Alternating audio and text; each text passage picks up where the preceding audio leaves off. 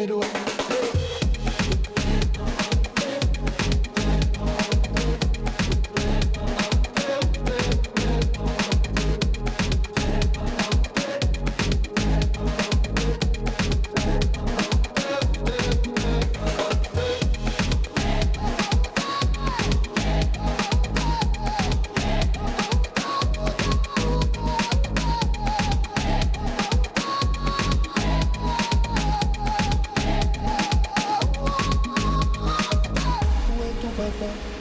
Dis-moi où est ton papa. Sans même devoir lui parler, il sait ce qui ne va pas. Ah sacré papa, dis-moi où es-tu caché. Ça doit faire au moins 1000 fois que j'ai compté mes doigts. Hey. Dis-moi où est ton papa. Sans même devoir lui parler, il sait ce qui ne va pas. Ah sacré papa, dis-moi où es-tu caché. Ça doit faire au moins 1000 fois que j'ai compté mes doigts.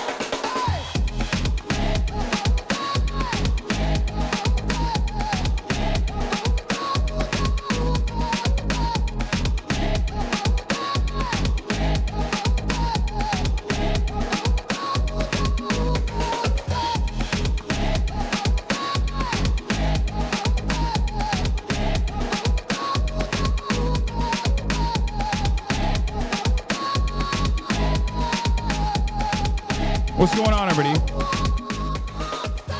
I hope everyone's having a fantastic evening, afternoon, pre-noon, no matter where you are in the world. I'm Hasan Piker, and this is the HasanAbi broadcast coming to you live from sunny California, Los Angeles. Folks, we're live and alive, and I hope all the boys, girls, and Emmys are having a fantastic one because today's a beautiful day. Today's a wonderful day. Today is a very special day. You saw that, right? You saw that phone flip. I think undefeated. I think many of you saw that phone flip and knew that the beautiful nation of the United Arab Emirates is protected. Like when you see that phone flip, you're like, oh, I feel like no matter how many Shahed drones are launched in the direction of Burj Khalifa, we are protected because he protects us, right? Anyway, ladies and gentlemen, you already know. I am live. I'm alive, coming to you live from sunny Los Angeles, California, 68 degrees and sunny here. And, it's coming to you live from stolen land. You already know what's up. You already know what it is. But there is a really important reason why it's a very special day today, as you guys already know. It's a very special day every single time. Is it because I have a very special guest later, Ilhan Omar? Is that part of the reason? That's part of it. Could be part of it. Is it special because I got a haircut yesterday and I'm feeling myself? Maybe that's part of the reason. Or is it because it's Friday? That's right, ladies and gentlemen. It's Friday. And you already know what's up. We celebrate Fridays here at the broadcast every single Friday. You already know what it is. We're celebrating Friday because we're celebrating the 5-day work week. Celebrating the weekend. Something that our forefathers fought long and hard for. The labor union movement, the anarchists, the communists, the trade unionists, the socialists, the like, fought with blood, sweat, and tears to make sure that you can have a sense of autonomy, a sense of purpose every goddamn weekend, feel like a human being again. And that's precisely the reason why we celebrate it with immaculate vibes every single Friday. You already know what's up. You call it Friday, I call it Friday. Think of Union Day. Oh my God. You already know what it is. And yeah. Hasan Piker derangement syndrome with Abdul Al-Sayed. Oh, hell yeah. That's sick. All right. We're live. And this is part of the broadcast where I tell you about my personal news. Now, it's 11:25 a.m. I'm a little late, and I apologize for that. There's a reason for it, okay? You might be thinking, Hasan, you're late again. You're tardy. Why do I even pay you? Bruh. What the hell is this? And to them, to all of you, I say,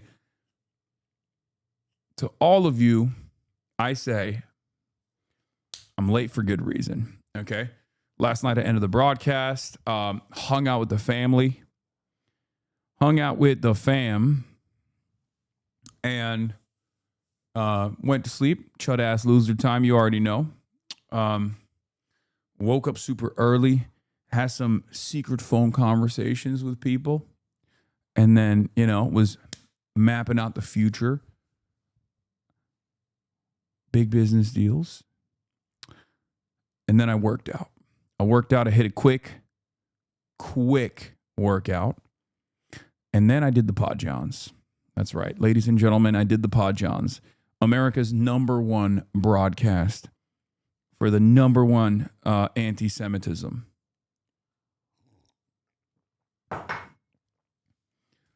Yeah. You forming a Vanguard party? They're talking mass bag about you on game FAQs. They're talking about revoking your gamer card. Hell no, dude. Not that. Bro thought he talked to Trump on the phone and we wouldn't find out. Yeah, that's what happened. Start putting Trent in your butt, twin. It's time you got less than a month till shirtless May. True. I am not ready for shirtless summer. Not even a little bit. I'm a tubby boy. I'm a fat chud. But what was I saying? Oh yeah. So I did the Pod Johns. I talked extensively about Hamas and how the Palestinian resistance is a legal right to resist. Did that back and forth with John Lovett. But I think it was a very productive conversation. They're calling me the new Ben Hamas Rhodes. In any case, yeah. Stop with the fast stolen valor. True. I totally miss you calling into LBC. Yeah, that was fun. What's on the coffee mug is a Belly of the Beast. Shout out to Belly of the Beast. Go subscribe to Belly of the Beast's Patreon and give them some love. They're an incredible independent news outlet in Cuba, and they were very helpful. But my parents won't let me watch you anymore because anytime you speak Turkish, they think you're casting spells. How do you convince them you're not cursing them? They're right. I am casting spells. The online drama today is crazy. Wait, really? I shouldn't ask that. I don't want to hear about the online drama. Anyway, yeah, we got Ilhan Omar coming in. We got Ilhan Omar coming in a little bit. Yeah, these past couple of weeks kind of feels like our boy Abdul is picking up in his interests. You see that? You notice that? A lot of Abdul mentions. Do not engage with the drama frogs. Yeah, I mean it's it's entirely dependent on if it's like productive drama that. It's entirely dependent on if it's like actual good productive conversations or if it's like like this streamer said this about you, because like 95% of the time it's this streamer said this about you.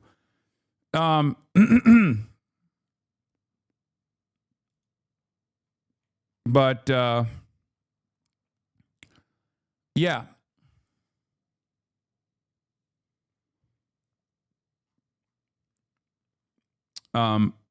Anyway, where the frick are we? Address the allegations. Abdul El Sayed's a bigger gamer than you. Oh my God, I saw this. Hello, I'm Abdul El Sayed. I saw this. He did a month ago. He did a Minecraft video. You got to help PFD convert this hog. Oh, dude, I love that hog. I actually texted PFD about my goat. Anyway, maybe they're talking about Analia Meha J Street. That's not drama. That's like politics. Anyway, yeah, I mean, let's get into it. That's it. There's not really much else going on in my life because, like I said, I'm a chud ass loser. You already know what's up. You already know that I don't do enough. And my day to day, I do get yelled at quite a bit. I mean, last night was no different. A political reporter reached out and was like, "Hey, we're writing an article about how you're, heinous anti-Asian racist, and Shoika Chakrabarty's primary opponents are using that against Shoykot. And, I explained the context. I gave like a super wordy response. And none of it made it into the piece, of course. But I will be talking about that later. It's such a funny, two clips they use, and they're both very funny. But we'll get into all of that. Can you come to a Shoykot rally in San Francisco? We need more Shoykot Google hits. Yeah. Anti-Asian now, dog. That's crazy. I mean, yeah, they say I'm transphobic. They say I'm anti-black. They say I'm anti-Asian. And it's so funny because like all of those clips materialize from the Republican Party. And liberals just love eating that shit up. It's so funny. Like, at a certain point, don't people realize if you're constantly shit talking every single group of people, it's probably just how you are, not a targeted hatred? Well, it's not even that. It's not even that. It's not me targeting groups. It's not me targeting people on ethnic background or anything. It's me shitting on reactionaries. Yeah, I'm on the one hand, I'm pro-China, and that's bad. But on the other hand, I'm anti-Asian, and that's also bad. It doesn't make sense. Anyway.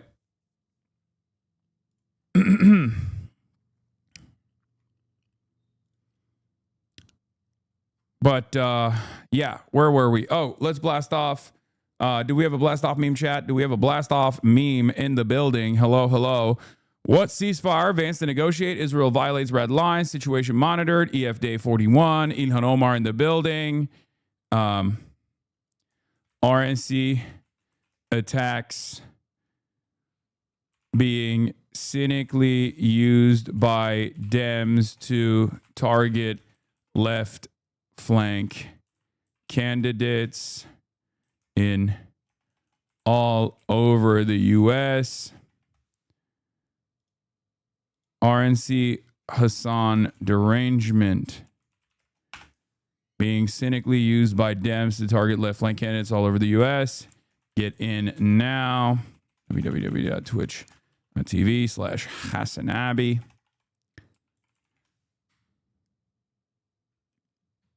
Hasan is basically Randy Marsh now. Okay, calm the frick down. Man. What the hell, dude? I got haters. Dude, this is what I mean. Why do I need haters if these are what my lovers are doing, okay? This is what my lovers treat me as. It's so fucked. It's so freaked up, dude. It's so freaked up. Anyway, let's continue. All right, well, I'll use those blast off memes because, who cares, right? All right, let's blast off. Your favorite New York mayor has betrayed Turkey. Something went wrong. Don't fret. Give it another shot. Okay, it's not letting me post it. What the hell? Did it work? Did I actually post it or not? Oh, I did. Okay, good. You see, Eric Adams is now an Albanian citizen. Yeah, I did. That's what they're saying. They're saying that Eric Adams, my favorite mayor, America's #1 mayor, obviously, New York's greatest mayor of all time. It's not even a question. Eric Adams has officially betrayed Turkey and has become Albanian. Now, of course, it's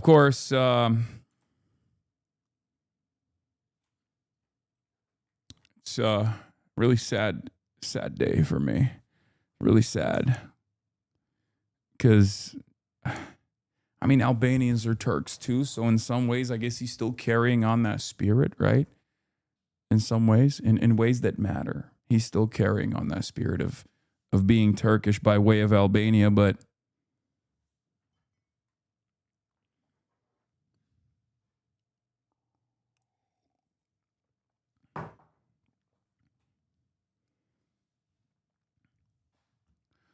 it's messed up.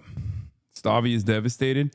Yeah, this still pisses off Stavros because he has smoke for the Albanians because he also recognizes Albanians as Turks as well. Anyway, he is now closer to Dua Lipa than you. This is true. This is getting clipped in the Hasan denies the Albanian genocide scandal. Oh my God. Brad Lander is now calling to end all Iron Dome defenses as well. Let's go. See, told you. AOC comes out, new litmus test. Okay. AOC comes out, new litmus test. Look at that. Where was I?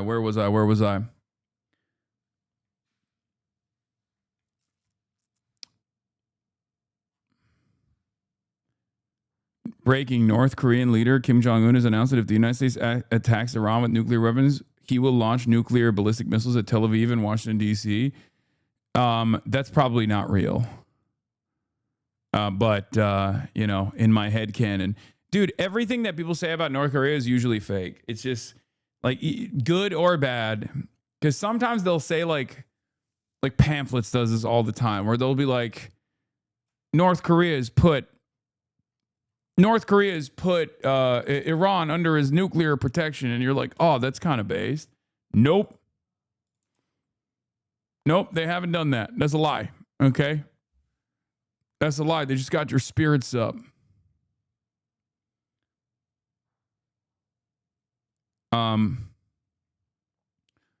Yeah, we'll talk about Elisa Slotkin as well. Obviously, that's very funny. That's a very funny thing that she's like upset about. Iran might not show up to Pakistan. We'll talk about that too. Yes, we're going to talk about Ana Lilia Mejia. Come to freak down. Mexico got universal health care. My queen. They're doing the damn thing. Okay, so here, let's start here. So Elisa Slotkin is going around the country because she wants to become president, right? She's running.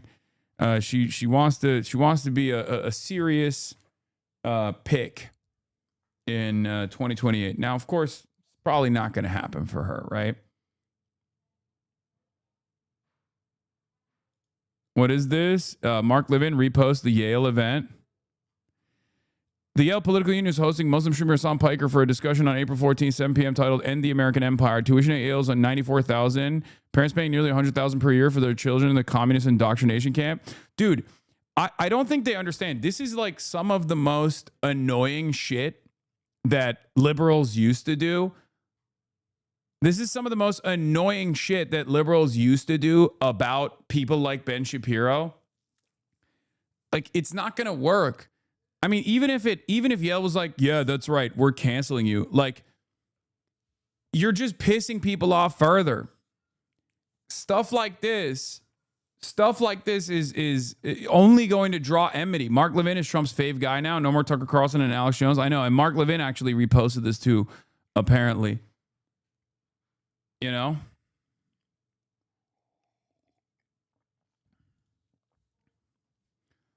Did they forget book and reading is what turned... Okay, dude. You clearly didn't fucking read books. Look at this. Did they forgot book and reading is what turned kids commies, not you. Bro, maybe you should do book and reading. Jesus Christ, Oliver. Holy shit. God damn, son. God damn. Anyway, I'm on Mobile. All right. Where was I? What was I saying? What was I doing? Yeah. Okay, we'll start out with Elisa Slotkin. Okay, let's start there. Let's start with Elisa Slotkin because that one is very funny. So, Elisa Slotkin is running or wants to run for president, right? She's a Michigan senator who many Michiganders voted not in favor of necessarily, but against the Republican Mike Rogers, right? I think it was Mike Rogers. And she wants to carry that victory to the grand stage to become president. Okay. Now, Do I think that's going to work? I don't think so, because it's very, I mean, it's giving, diet Hillary Clinton. She's a CIA agent.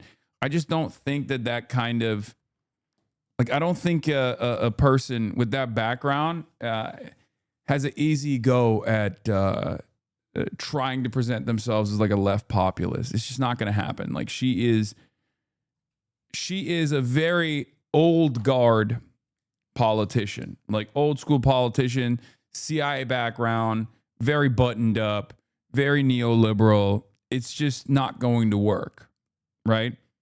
It's not going to work unless they like try to clear the field for her, which I don't think is going to happen anyway. I think there's trouble brewing for the establishment style Democrats, the neoliberal Democrats, the ones that are trying to constantly present themselves as like just progressive enough, but also perfectly moderate, right?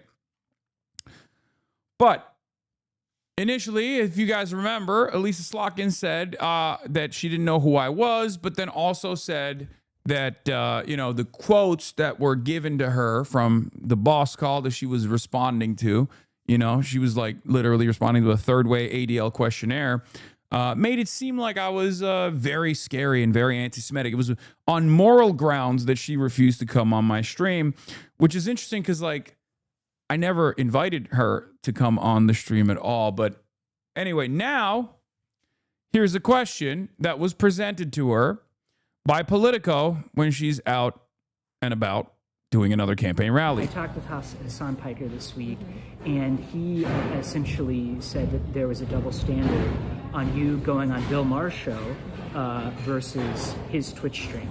Do you want to respond to that? Well, first of all, I've never been invited on his stuff, and I've gone on Bill Maher a bunch of times. Look, I have said repeatedly, like, I gotta call balls and strikes, whether it's anti-Semitism, Islamophobia, coming from the state that I come from. And so that's what I've tried to do as he's come into Michigan. And, I think there are a ton of podcasts or, invites that I've not taken. And every politician has to make their choice. They have to make a decision about what they're going to go on. So I've been on Bill Maher, I think this is my 4th time. That's just how I feel, given some of the things that were said. And which strikes does Hasan hit? What are his strikes? Strikes? Which strikes? You said balls and strikes. Oh. What are his strikes? I think for me, some derogatory things he said about Orthodox Jews, saying that we deserve 9/11. Like, there's some things. Yo, Bill Maher himself has done those things, okay? That's what's so funny about this. And Bill Maher actually is Islamophobic. I'm not anti-Semitic, but Bill Maher unironically is Islamophobic.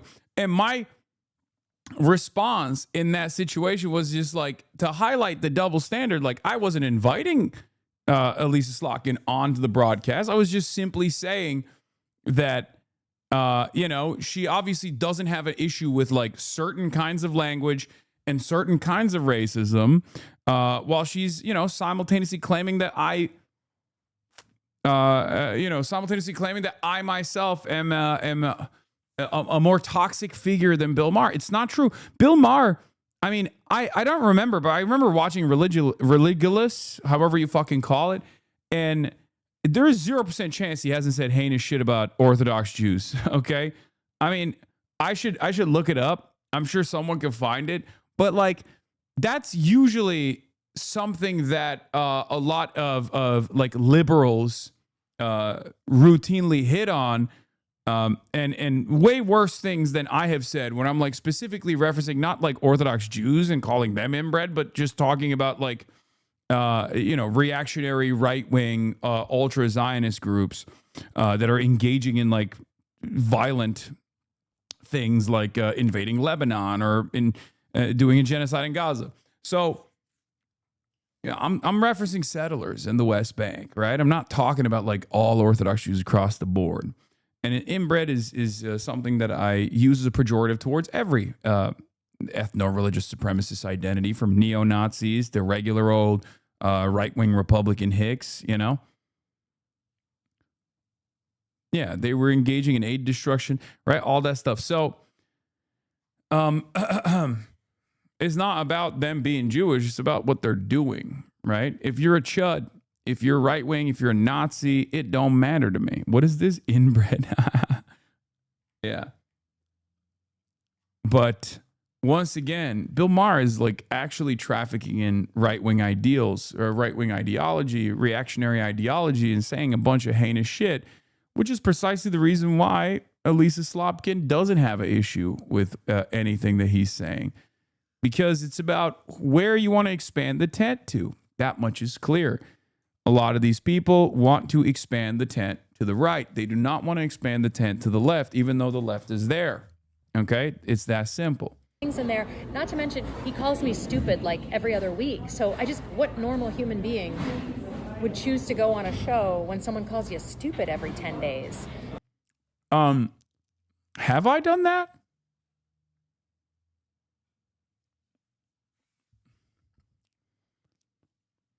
It's very funny, but a lot of people are dunking on her for this because she was like, we got to be alpha. We got to take on these fights, all this stuff. And now she's like, I don't want to go on a show because he called me stupid.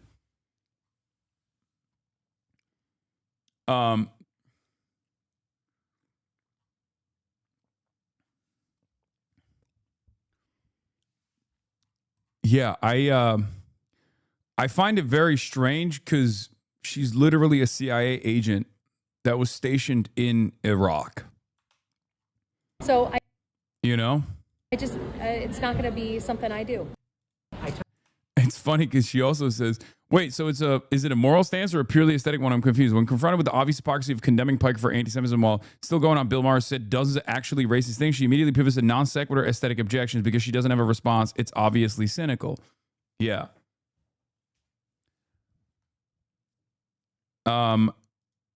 Yeah, but Dave Weigel had some choice words on this. I get it, but I don't get how this fits into her alpha energy frame. An alpha would go on the show to suplex him, right? Slotkin went on breaking points, and I guess opinions differ, but in my opinion, held her own in a tough Israel back and forth. That was pretty alpha.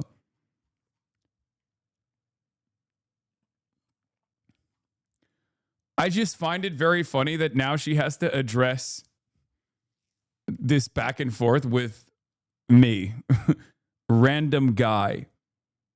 that I find personally hilarious. And also Dave Weigel is saying she held her own because I think he just wants her to be in a contested environment. So he's just gassing her up a little bit. Okay. Also, a politician could totally be like, well, I just don't like him. And that would be infinite better messaging. Yeah, probably.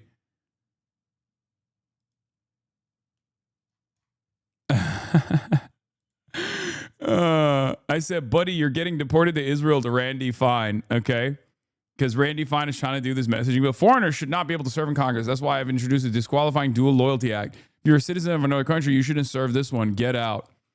I said, buddy, you're getting deported to Israel. And Laura Loomer was like, no, he's not, because he's a U.S. citizen, dummy. See, this is the tactical advantage of vulgarity, okay? These guys are fucking fascists.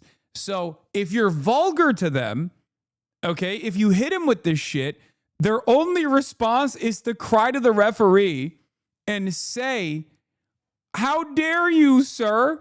Excuse me, I'm an American citizen. That's awesome. They're on the fucking back foot. They can dish it, but they can't take it. And I apologize for saying dish while I'm talking about Randy Fine, because I know he wants to clear it, right? But like, that's how it is.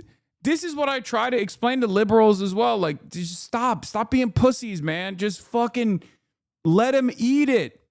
Let them take it. We can't be letting these guys constantly talk about, doing mass deportations and shit. And then all we have in response is, no. Like, it's bullshit. Like, yeah, there it is. Hopefully today, President Trump can negotiate the permanent deportation of Hasan Piker back to Turkey. It's time for him to go home. There it is. Like, this is literally Laura Loomer crying in my replies after demanding that the president deport me. Okay. And Randy Fine does it too. It's like,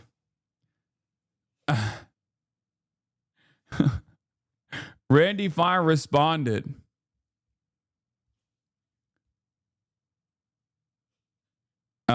Randy Fine responded, I know we're going to cover that too. I was born in the United States. My parents were born in the United States. Two of my grandparents were born in the United States more than 100 years ago. Neither of the other two were born in Israel. I've never even visited Israel until my 30s. Hasan Piker is the child of two Turkish Muslims who engaged in birth tourism so he could become American, after which he was immediately taken to Turkey and spent his entire childhood. Piker said America deserved 9/11. Kill motherfuckers, let the blah, blah, blah, blah, blah. If you cared about Medicare fraud, you would kill Rick Scott. He's campaigned alongside Representatives Summerlee, Ro Khanna, Ilhan Omar, Rashida Tlaib, Zohar Mamdani, AOC, and Bernie Sanders. This is the Democrat Party today. And then he adds Dana Bash and Jake Tapper.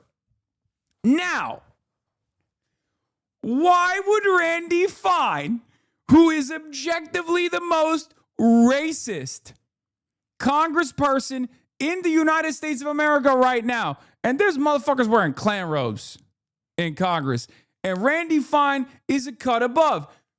Why would Randy Fine at Jake Tapper and Dana Bash? Why would he do that? Congressman front butt at it again.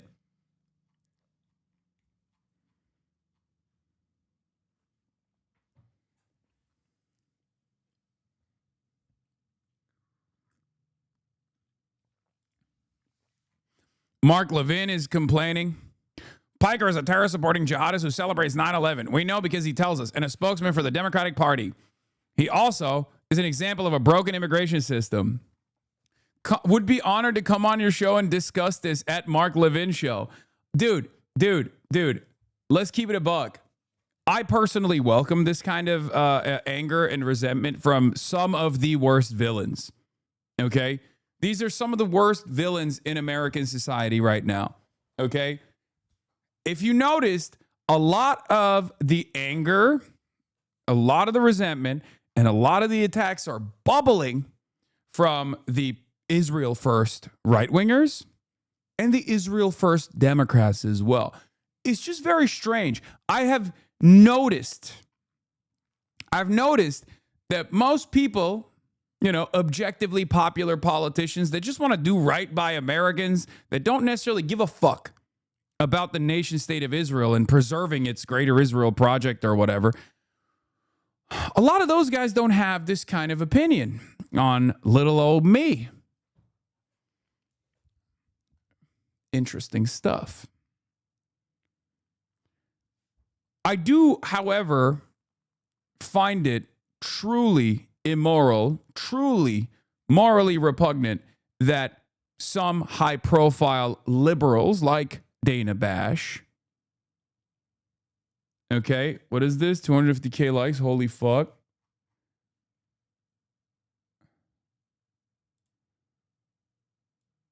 What is this?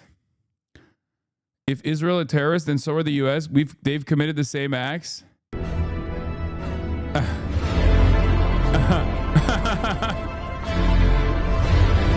It's happening. It's happening. The wheels are turning. Like, yeah. We're trying to stop that. That's like the point.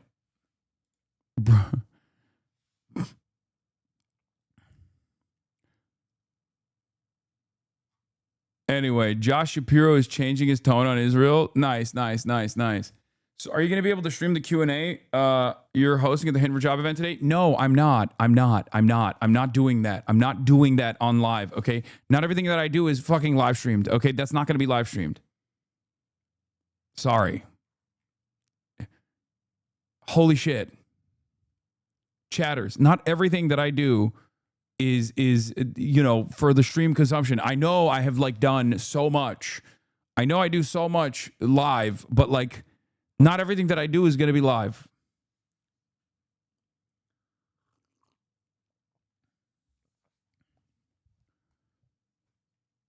Bro, that's what a reasonable question is. I know. Sorry. I'm on edge about that. Anyway, where was I? What was I saying? Yeah. Look at this. Look. Levin, all of these annoying Israel First Republicans, these reactionaries who have demanded my deportation. You know, I think in a matchup, me versus Mark Levin, I think overwhelming majority of Americans would want to deport him instead of me.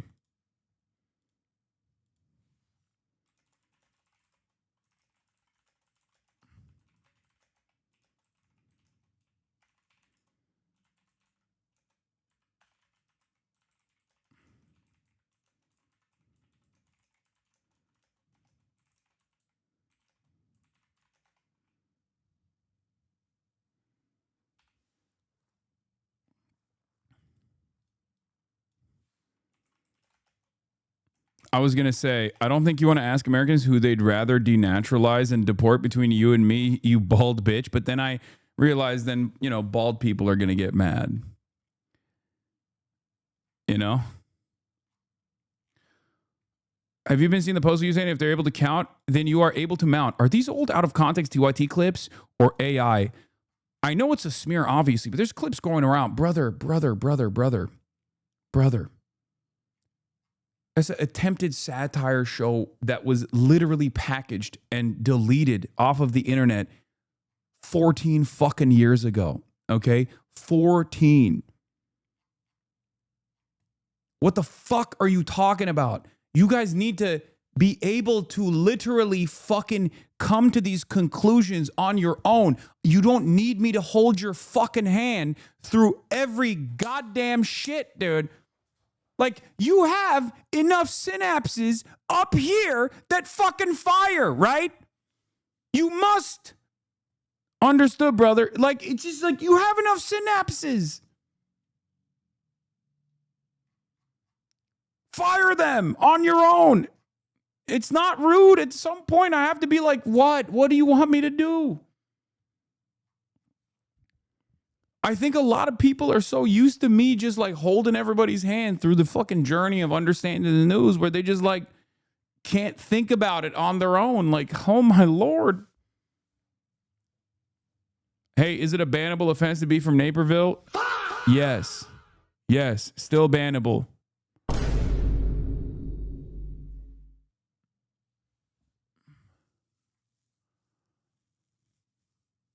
You really should look through our primary school textbooks. Chatter outsourcing their soft skills to you like your chat GPT. I know, it's crazy. Blue MAGA is just as insane as Red MAGA, and they both cannot concede that they are wrong. All their flaws are someone else's fault. I mean, I know. And then they ironically say that to me. I don't think you want to ask Americans who they'd rather denaturalize and deport between, between me and you.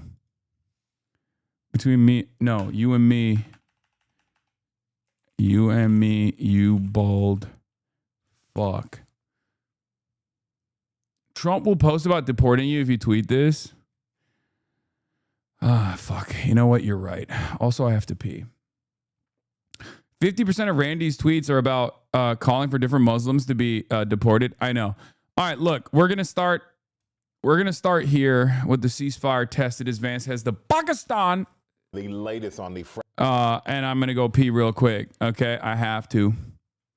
See, look, why are you bringing bald into this? See, everyone's fifis get hurt when I call Randy Fine a fat fuck. Then people say you're fat phobic.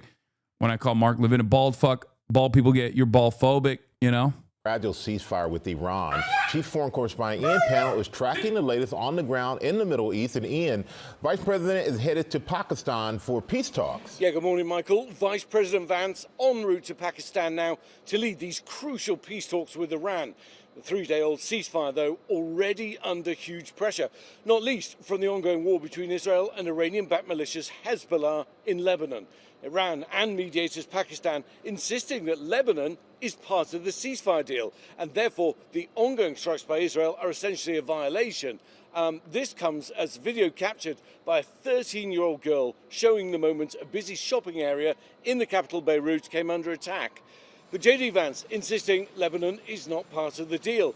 Speaking before his departure, Vance expressing cautious optimism, but warning the US won't allow itself to be played by Iran. And the US telling Israel to scale back its attacks against Hezbollah and do a deal with the Lebanese government. Yeah, Ian, it has not stopped. And concerning the critical Strait of Hormuz, President Trump is accusing Iran of doing a poor job of allowing oil through. Yeah, it's worth remembering it is an absolutely vital waterway to global oil and gas supplies, and it was supposed to have been fully reopened as part of this ceasefire, but only 7 ships passed through yesterday. President Trump accusing Iran of doing a very poor job, quotes, dishonorable, some would say, of allowing oil to go through that strait. The president also adding, this is not the agreement we had. There are also potentially deal-breaking differences between US and Iranian positions ahead of talks, not least over the issue of nuclear enrichment. Okay, we know that at least some of this ordeal was already discussed, and Benjamin Netanyahu made a fucking boss call again because, let's be real, he's the real president, okay? He's the real president of the United States of America. Sorry, that's just the case, okay? That's just the case. He literally called up Trump and was like, no, we got to keep bombing Lebanon. And Trump was like, just keep it low key, King. No big deal. And he was like, no, I'm going to keep it high key. He killed 300 people in one fucking day, one of the most violent days in Lebanon. Okay? He did not keep it low key at all. Not that he should keep it low key. He should be restrained. He's out of his fucking mind. And of course, that completely sullied the deal. And now JD Vance and Trump JD Vance and Trump are going back on the previous deal, the previous arrangement that they put together. And it's clear that Iran doesn't want to stop striking Israel anyway. And we're only pushed into stopping striking Israel because of China. So while Donald Trump begged for a ceasefire for like almost a month, for pretty much a month, 30 plus days, he's now destroying the same ceasefire that he finally got. It's ridiculous. Despite this huge pressure the agreement's under, President Trump expressing optimism, but without significant compromise, it's hard to see how a lasting deal can be struck.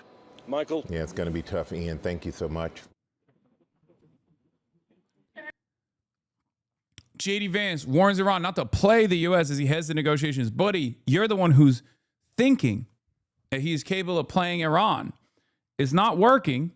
I don't know what this kind of like showmanship is going to do to the actual deal at play.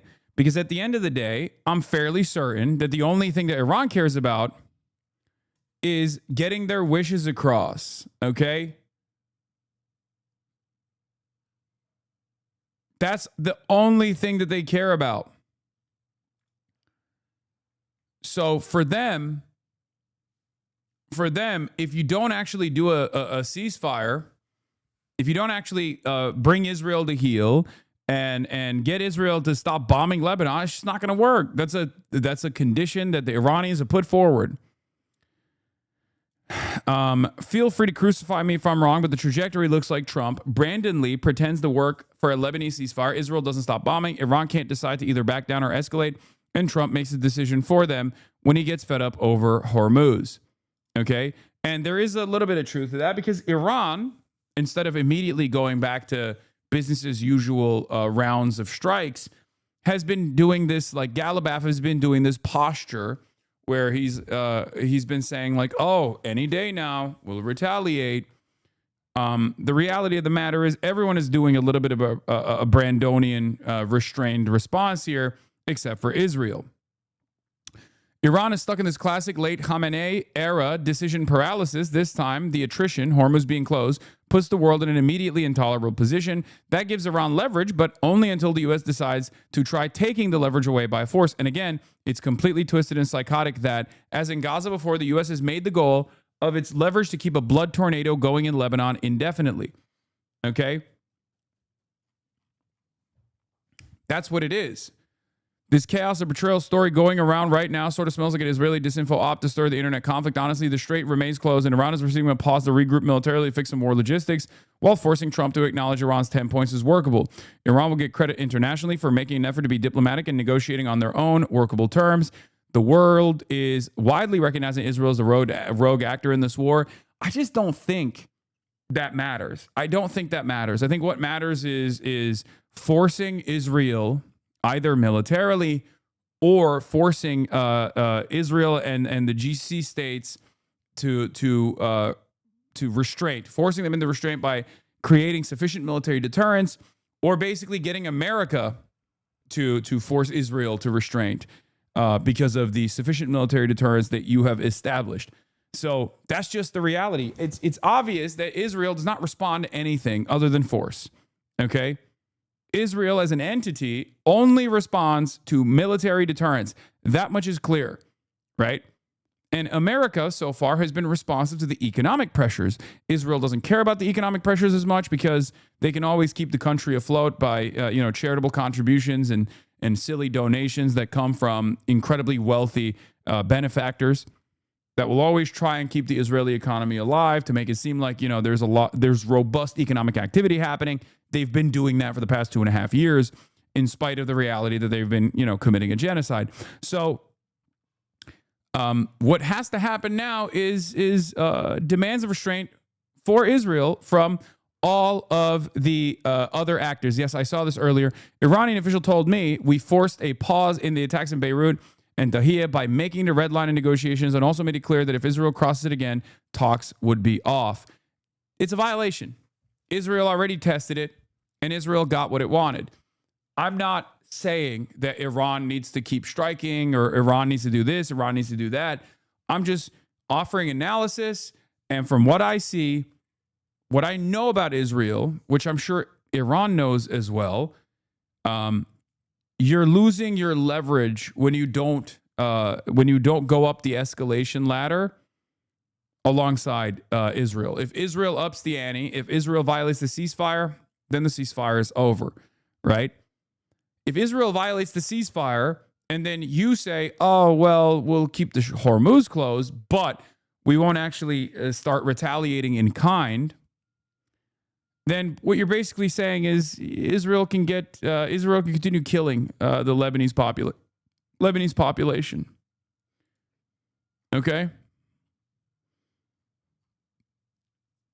That's it. That's it. So it is a little bit of a Biden moment for Iran. It's certainly a Brandonian moment for Trump, but Trump is more Brandon than Brandon ever could be. Let's be real. I mean, his brain is mush, but also he is super, super pro-Israel, even in ways that Biden could not have foreseen, right? Why should terrorist militias, Big Yahoo, Bibi on top, why should terrorist militias like Hezbollah exist? Israel must bomb them to oblivion if Iran refuses to dismantle it. The real terrorist state in this region is not Iran, it's not Hezbollah, it's Israel, right? Israel is a rogue actor. Israel is the destabilizing factor in the region, and Israel must be brought to heel because they're the ones who are killing all these civilians. The reason why Hezbollah even exists as a paramilitary force is because of necessity, because the Lebanese military is incapable of defending Lebanon's sovereignty.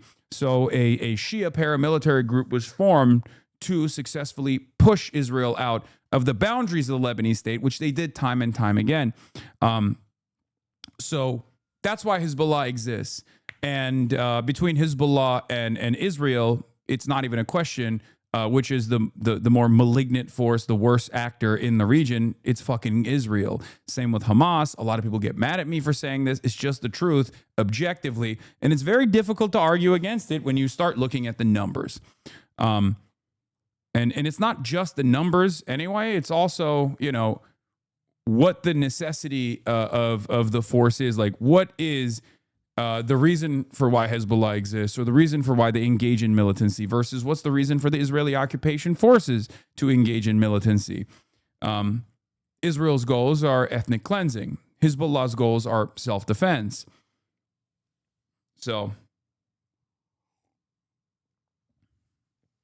yeah, I mean, this is why Hezbollah was developed to begin with. This is the inception point for Hezbollah, the Israeli siege of Beirut, 1982. Hezbollah did not exist back then. Right? Does that make sense, chatter? Do you understand? I mean, you said BB on top. I mean, he's a fucking Nazi. So I feel like you're already. No, don't ban him, Lake McGroove. I want to hear what he had to say.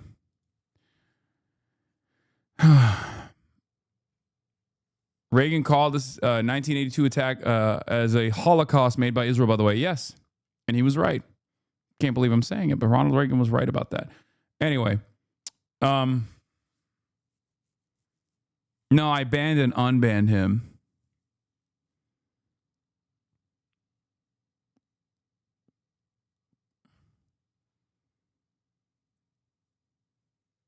I don't want to hear chatters complain about whenever I push back against mods for like one individual moderation decision. This is not your opportunity to be like, whoa, mods are trigger happy. Okay. This stream would not exist and wouldn't work without their tireless work. Okay. Calm down. All right. No disrespect to the mods. All right. Yeah. Death toll from Israel's assault on Lebanon has risen to at least 1,888, with 6,092 more wounded since March 2nd, according to Lebanon's health ministry. Israel's Wednesday attack on Lebanon killed 33 children and wounded 150, UNICEF said. The preliminary toll of Israel's brutal Wednesday attack on Lebanon is currently at 303 killed and 1,150 wounded. UNICEF is receiving reports of children being pulled from under the rubble, while others remain missing and separated from their families. Many are experiencing trauma, having lost loved ones, their homes, and their sense of safety, the organization said in a statement. So, that's what Israel's doing. And they're doing that exclusively to sully this ceasefire deal. Like, they're not even doing that for achieving any sort of military objective, right? They're doing that so they can break the ceasefire that is on the verge of being implemented, so that they can goad America into engaging Iran militarily and potentially invade Iran militarily with boots on the ground military warfare, which Israel has openly stated they have no ambitions of participating in, for the record, which, adds insult to injury, in my opinion. But yeah, they are the real terrorists here. It's unbelievable that anyone would defend this kind of indefensible action. It's a genocidal, psychotic, apartheid state, and it must be brought to heel for the safety and the sake of international rule-based order, stability around the world, stability in this region. They have to be brought to heel. Okay?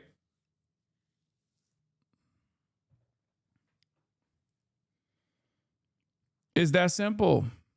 Data provided NBC News by SPG Energy Oil shows just 2 ships transited the Strait of Hormuz today. The lowest number since President Trump announced a ceasefire with Iran Tuesday. Prior to the war, 130 to 160 ships would typically pass each day.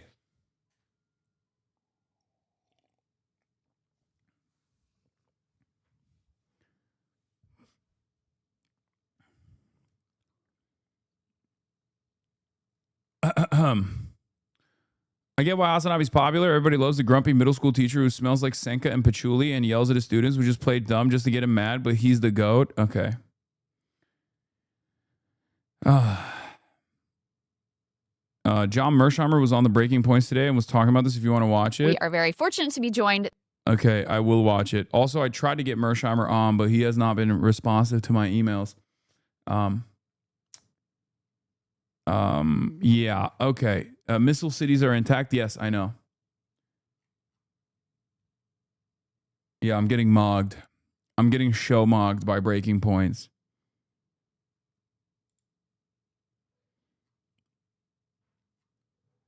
But, yeah, where was I? Yeah, Trump is still flexing. Trump is still saying Iran holds no cards. Well, Iran is holding their cards up in the air right now. Even if they're not utilizing their entire capacity for military, entire missile launching capacity right now against Israel and against the GCC again to apply pressure to the United States of America. And I suspect the reason why they're not doing that is because China doesn't want them to do that, it seems. That's what it feels like to me, at least.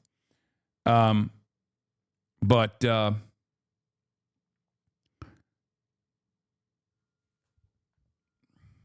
a certain point, Iran is going to have to lean into the IRGC. There's different forces within Iran that are in control, right? You got the IRGC that wants to continue this war. Okay? It's very clear. They want to continue launching missiles. They want to continue launching missiles and drones, and they want to continue applying sufficient military deterrence. They don't think they have done so. And they're right. They haven't done so. Otherwise, Donald Trump wouldn't just be begging for a ceasefire. He'd be making a boss call to Benjamin Netanyahu and telling him to fucking cut it out, right? So it's clear that Iran has not been able to apply sufficient deterrence. Iran has not been able to successfully make the economy scream to such a degree that America has no other option but to tell Israel to cut it out. Okay? It's that simple.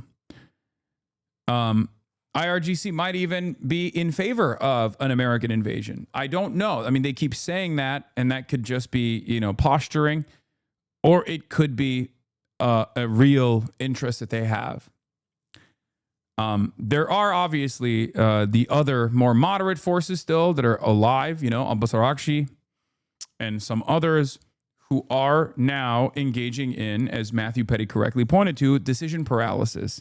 There are some who like the ceasefire, especially because the ceasefire gives them all of the things that they want, that think it's a sincere ceasefire attempt, which history has shown is most likely not a sincere ceasefire attempt, especially when Israel is still controlling the American foreign policy vehicle here, right?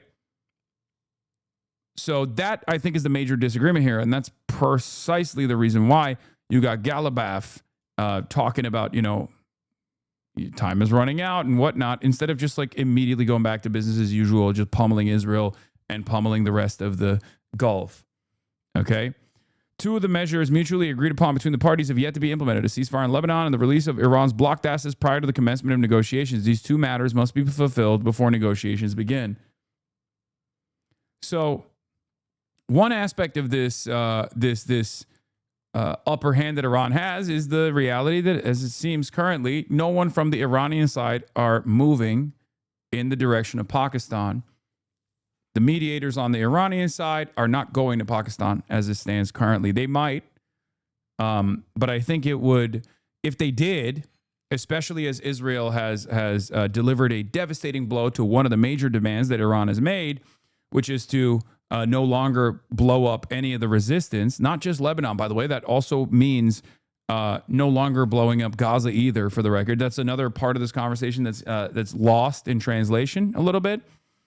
So Israel has said fuck off to that, right? And America seemingly has not been able to restrain them. They are flying there as of an hour ago. Okay. So there's new information being shared in the intelligence community indicating that the IRGC is using the ceasefire window to carry out operations that tighten its grip on critical choke point. I'm told we have reached out to shipping companies to see if they paid the fee to pass. Only a handful of vessels have transited the strait since the ceasefire began. Tariq Kenny Shawa says, makes sense that both sides will use the ceasefire to regroup, replenish munitions. Trump also literally just admitted to it today.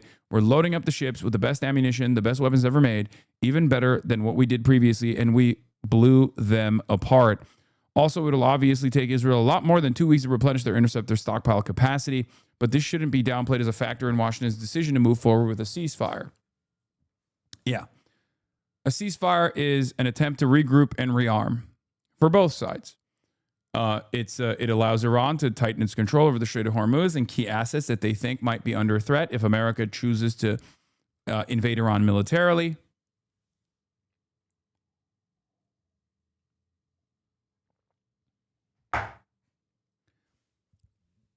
But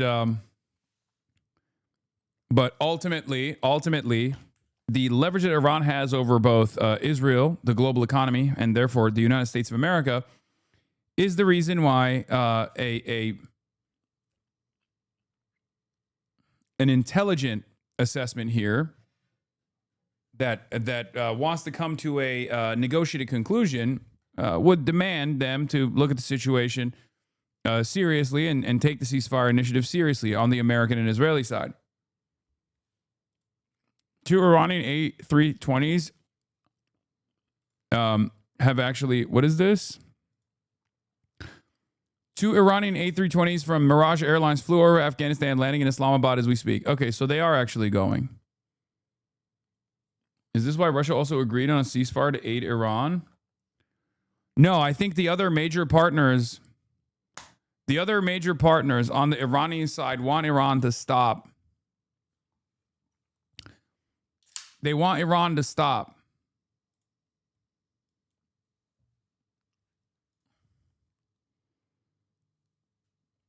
I don't know about what you're talking about with respect to the Russian ceasefire. I think the Russian ceasefire is about Ukraine. That's separate.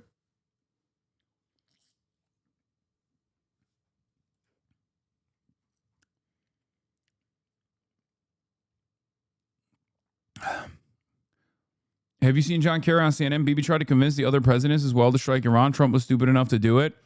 That's not surprising to me. Benjamin Netanyahu has been pretty open about how this has been his main ambition for decades at this point. It's not new or unique. And yes, we all know that Trump was the only one fucking dumb enough to lean into it. Yeah. The Marsh thinks that Russia wants a ceasefire out of fear of global depression. Anyway, brother, the only psyop here is Israel claiming that Lebanon was never part of the ceasefire, and the U.S. claiming that it's going to rein Israel in. We have seen repeatedly over the past 3 years that what happens next. Yeah, I think at the end of the day, this is all about whether America will rein in Israel or not. Okay? That's it. And the rest of the world needs to wisen up to that equation as well. Like the faster everybody involved or everybody impacted by these decisions recognize Israel's cancerous influence over this deal and its influence to ruin this deal, the faster we move on to more productive things, like demanding that Israel get cut out of this equation, demanding that Israel get restrained. We should have done it on moral grounds when Israel was conducting a genocide, right? But obviously, none of these Western states give a single solitary shit about the humanity of Palestinians. But at this point, the Iranian retaliation has caused reverberations across the planet. The entire global energy markets are disrupted in a way that will take quite a while to fix, regardless of how much Donald Trump tries to manipulate the markets with his language, with his rhetoric. Doesn't matter. There is a hard stop to the propaganda. And that hard stop is when shortages take place, and it's already happening, right? There's demands there's demands in the Asian markets to restrain their energy usage, their oil and gas usage in general. Thailand has moved back to coal power energy infrastructure. That's where we're at. Unlike the U.S. and the rest of the world, Iranian leaders can afford to drag out talks while the U.S. and Israel have suspended their bombing campaign in Iran. With every passing day, Tehran tightens its chokehold on global oil and natural gas supply. I mean, these guys are just agitating on the other side.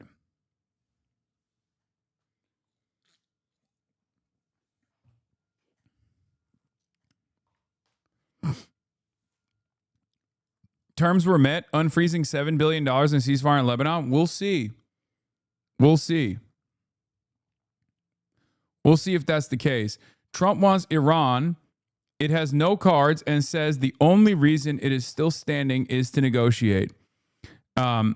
Iranians are better at handling fake news media and public relations than they are at fighting President Donald J. Trump. That's what he said. He mocked Iran. Then he said the Iranians don't seem to realize they have no cards other than a short-term extortion of the world by using international waterways. The only reason they are alive today is to negotiate President Donald J. Trump. You're making waves in China? Wait, really? What the hell? Actually? Some sort of tension going on between Hasan Piker and the Democratic establishment. I want to talk a little bit about that today. I don't think the real problem is that because Hasan is loud or he has very controversial talks. I think the real problem is that he talks about the politics in a way that the establishment cannot control. He keeps pushing people away from the party branding and back towards class, labor, war, donor money, and corporate power. And once people start asking who actually funds the party, like APR or corporate donors, who influence the rules, and why workers always get empty promises while donors always get the results. That's why he's a Chinese national speaking English, so it's probably his audience is mostly American, right? Or is he Canadian? If he's a Chinese national speaking in English from China, it would still be an American audience or a Western audience. If he's Canadian, then it's definitely just a American audience. I wouldn't say this is not a Chinese netizen. He's just Chinese Canadian. Nervous because the narrative starts cracking. You have to understand that the establishment system hates people like Hasan Piker, this kind of influencers, because he might be able to unite, or at least trying to unite, the working class. This is dangerous for the establishment. They do not want that. This is why they keep finding all kinds of ways to smear or cancel Hasan Piker. And then, of course, there are also a lot of lazy attacks online, people saying Hasan is not even from working class. He comes from money, and he's just LARPing as a working class. Now you have to understand this. Historically, a lot of revolutionaries were not born workers. Lenin was not, Che was not, Fidel was not. Even Mao was not from the poorest layer of peasantry. Mao came from more of a rich farmer background. And this is normal. A lot of political movements are first articulated by educated people from petty bourgeoisies or middle class background. The real question is not where you start or what class you were born into. The real question is where you stand. You do not have to be born into the working class to fight for the working class. And this is why I think people like Hasan Piker matter. He has helped push a lot of young people towards class politics. And this is why the establishment side of the political... All right. I did. I reposted it. Yes, I was telling Mike this earlier. The reason they're attacking you is because they actually fear people like you and Mike educating us to a point where we can no longer be brainwashed by the system. He lives in China. Oh, nice. Regardless, guys, that's true. I mean, that is what it is. There is a couple different components to this. Like, there's a fear from mainstream outlets that they no longer have as much control over disseminating information to an audience. Ironically enough, unlike many of my counterparts in the independent side, I rely heavily on mainstream reporting, constantly glaze mainstream outlets, and have many friends that work in legacy publishers and understand the necessity for good journalism to continue happening. So that's one thing that is, I think, a differentiating factor between me and someone like Joe Rogan, who is against, mainstream media entirely and does a whole bunch of other stuff on top of that, like has a whole bunch of other like nonsensical beliefs on top of that, right? So that's all this is. So like there is a reason for why some in mainstream outlets on the liberal side that clearly don't like what I'm doing. They don't like that I'm, anti-Israel. They're pro-Israel. They can't really openly glaze Israel as much anymore. So they find they find attacking me to be a easier way of tackling the growing anti-Israel wave in the base. They can no longer scold the overwhelming majority of the masses about their beliefs, so they try to fucking go after someone who is a megaphone.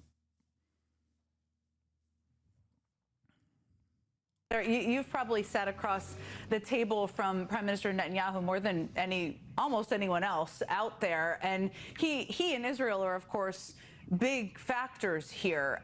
There's been recent reporting, you probably saw in the New York Times, that Netanyahu was taken into the situation where he basically pitched Trump on attacking Iran. Were you ever a part of any conversations like that? I know he's made that pitches to past administrations. Were you ever a part of that? And were you surprised that he was able to convince Trump to do this?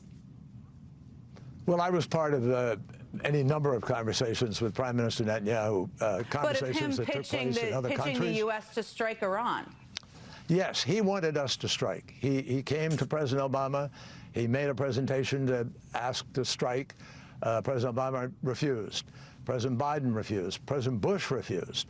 The only president who has agreed to this, obviously, is President Trump. And it's really...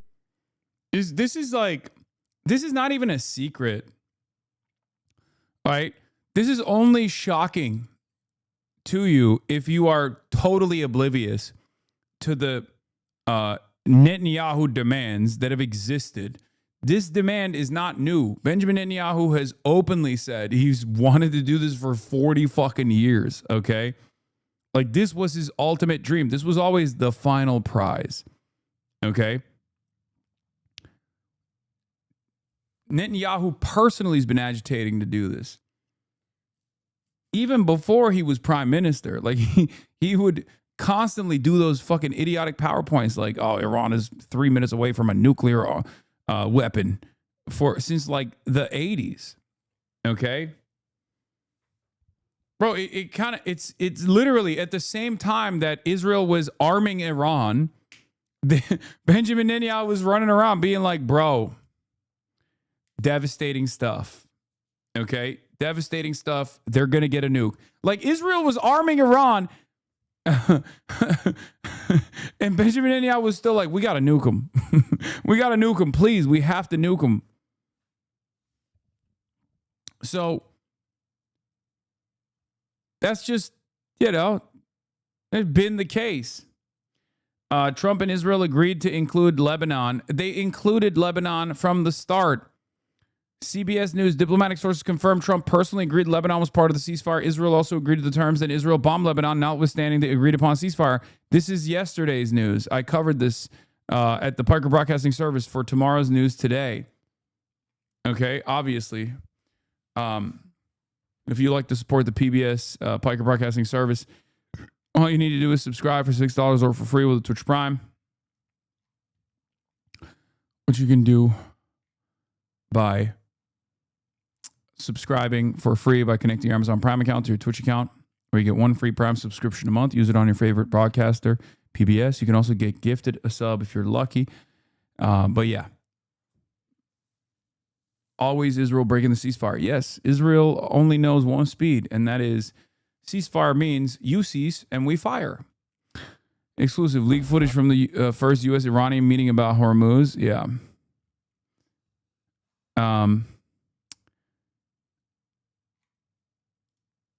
Where was it? Trump held a tense call with Netanyahu yesterday before Israel announced ceasefire talks to Lebanon. CNN reports it was made clear that if Bibi didn't move toward direct talks, Trump might declare a ceasefire. That tracks with what Trump told me in yesterday's interview. Yeah, I don't think any of this matters. What matters is what Israel does, right? What Israel says is utterly irrelevant. What America says is utterly irrelevant. The only thing that matters is what Israel does. What Israel says in Hebrew might be a little bit more relevant than what Israel says in English. What Israel says in English is utterly irrelevant, immaterial. Hello. Oh, someone is bored. Someone wants attention. What's up? You didn't get your energy out at the park today, did you? That's what it is. Yeah, disregard Israel's English statements, unless you want to see what they're trying to propagandize to the Western audiences, right? What? What? Look at this. Hold on. Hello? Hello? Hello?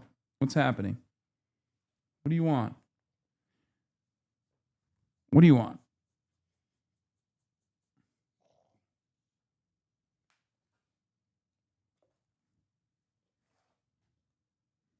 She wants uppies. That's what she wants. She wants uppies. You want uppies? Oh, you're so silly. You're so silly. You're such a silly goober. What are you looking at? Huh? What are you looking at? What are you looking at?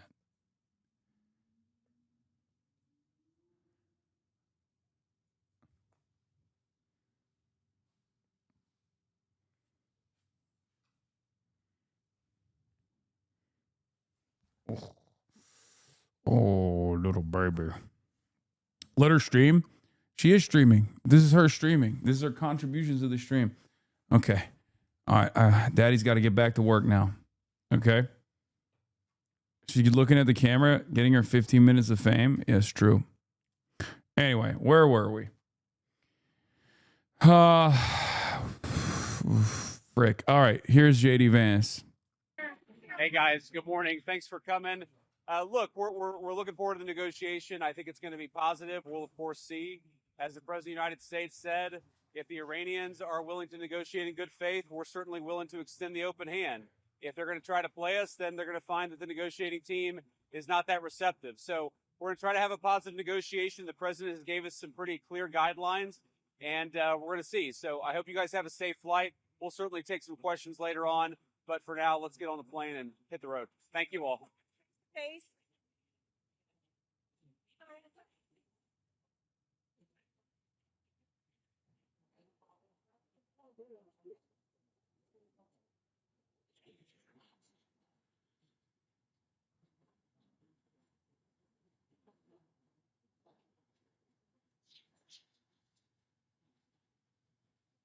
Let's take you to Washington. We can join our North America correspondent, Ione Wells, who is there. So, Ione, J.D. Vance, the Vice President, on his way to Pakistan for these crucial talks, possibly the hardest part of the job so far for him since he became the Vice President. What is the narrative that we're now hearing from the White House and the expectations around these talks in Islamabad? Well, the message that we heard from J.D. Vance just before he set off was essentially that if Iran is open, if they are negotiating in good faith, essentially, then he feels there could be progress made. But if, in his words, Iran tries to play us, then the negotiating team from the U.S.'s perspective won't be receptive. Now, that is obviously the U.S.'s narrative. I think both sides are, at the moment, far apart when it comes to two of the crucial issues that they said they had agreed on as part of this ceasefire. One is the Strait of Hormuz. Iran has said that it's closed, that there is only certain vessels allowed through. The U.S. has said that it was agreed that it would be fully... Yeah, JD Vance is going to go in there and be like, have you said thank you? Foreign Minister Arakchi, have you said thank you? And they're going to be like, dude, what the fuck were we thinking? Demanding JD Vance be at the high-level talks. How stupid. How stupid of us.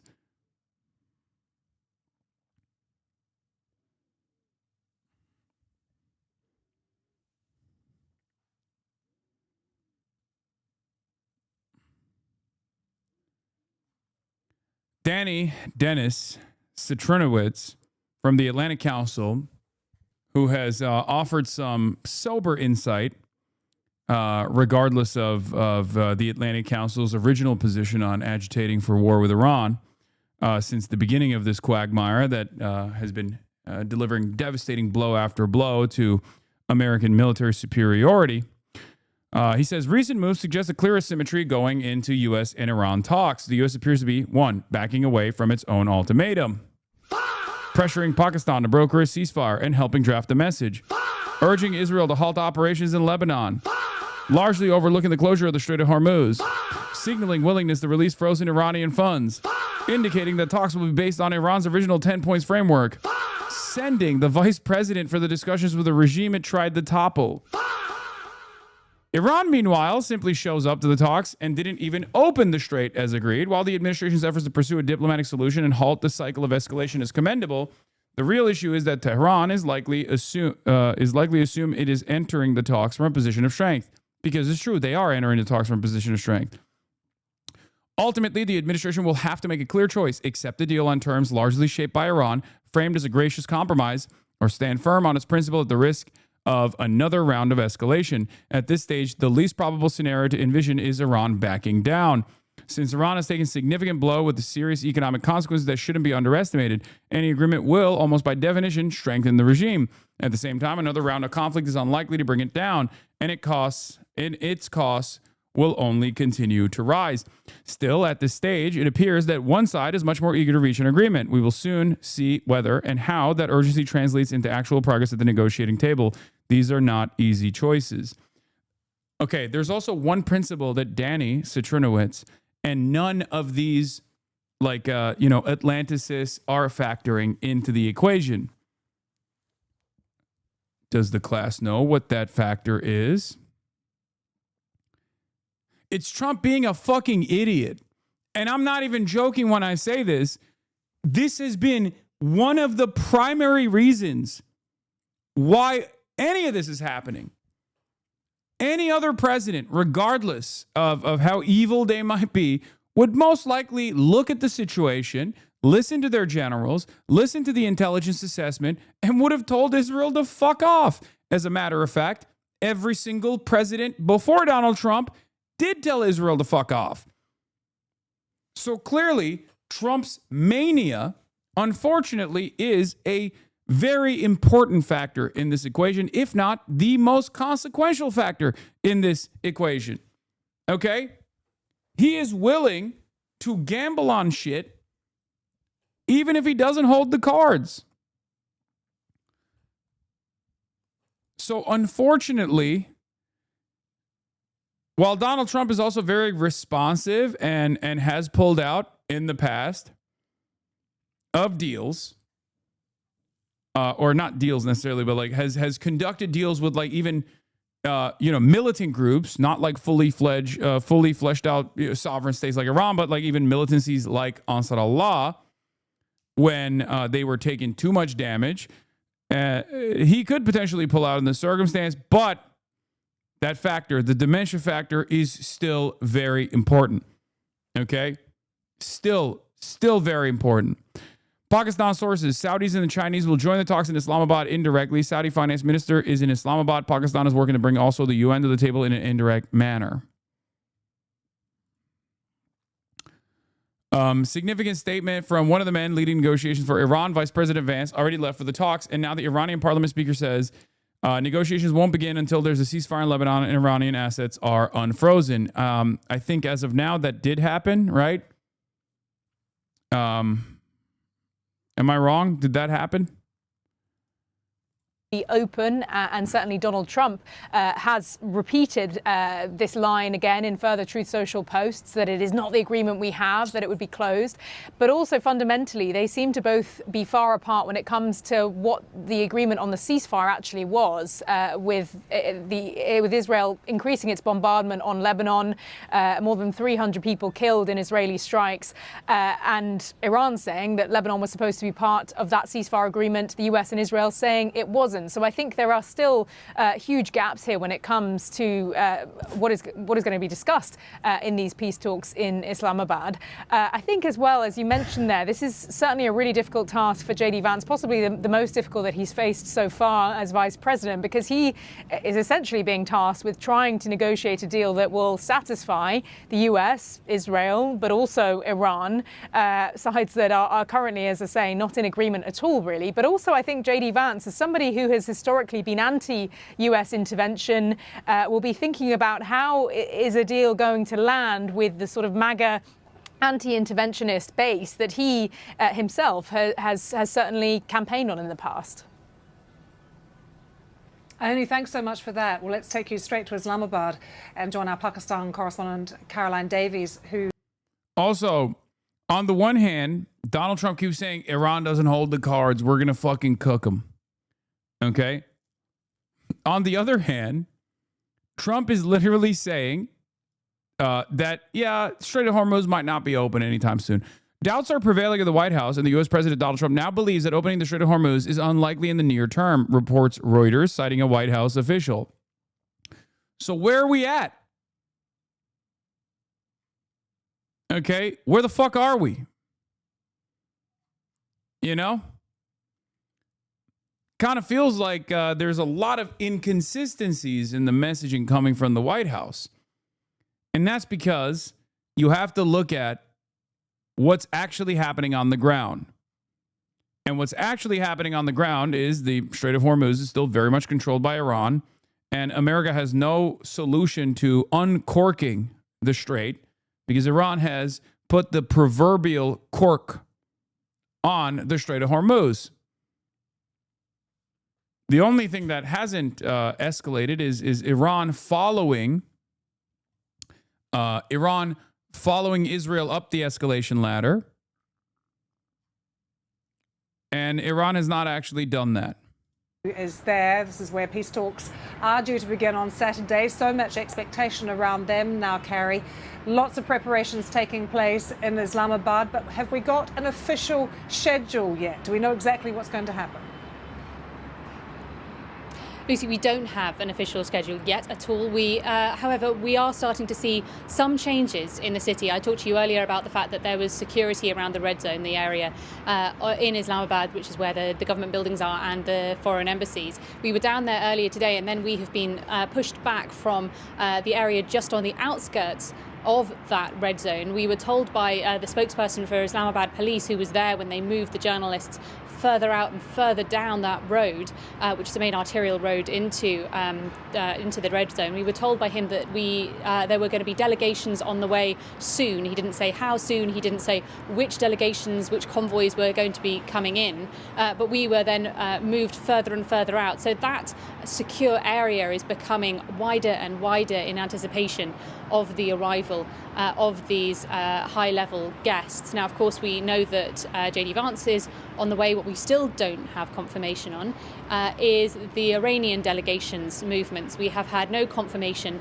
that they have arrived in Islamabad. We have had no word about whether they have left Iran yet either. So at the moment, that is still uncertain. That is still something that has not been publicly made aware. But at the same time, speaking to Pakistani officials, they are all determined, saying that yes, these talks are going ahead, feeling very positive about those talks is the messaging that they are giving to us behind the scenes here in Pakistan.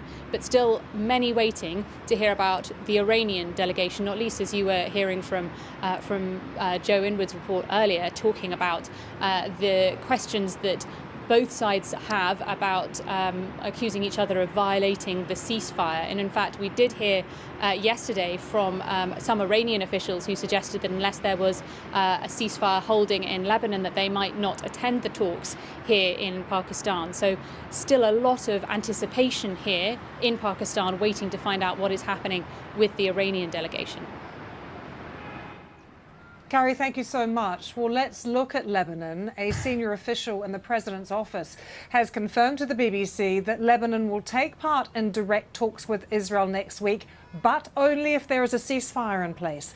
Lebanon's health ministry is saying more than 300 people were killed in the Israeli strikes on Wednesday, and a third of those were women, children and the elderly. More than 1,000 others were wounded.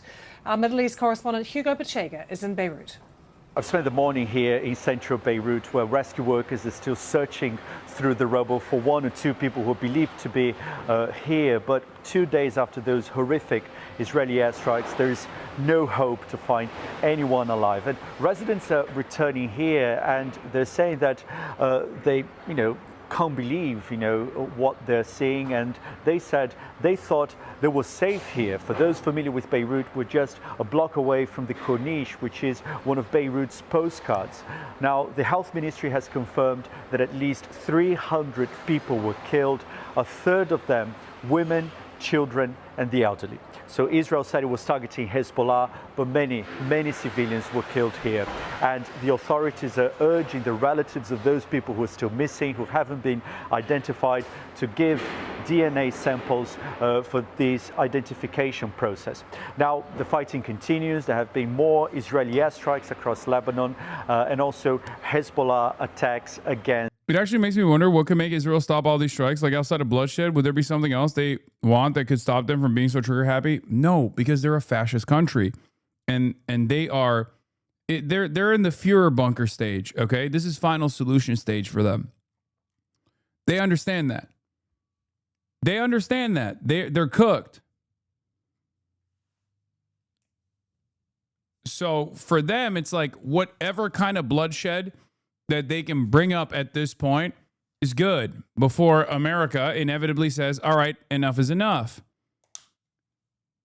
Some inside of Israel might think, like in the Israeli government, might think they can actually take it one step further once, they take over southern Lebanon. Maybe they can expand into Turkey, right?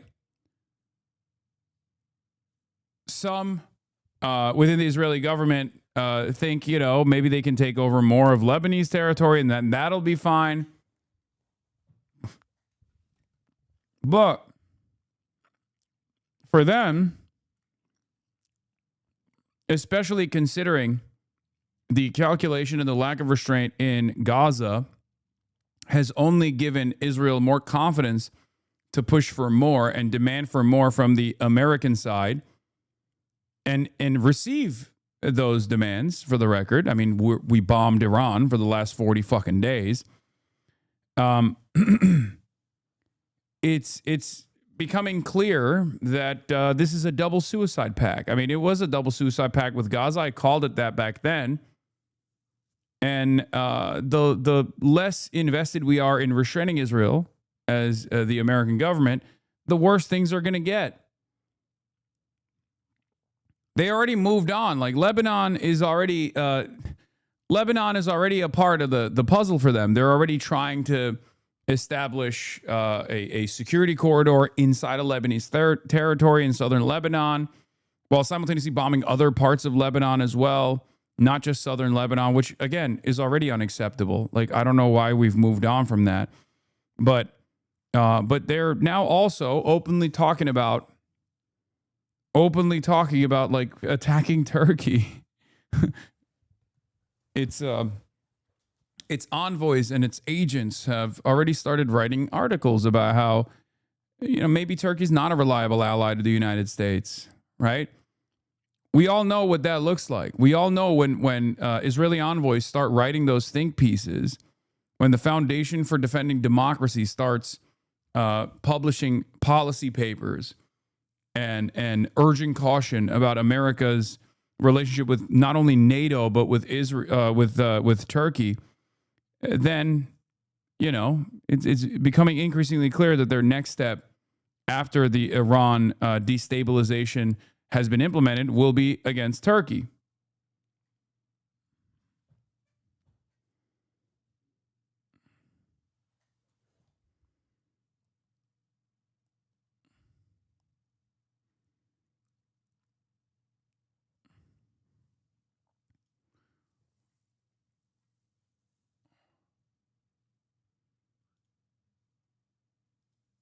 Israel, and a senior Lebanese official says that there will be no talks with Israel if there is no ceasefire here first. Hugo Bachega there in Beirut. We just have a line as well coming to us from the UN, from the United Nations Children's Fund, that in those strikes, that barrage of strikes in Lebanon on Wednesday, 33 children were killed. Well, let's take you to Jerusalem now. We can speak to Joel Gunter, who is there for us. Joel, good to see you. We now have a spokesperson for the Lebanese president's office saying these talks with Israel are not going to take place in Washington unless a ceasefire is already in place. Has there been any reaction to that in Israel? Yeah, that's right. A senior official from the Lebanese side telling the BBC that the talks simply wouldn't take place without a ceasefire.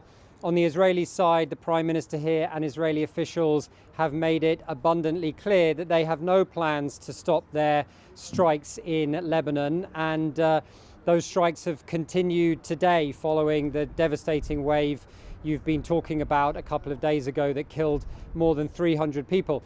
So there is clearly an impasse there. What the Prime Minister here, Benjamin Netanyahu, and Israeli officials are saying essentially is that we're open to talks, we're open to direct talks with Lebanese officials, but we'll continue to bomb Lebanon in the meantime as we see fit. And understandably, the Lebanese officials don't see that as a solid foundation for talks. There is also the issue of Hezbollah. This negotiations offer by Israel has been to the Lebanese government. Now, Hezbollah is the party that Israel is fighting with.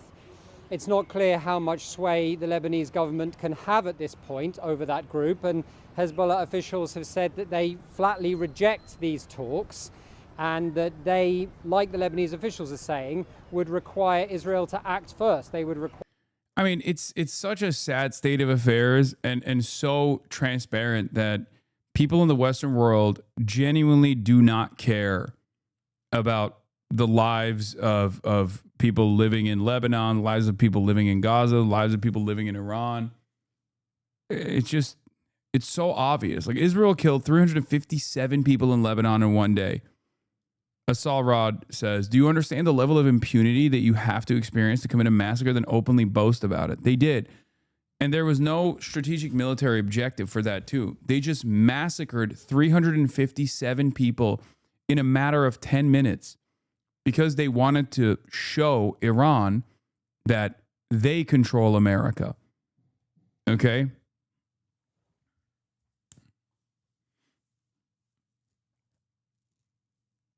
That's it. That they wanted to say, oh, you want to do a ceasefire where you're putting checks on us? Well, we'll show you that that's not the case. Like, it's barbaric. It's so unforgivably evil.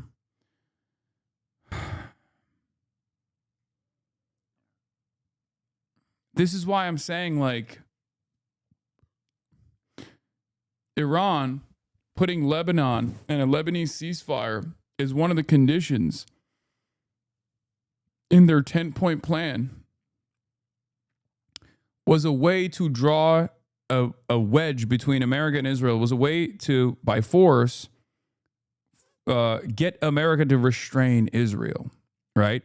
They put that in there on purpose. It's not because they like have a particular care or consideration for the Lebanese population. I mean, I'm sure they do. There are definitely people who care, but like the strategic reason as to why that's implemented, the strategic reason as to why that's added on as one of the key points is twofold. One, it shows that Iran is the party that wants to maintain global stability here, and Israel is the rogue actor.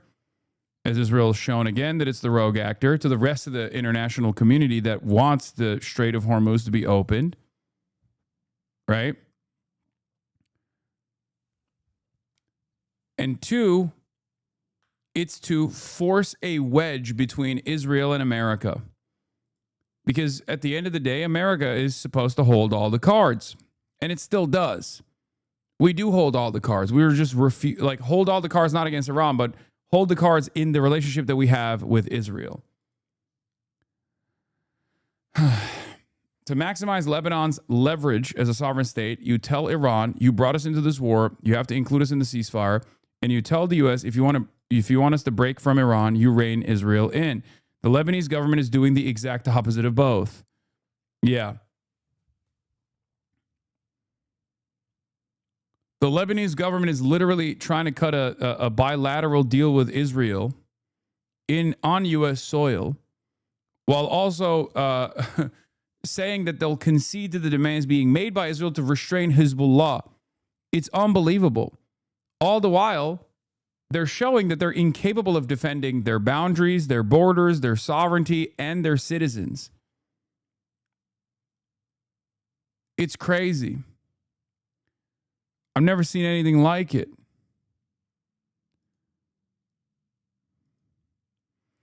Yeah, these were some of the key details from the Financial Times piece that was published earlier today. It summarizes a lot of the stuff that I've talked about thus far. This is from last night. The Trump admin has been seeking a ceasefire for weeks, at least since March 21st, when Trump first threatened to destroy Iranian power plants. Trump has been worried about oil prices and was surprised by Iranian resilience. Admin officials believe Iran would be more likely to accept a ceasefire if it were delivered by a Muslim-majority country and enlisted Pakistan for this. Ceasefire periods between 2 weeks and 45 days were floated. The Iranians were willing to budge on limiting their uranium stockpile. Arakchi and other Iranian officials involved in negotiations had issues getting the IRGC on board. Some elements of the IRGC were strongly opposed to any agreement, at least one senior IRGC official would be included in the Iranian negotiating team. It's clear that there is one group that pretty much is responsible for the ceasefire to begin with that doesn't want the ceasefire to take place, and that is the IRGC. Okay?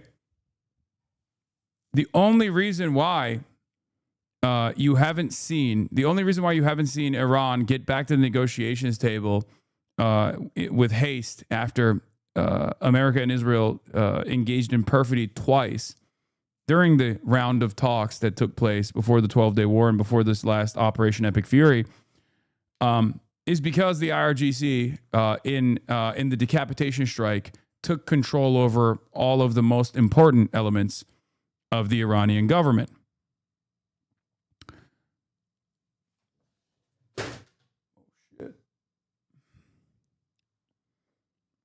Genuine question, why don't other countries lobby their own version of APAC? Seems like U.S. politics will absolutely bend backwards for 100 million. Buddy, do you know how many years it took and how pivotal of a role Israel played in America's strategic interests in the region for them to be able to craft this unbelievably pervasive lobbying arm for a foreign state without getting hit with FARA restrictions? Also, this isn't to blame Israel for the assassination of John Fitzgerald Kennedy, but there was one president that wanted to implement FARA restrictions on the Israeli lobby, and he got fucking assassinated. I'm not saying that it was Israel. I'm just telling you that was the last time I believe that idea was floated.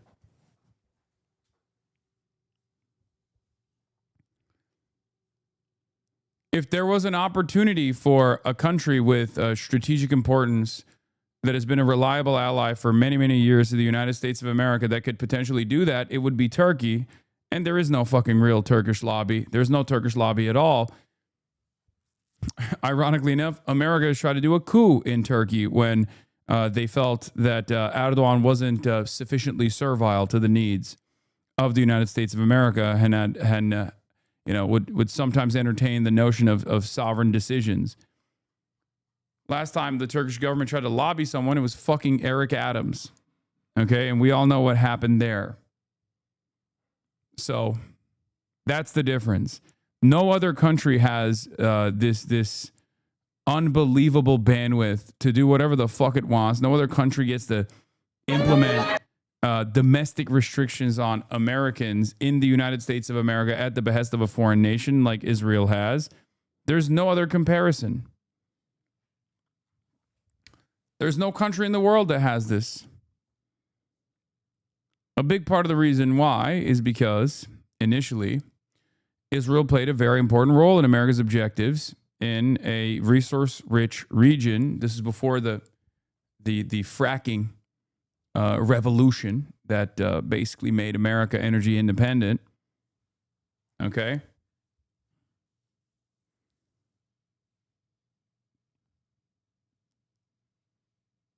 And Israel didn't just do this in the United States of America. They did it in pretty much the entirety of the Western world. Anyway, Trump warns of new Iran strikes if negotiations in Pakistan fail. Grief and pain in Lebanon, where the war and bloodshed continue. Relatives clutch photos of loved ones amongst the dozens of victims of devastating Israeli strikes on Wednesday. In the capital, Beirut, residents are still coming to terms with the scale of the attack. I don't understand how more people aren't pissed off about Israel just phone calling our president, getting what they want. No other country can do that but Israel. Yeah. The reason why more people aren't pissed is because they're just oblivious. Okay? And part of the reason why they're oblivious is because what is the fucking mainstream news covering? They're not covering that. For the most part, they're covering, people like myself and how damaging I am to the cause of the Democratic Party in unison with the entire Republican propaganda apparatus. So, the outcome of that is going to be a lot of people being misguided. They're going to be oblivious to what's truly happening. In a normal world, in a world where the media was actually doing its job, they would be offering wall-to-wall coverage to the amount of instability Benjamin Netanyahu has brought about to not only the ceasefire process, but also previous iterations. But they don't. That will change eventually, though. The very fact that New York Times was the one that reported on the internal instability caused by Israel implies that things are changing. Because the New York Times is a Zionist newspaper. Let's be real, right? It's a very pro-Israel newspaper. So the fact that it's Maggie Haberman that is reporting on how much Benjamin Netanyahu has pulled inside of the administration means that things are changing in a more positive trajectory. However, it's taken far too long. But it is significant. Come on. This is the newspaper that wrote the Screams Without Words article claiming that Hamas was engaging in mass rapes directed by Hamas command. It is with no evidence whatsoever for it. As a matter of fact, all the evidence that presented have been destroyed at this point. That was only 2 years ago. So the idea that that newspaper in only fucking 2.5 years would turn around and write an article that harms Israeli interests like this is fairly significant. The house and other things can be replaced, but parents, children, or a wife, they're the most important things. The real problem is the body and the soul. May God compensate us for our loss.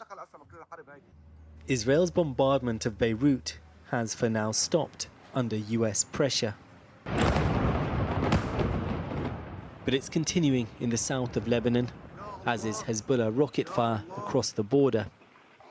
Ongoing violence here, one of the early threats to negotiations between Hezbollah's sponsor Iran and America, set to begin tomorrow. Vice President J.D. Vance, however, sounded optimistic as he set off for the discussions in Pakistan. We're looking forward to the negotiation. I think it's going to be positive. We'll, of course, see. As the President of the United States said, if the Iranians are willing to negotiate in good faith, we're certainly willing to extend the open hand. If they're going to try to play us... God, I hate him so much. He's so untrustworthy and also totally unqualified for this. But it's just like, oh, God, I hate him. He is so fucking cringe as well. To add insult to injury, he is just a cringe-ass loser. Then they're going to find that the negotiating team is not that receptive. President Trump himself was more belligerent. The Iranians don't seem to realize they have no cards, he posted, other than a short-term extortion of the world by using international waterways. The only reason they're alive today, he added. He is so unbelievably smarmy and elitist with the way that he communicates, in the exact way that people find Democrats to be annoying losers, okay? He has that libtard energy, J.D. Vance does. It's so insincere. He has this like annoying, mealy-mouthed, faillennial energy that he brings to every single thing that he says. And I think that's precisely the reason why he is going to lose in 2028. If there is a 2028 election, and if J.D. Vance is the one who runs, obviously there's a lot of, there's a lot of different cards at play there. But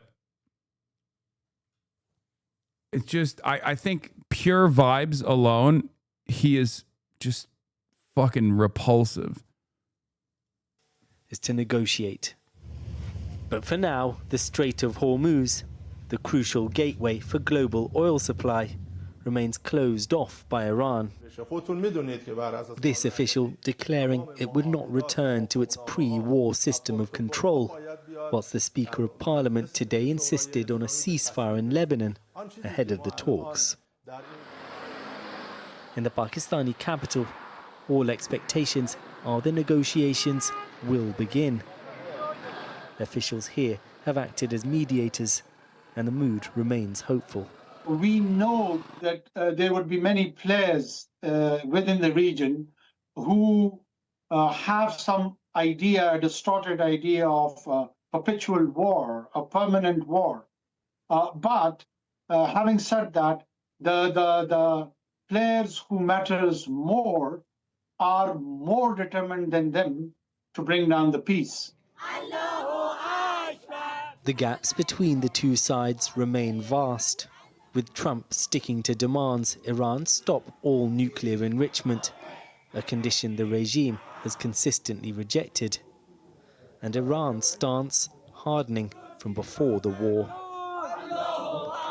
Inside the country, there may be relief the bombs have stopped, but for those opposed to the regime, there's little hope for the future.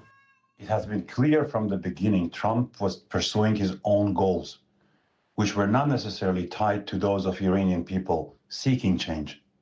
It had nothing to do with the interests of the Iranian people. People need to understand that no one is coming to save them except themselves. This war has taken many lives and led to much destruction, but Iran's regime feels it has emerged with the upper hand. Well, in the last few minutes, the Lebanese Health Ministry has increased the number of people killed in Wednesday's strikes on Beirut to over 350.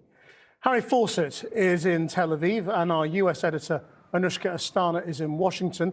Let's go to Harry first of all. Harry, apart from 2,000 miles away, where does Benjamin Netanyahu stand going into these talks?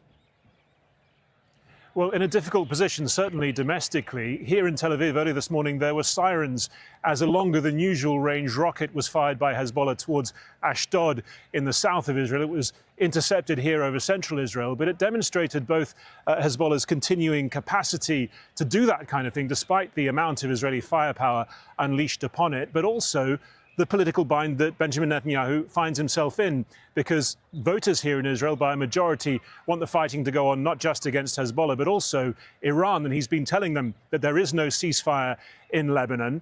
At the same time, he has to satisfy Donald Trump, who wants him to, quote, low-key in Lebanon. And Iran says the fighting has to come to a complete halt there for the negotiations to get underway in Islamabad. Also worth noting that today marks 6 months since the enactment of the ceasefire in Gaza, and the Donald Trump Board of Peace has told Hamas that it needs to agree to its own disarmament by tomorrow. A reported 8-month phased plan also resulting in Israeli withdrawal from Gaza.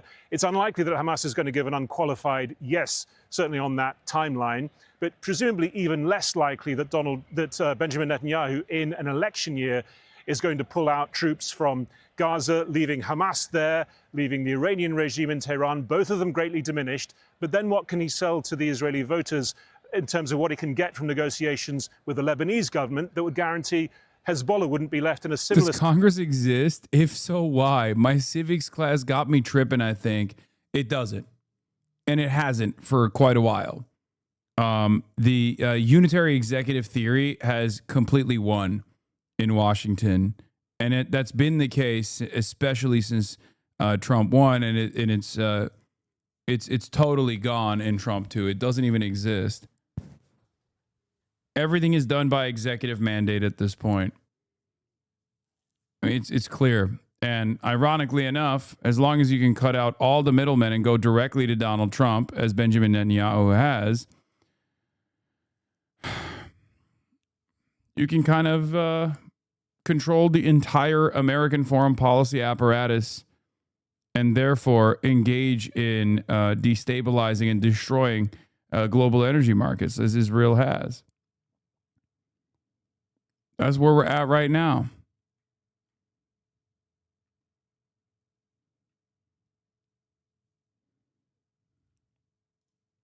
Situation if and when the fighting comes to a halt in Lebanon. Thanks, Harry. Now to Anushka Astana in Washington, where new inflation figures are spelling bad news for the US economy. Anushka. You know, Caroline Leavitt, Donald Trump's press secretary, recently said he was always the best read person in the room. Some were skeptical about that, but I think the point she was making was that the president is constantly watching TV news and reading the headlines. Well, bad headlines today. Let me read a couple of them to you. Inflation soars to 3.3%, driven by soaring prices at the pump, and US gasoline prices are squeezing consumers. Inflation has hit the highest point in 2 years, and as you know, it's being pushed up by rising petrol prices. This, remember, comes just weeks after Donald Trump addressed Congress behind me, his State of the Union address, and barely mentioned Iran, but did make out that falling. I think the most dangerous element in this back and forth conversation is not leaning into and not standing firmly on the demands of Lebanon. Okay? America will unfreeze $6 billion of assets, as they have openly said they are, to advance these negotiations. $6 billion of money that is Iranian money that was frozen by Qatar and by South Korea will now be delivered to Iran. This is what Donald Trump famously talked about with Barack Obama, claiming Barack Obama sent cash pallets to the tune of $1.7 billion to Iran. Now he's doing almost more than 3 times the amount. Okay, this was one of the demands from the Iranian side in the negotiations. Okay? However,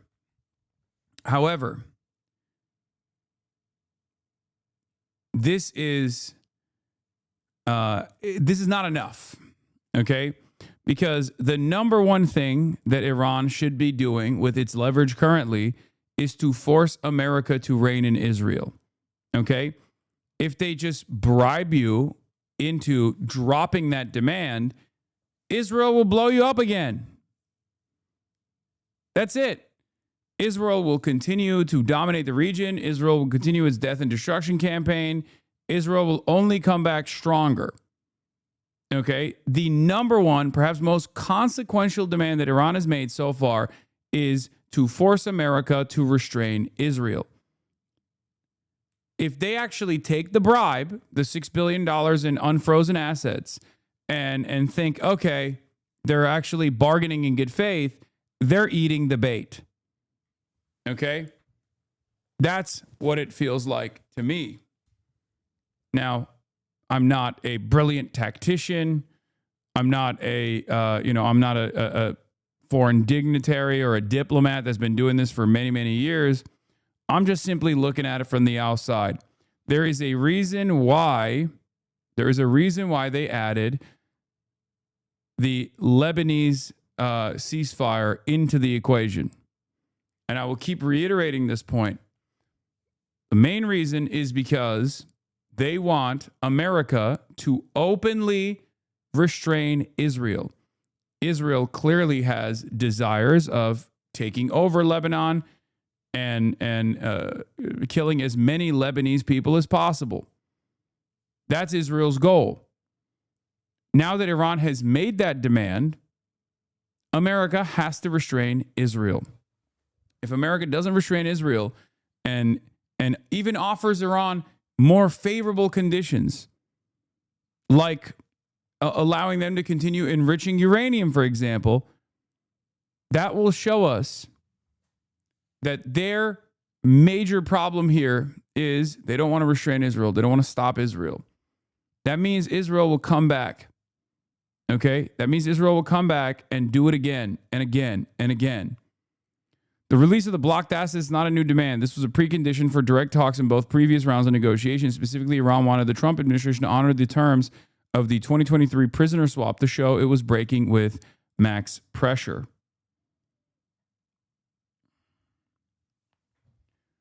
I'm telling you right now, the most consequential element of this conversation, straight up, is Lebanon. And it has nothing to do with the Lebanese people at all. Unfortunately. It has nothing to do with the Lebanese people and everything to do with the dynamic of power between Israel and America. understand that that is the real conversation here and the most consequential aspect of the back and forth. If Iran leans into the favorable deal that they get that is beneficial for the Iranian population, and they decide, oh, good, we got what we wanted, way more than we demanded, fantastic, we're happy with it now, we're reopening the Strait of Hormuz, and the ceasefire is implemented, Israel will continue bombing Lebanon, Iran won't do anything about it, and once Israel is done doing a genocide, not dissimilar to the one in Gaza, in southern Lebanon, they will turn around and bomb Iran all the same. It's that simple. I've been saying this from day one. The number one thing that has to happen here, is forcing America to restrain Israel. That's it. The enrichment issue is ridiculous to even talk about now. Iran already possesses the global economic extinction bomb, and there's no way to take it away from them. They effectively control two of the most important economic choke points on earth. The idea that they're going to go rogue and nuke somebody is genuinely less frightening. When J.D. Vance says that the president gave them clear guidelines, we understand that to mean that the U.S. needs to go in there and tell Iran no enrichment, period. That is what we have heard from White House officials. Remember, about 6 weeks ago, Steve Witkoff and Jared Kushner were sitting there with the Iranians and said, the U.S. will give you all the uranium you want for peaceful purposes. You just can't use it to enrich a bomb. And Iran said no. Now they are, of course, adding J.D. Vance to the equation. And so we'll see how things go. We don't even really know what the format is yet. They had indirect talks last time. These will be TBD. Well, when J.D. Vance... What is this? The Washington Times? The Pentagon has awarded a $4.76 billion defense contract to Lockheed Martin to rapidly build up stockpiles of the Army's most advanced terminal anti-missile interceptors, a weapon depleted during the heavy use in the war against Iran. No, you do this when you have enough stockpiles, famously. I mean, we know that they've been demanding advanced, rushed procurement. It's just... Given the state of affairs with defense bloat, how many missiles they'll be able to make with that money? What, 10, 20, maybe 30 in a matter of years, and not... Because our current capacity is 14 a year, I think. You know? Or 12 a year or something. So let's say they doubled their manufacturing capabilities somehow magically. Okay, that's 24, 28, less than 30. What the fuck do you do with that situation?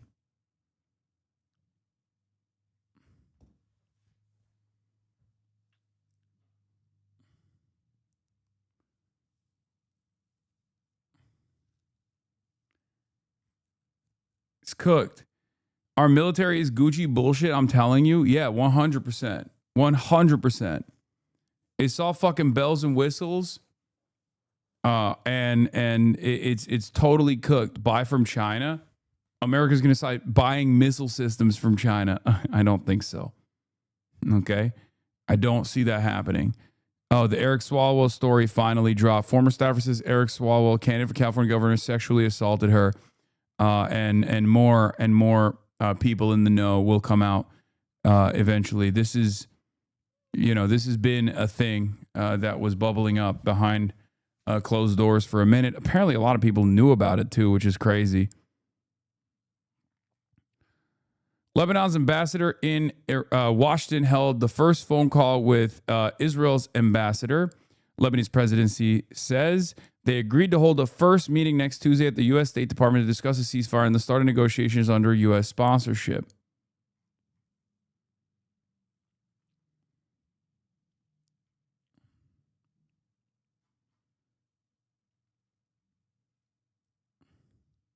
I worked at a defense contractor and I tried to warn you all. I mean, buddy, I'm going to tell you right now, I have a lot of people that I know that work for defense contractors.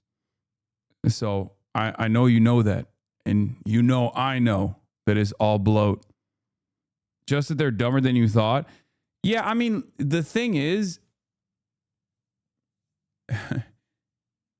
if you're going up against a country that's making that's manufacturing indigenous defense for the purpose of sovereignty and the purpose of security, it's obviously going to be a lot cheaper and also a lot more efficient because they're going for efficiency. Look no further than the F-35 program. The F-35 program, in my opinion, is one of the greatest examples of defense bloat and what the American military-industrial complex's manufacturing desires revolve around, right? The F-35 is a multi-role fighter jet that has specific variants for each individual branch of the military. Now, the F-35 fighter jet, when it's built for each individual branch of the military, is designed so that there is a maximum utility for maximum goals that, you know, these different branches have, right? But the reality of the matter is the F-35 program, ironically enough, is identical to the way I see, you know, Apple manufacturing and changing out their different components like the lightning cable, and then they move on from the lightning cable to the USB-C. Why do they do that? Because now you can sell more components to people. Okay, you force the people to purchase new components every couple of years until they were forced to not do that by the European Union. That's precisely how the F-35 program works as well. All of those different components and those different tools in the multi-role fighter jet creates an opportunity to sell to sell all the bells and whistles, to sell all different kinds of bells and whistles to different branches, to sell different versions of the F-35 to different countries. The way that they present it, the way that they present this is the way that they sell it to the public is because they moved to USB-C because of EU. What are you even saying? USB-C was universalized by force because of the European Union's restrictions. If it wasn't for that, Apple would be swapping out their fucking components every 2 years like they were. That's what I just said. European Union regulators made USB-C the standard. Apple was the first one to introduce USB-C, to be fair, on the 2015 MacBook. I know, but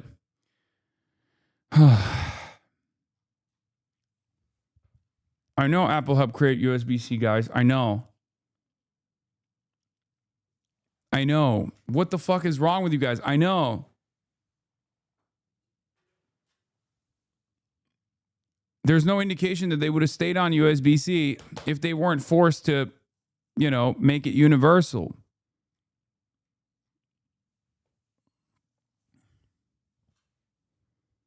Yeah, so one cable for all electronic devices, no proprietary ecosystem that forces people to buy. But the point I'm making about the USB-C wasn't about EU regulations. The reason why I was bringing up different charging systems was to make a comparison to how the F-35 works. The more components you have, the more modular the development is of this incredibly expensive project. The more parts that break down, the more areas of the more redundancies exist, the more areas where there could be points of failure. That means more money. That means more money for the defense contractor. Okay? That's the whole point. You don't design weapons of war for utility. You design weapons of war now in the United States of America for money, for making more money to the defense contractors. And that's precisely the reason why when the F-35 flew over Iranian territory, when it was supposed to be radar invisible, and the greatest version of American air superiority, because it was designed with planned obsolescence in mind, pretty much, not directly, but designed to make money, to be a money-making machine, it failed.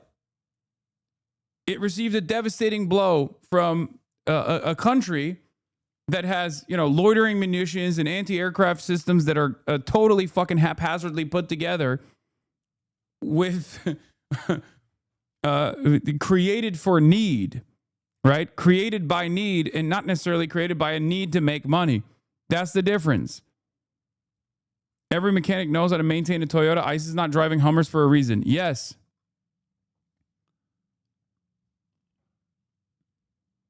It was hit with heat-seeking munitions. The weakness of the F-35 being targetable with heat-seeking munitions was known and well documented, but Bloat has made the upgrade to cover it not available until 2032. Yeah, you're 100% correct. Defense contractors do the John Deere shit of not allowing the military to fix their own equipment and having to use proprietary technicians. It's all a way to make money, to make more money. You're fat and bald. Okay, chatter. But do you guys understand the point that I'm trying to make here? If you're going up against the enemy that has a fraction the size of your economy, and they are still capable, they're still capable of putting you through the fucking ringer, putting belt to ass with your sophisticated weapons looking silly against the countries, against the much smaller countries' anti-air defense systems, you realize that if one side is working to just generate more income, and the other side is actually working to defend itself, the side that's working to defend itself through asymmetrical warfare wins. And we're seeing what's going on right now with that equation. We're watching it unfold in real time. Capitalism has a corrosive influence in every aspect of our lives, and national security is certainly not immune to that corrosive influence of capitalism. Okay? Now, obviously, the only reason why we're waging war in the Middle East is also because of capitalism to begin with, but even then, it's a self-contradictory system that creates a need to go out and wage war. But also, even the tools of warfare that we're utilizing get increasingly worse year over year, or do not justify the increased prices year over year, because the people that are making these weapons are designing them not with efficiency in mind, not with utility in mind, but instead they're designing them to make more money. This is what is known as defense bloat. What? I'm sorry, man, this is an L take. Nobody's immune to missiles. I understand the bloated spending take, but the jet is fine. It still tanked the hit and flew back to base. They've run hundreds of sorties. Nobody thinks the F-16 was a failure, and we lost multiple of those in Iraq during Operation Iraqi Freedom. All right, buddy. You're right. You're right. It's an L take. Totally. So why aren't they doing sorties anymore over Iranian airspace? And no, it did not go back to base, as a matter of fact. It actually crash landed in Saudi Arabia. You're wrong about that. So I don't know why you're saying it went back to base. It crash landed in Saudi Arabia. And that's not the only F-35 that has had to crash land. Many of them have at their own bases when they're doing fucking training flights. So it's unbelievably stupid to say that about the F-35 of all fucking fighter jets.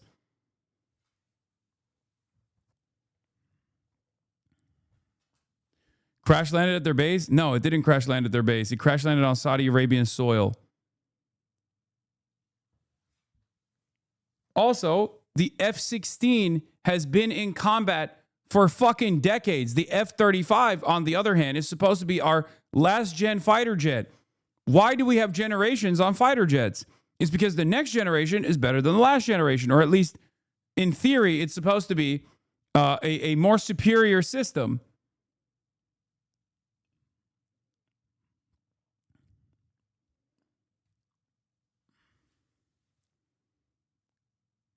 It's currently our most advanced fighter jet in rotation, and it can't do fucking competent sorties over Iranian airspace with the whatever kind of mobile anti-aircraft systems that they've designed in Iran.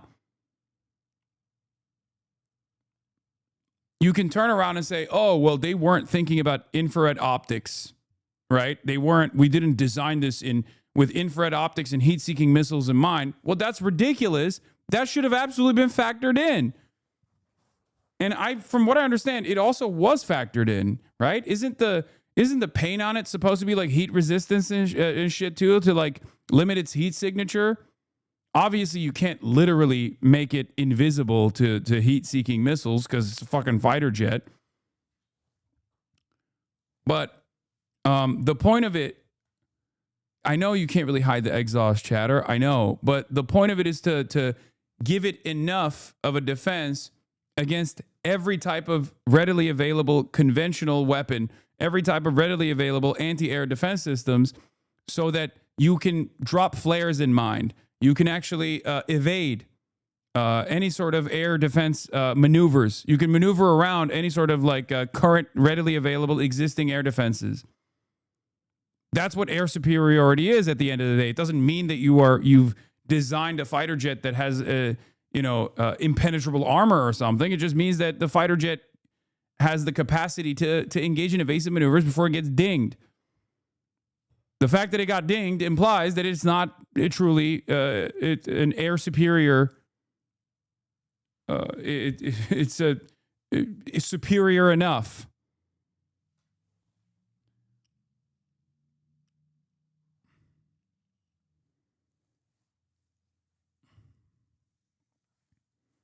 Yeah, it was supposed to know it was being tracked, for example.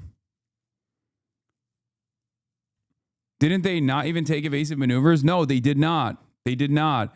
Until they were hit, they didn't even know that they were being engaged. That's why I think it like dropped flares after it got hit. Right? Didn't it shoot flares after it got hit or like during the hit?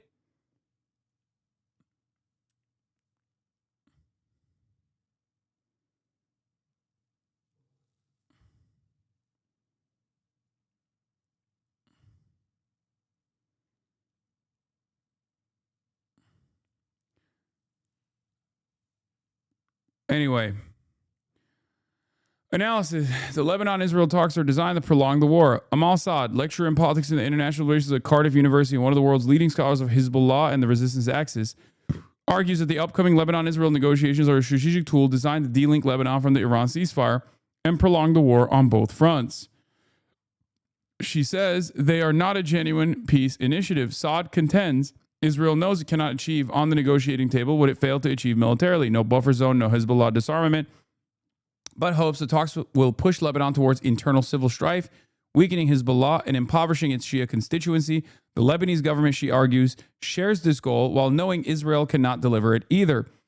On Iran, she says the diplomatic complications of Lebanon opening a separate track will not weaken Tehran's resolve to keep both fronts linked, citing Supreme Leader Khamenei's statement that Iran considers the entire resistance front as a single entity. Her sharpest charge is reserved for the Lebanese government, which she says has become a co-belligerent in Israel's war against its own people, a form of wartime collaboration she says exceeds Vichy France in its cynicism and one that demands a war crimes tribunal. Wow. She did not fucking spare the Lebanese government at all with this. Holy shit. I mean, she's absolutely right, by the way. 100p.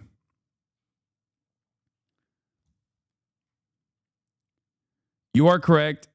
These use passive infrared that doesn't actually give off any lock signatures. Some speculation that Iran moved from radars to acoustic early warning systems, which may be as simple as putting some microphones on trees. There's no stealth to that. Yeah, I know.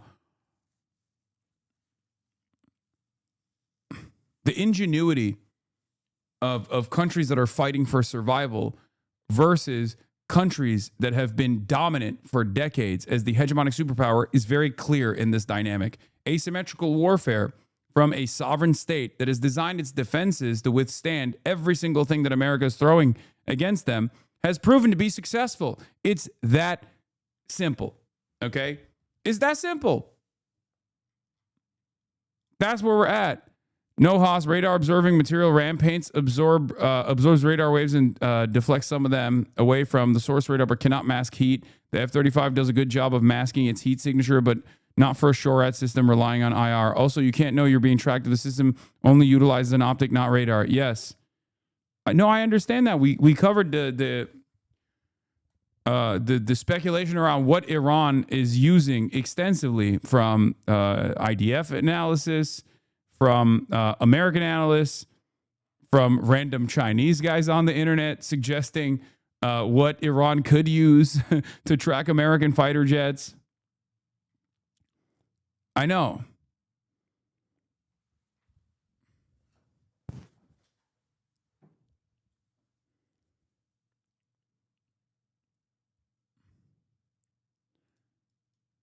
They've said they use hyperspectral camera networks to visually ID in all spectrums, passive, so can't be detected. Commercially available tech for a decade. Yes.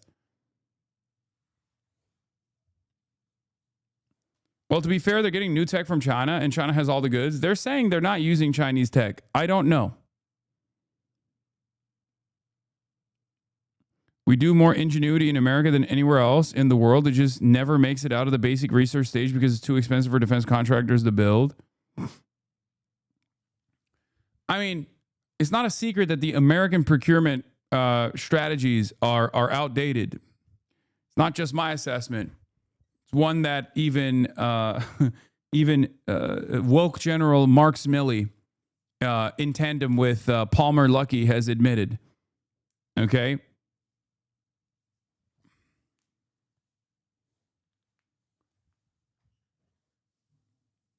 I mean, we saw this with Ukraine. Okay. We saw this with Ukraine. The Russian invasion of Ukraine absolutely changed the design of the battlefield. It didn't render tanks completely obsolete, but it greatly diminished its utilization on the battlefront. I mean, because Ukraine, with the limited capabilities that they had, started fucking lasering motherfuckers with drones. Okay. Drone warfare became one of the most important, one of the most consequential aspects of both defense and offense. And they've been waging war on those fronts, and America is lagging behind on drone warfare. And the guy who was complaining about America lagging behind on drone warfare happened to be Palmer Luckey, whose drones were so bad, the Ukrainians told him to leave the country. Okay? Palmer Luckey got billions of dollars from the American government to design the latest and greatest in drone warfare. Okay? He went on the Joe Rogan Experience and talked about his new helmet and all this cool stuff that they're building, right? Oh, it's going to be just like Metal Gear Solid, all this shit. He was asked to leave the country. Roll's worst drone ever, asked to leave the country. That's real. Yeah, Palmer Luckey's drones were so fucking bad that the Ukrainians were like, dude, you can't, it's over. Get the fuck out of here. Meanwhile, Ryan Stahl is like talking shit about the indigenous drone defense industry in Ukraine as Germany is moving in that direction as well, which is, again, regardless of whatever political position you may have, Ukrainians have genuinely played a formative role in revolutionizing drone warfare. It's true. Or not Rheinstahl, sorry. Rheinmetall, not Rheinstahl. I apologize.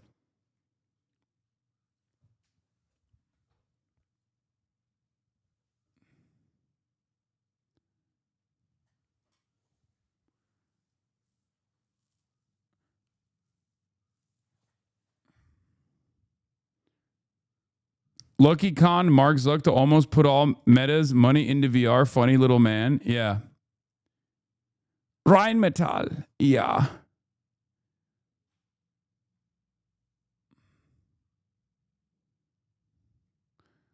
Anyway, Trump just posted straight up election interference for Hungary, saying America will invest in Hungary if they elect Orban.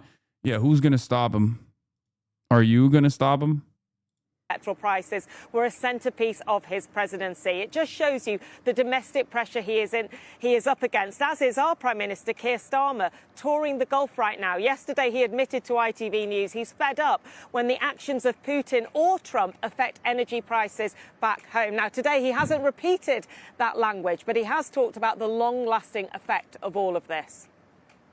We come away from here with a real desire on their part to work more closely with us on defence resilience, on economic resilience. That's really important to us because this is impacting us back at home, on our economy. There's a sense here, as there is, I think, in the United Kingdom, that this conflict is going to define us for a generation, and we must respond, and we will respond with strength. You know, I think we've had a glimpse of Keir Starmer's frustrations this week. That's why he's leading efforts to reopen the Strait of Hormuz. It is the same issue which is on Donald Trump's minds. People are desperate for this to come to an end so that the global economy will calm down. But the red lines of both sides are still quite far apart. Thanks, Anushka. Right now, Vice President J.D. Vance heading to Pakistan for high-stakes talks with Iranian representatives as Tehran holds a firm grip on the Strait of Hormuz. President Trump also telling the New York Post the U.S. is, quote, loading up the ships with the best ammunition, the best weapons ever made, and warning if there is no deal, those weapons will be used. We've got Fox team coverage, man. Also, don't know why Keir is prepping the UK for war. Breaking, the UK is preparing a new version of a major plan to ready the whole nation, from the military and police to hospitals and industry, for the transition into war. The head of the armed forces has told Sky News. Who are they going to war with, bro? I don't even understand. Like, what the fuck? Are they going to war with Ireland? Like, what's happening? Time to take back Australia and Ireland. We must wage war. The time for war is now. France, of course, they just randomly decide to attack. They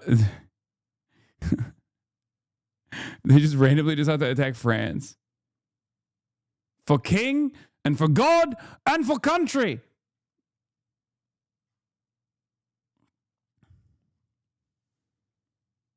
Whole world gone mad, dude.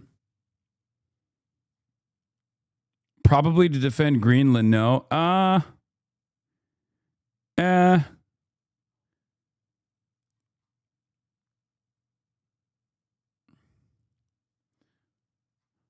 Also, who the fuck in England, in the entire United Kingdom, is feeling patriotic enough to wage war at the directives of Keir fucking Starmer? Like, the vibes are atrocious for good reason, okay? Like, I don't think is happening, but what do I know? The British government will do anything but offer a moment of respite, economic respite to its population, okay? They will do literally anything. Anything else. They'll be like, yes, you would like the establishment of council housing in your neighborhoods and normalize the housing market prices? Best we can do is waging war. For Israel.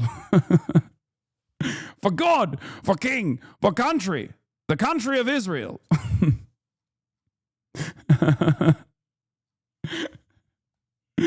Oh, people in the UK are like, please, a crumb of healthcare, please. The NHS has been underfunded consistently for years. Like, please, we need more doctors. We need more nurses.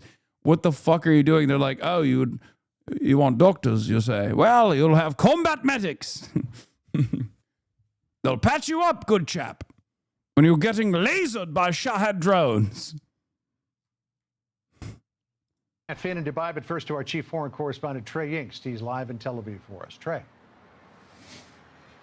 Yeah, John, good afternoon. Vice President J.D. Vance and Special Envoys Steve Witkoff and Jared Kushner on their way to Islamabad, Pakistan for these high-stakes talks that are set to begin tomorrow morning. This comes after a new statement from the Speaker of the Iranian Parliament, one of the men responsible for negotiating on behalf of Iran. He says, quote, two of the measures mutually agreed upon between the parties have yet to be implemented, a ceasefire in Lebanon and the release of Iran's blocked assets prior to the commencement of negotiations. These two matters must be fulfilled before negotiations begin. Now, the president spoke today with the New York Post, and he said, you're dealing against people that we don't know whether or not they tell the truth. The president went on to say, to our face, they're getting rid of all nuclear weapons. Everything's gone. And then they go out to the press and say, no, we'd like to enrich. So we'll find out. The president clearly keeping open the door to diplomacy here, but preparing for the possibility that these talks fail. The region waiting to see what the outcome of the conversations will be in Islamabad, as both Iranian officials and U.S. officials appear to be discussing different sets of terms.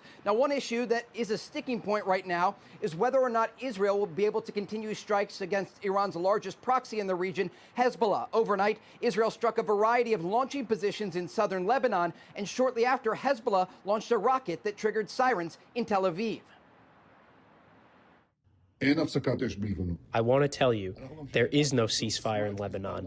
We continue to strike Hezbollah with force, and we will not stop until we restore your security.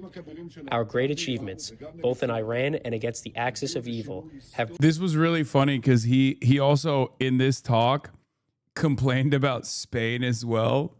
I love when, like, someone who is transparently a fucking monster turns around and still has the audacity to complain about criticisms that he's receiving from international former allies. Okay? It's awesome. You don't have a leg to stand on, you ugly bitch. You are the fucking manifestation of Satan, and you're out here complaining. Look. Prime Minister Benjamin Netanyahu, Israeli Prime Minister Satan Yahu, complains about Spain. Israel will not remain silent in the face of those who have defamed, in the face of those who attack us. Spain has defamed our heroes, the soldiers of the IDF, the soldiers of the most moral army in the world. Oh, sure, bud. The most moral army in the world. It's the most evil army in the world. What the fuck? Therefore, I have instructed today to remove Spain's representatives from the coordination center.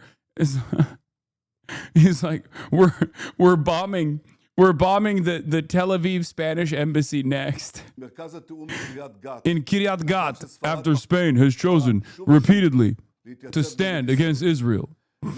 Those who attack the state of Israel instead of terrorist regimes, brother, you are the terrorist regime, will not be our partners. Do you think Bibi knows who you are? Let's just say I've heard from insiders, this is like third-hand knowledge at this point, that yes, there has been one conversation where apparently I was brought up in front of Benjamin Netanyahu, where he said, I don't know how reliable it is. Again, it's like third-hand information, right? Third-hand account. And he said that myself and I'm not a threat. I'm not a threat because I'm seen as too radical. That was the assessment.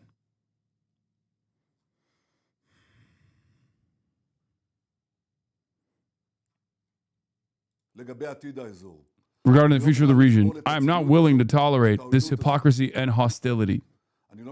I do not intend to allow any country to wage diplomatic war against us without paying an immediate price. Jewish Insider is tracking your every move. Yeah, I mean, obviously, yeah. Yale Political Union to host Hasan Piker for debate on ending the American empire.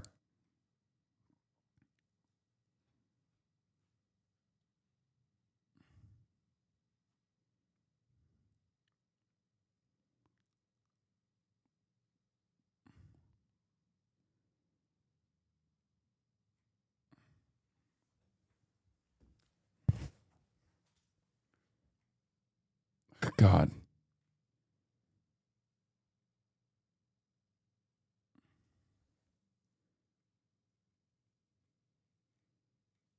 Are they going to hit Spain? Who knows?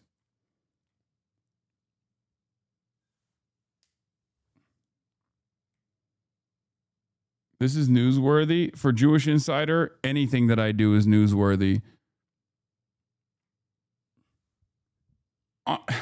I could literally I could release a fart that turns into a shart and they would write about it. Anti-Semitic terrorist influencer Hasan Piker shits in his pants, offends the sensibilities and the senses of all that's around him. A spokesperson for Yale University told Jewish Insider the student organizations are responsible for issuing their own invitations to speakers. At the same time, Yale is committed to maintaining a diverse, vibrant, and respectful community in which free expressions is a fundamental value and shared responsibility. The university is dedicated to providing a space where differing views can be expressed and heard respectfully. Yeah, they told them to respectfully fuck off. That's what they did. Bro, these college campuses hosted fucking Itamar Ben-Gvir. It's not even a question. You do that, you have to literally allow an American citizen who has spent a fucking lifetime combating anti-Semitism while being an avowed anti-Zionist.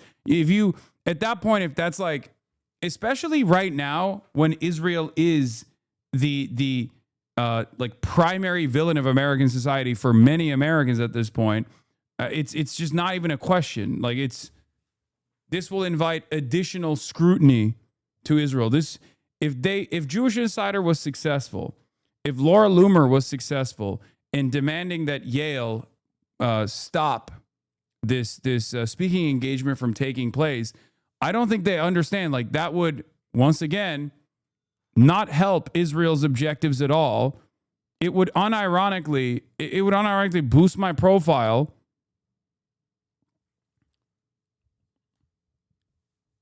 It's so stupid.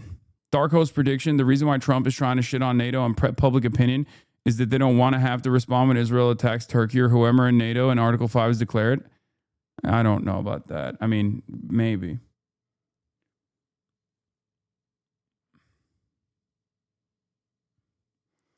I just got a Twitter ad trashing on you from some org called No Labels. Yeah, they're not just attacking me. They're attacking Bernie and AOC as well. So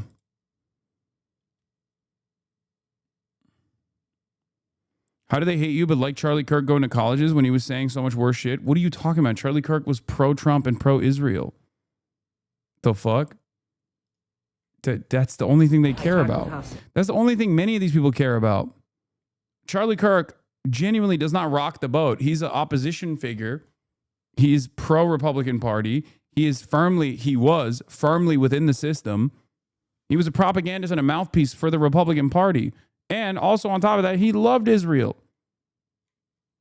Why is Hasan all of a sudden being treated like the arbiter of progressivism in the Democratic Party? Because he's a threat to AIPAC-backed corporate Dems. He's calling it like we all see it. First thing I found out about Slotkin was that she refused to do debates because she was the bigger name. I rooted for her, but she's another establishment Dem. No longer trust her. Bill Maher says something absolutely disgusting every single show. A person who isn't scared to debate. What? Lamau? Oh, look, the billionaire-owned media going after the streamers. Dems are right-wingers like Bill Maher. Jesus Christ, they're cooking on TikTok.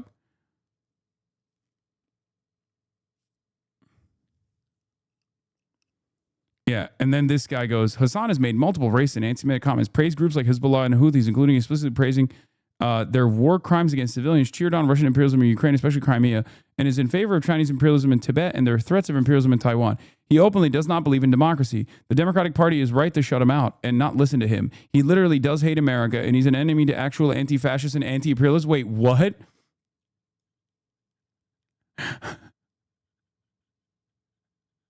I'm a genuine enemy to actual anti-fascists and anti-imperialists who are, of course, currently defending a CIA agent that personally was embedded and played a role in the Iraq War.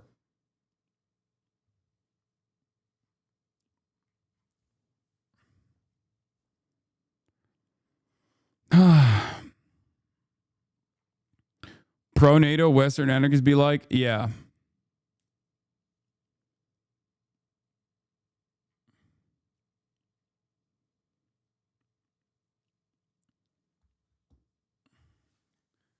You're the biggest bad, even over the country doing full send child murder. I can't. Yes.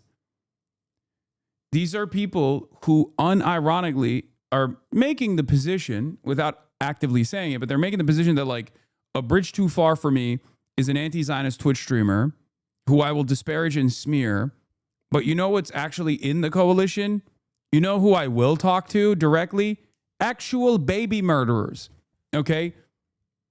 Like people who have committed children, the Holocaust of children in Gaza, people who are killing hundreds of civilians in Lebanon right now, a country that has brought us into war with Iran and destroyed the global energy markets. Look at every single decision that they've made in the limited, especially with Elisa Slotkin in the limited time frame that she has. Why are you afraid of AIPAC? They can't ignore these voices in the real world? Yeah.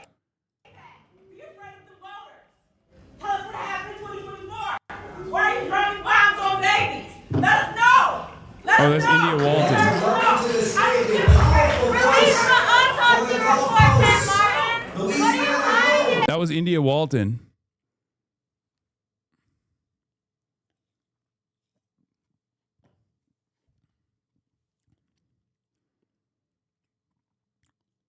They're waging war against me at a time when the overwhelming majority of the population has my opinion. They have arrived at my conclusions that I've carried for many, many years at this point. It's not going to fucking work. Look, not to give free game to any of these Democrats, but ironically, if they were actually serious about like winning and faking their support for the Palestinians, they would try to welcome me with open arms and then neuter my message. That would be the smart play, to try to lean into the credibility that we have in this community as being anti-Zionist, as being anti-Israel. They would lean into us and then try to make it seem like they're actually sufficiently anti-Israel when they're not. Not that it matters. I'm not giving them actual fucking ideas, chatters, because it won't work, obviously. But the very fact that they're not even attempting to do that, but instead trying to shut me out of the fucking conversation, when shutting me out of the conversation is not going to actually lead to any success that they want, because, you know, I'm still here. It doesn't fucking matter if I don't stand side by side with like candidates. I can still endorse them from afar. Okay. And even if you were to deplatform me, the anger and restraint, the anger and resentment that the people carry is not going to go away. Right?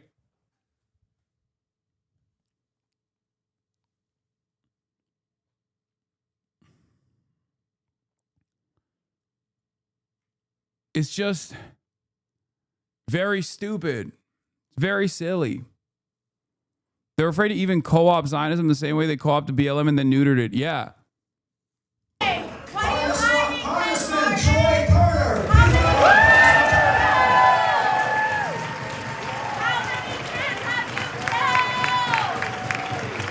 Bro, what are you, the only Sam Harris fan on the planet? Who gives a fuck about Sam Harris, dude? What's next, dude? Ben Shapiro also got mad at me. Yeah, these guys are fucking Israel first. Who cares? It's so funny. This guy's just spamming. He's like, dude, you got to watch Sam Harris clip calling you a performance artist. Here, I'll give you some free ball as well. If you want me to actually watch a clip like that, you should probably subscribe so you can actually have access to send me links. There's no guarantee that I'll click on them, but if you probably linked me that clip, I would at least hover over it and make a decision in the moment. This kind of spamming is not going to fucking work. Okay? Subscribe to the Piker Broadcasting Service if you want to be a nuisance.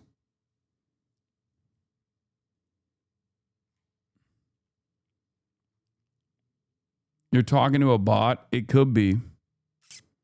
Yeah, Sam is so unhinged. He said Mamdani is an Islamist and all of his affordability is a charade in his wait for the Islamic resurgence. Yeah, he is an unbelievably brain-broken Islamophobe, and it's really funny. Yeah, his first principles is just like advancing Islamophobia. Once you realize that everything else is inconsistent. Any moron shitting on you in this particular moment is Israel first. There's no other explanation. Yes. Or at least like clearly leaning into, very clearly leaning into that, you know, or trusts Israel first messaging.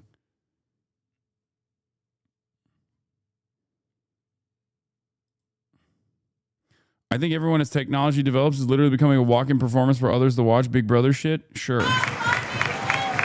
This is happening right now, actually. 3 people stand up in succession and shout DNC Chair Ken Martin to release the autopsy of 2024. Martin had promised transparency and then did not release it. And this is happening currently. The first person was India Walton. It's happening right now.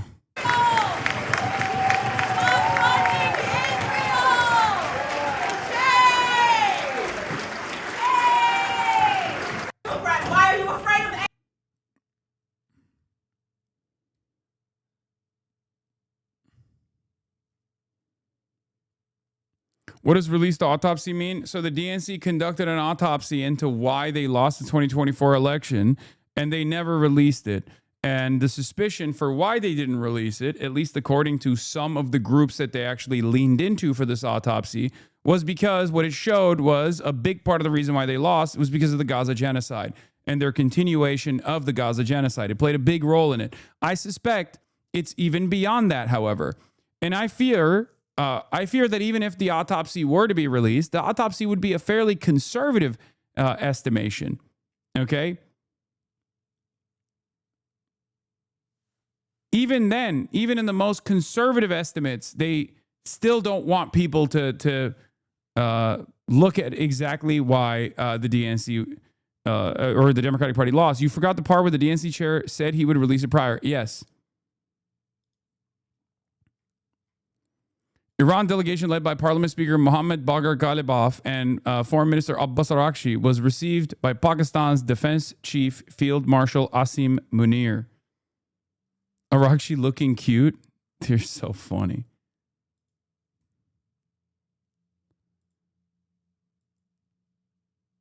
Here it is. Abbas is kind of short, no? Yeah, he definitely has aura.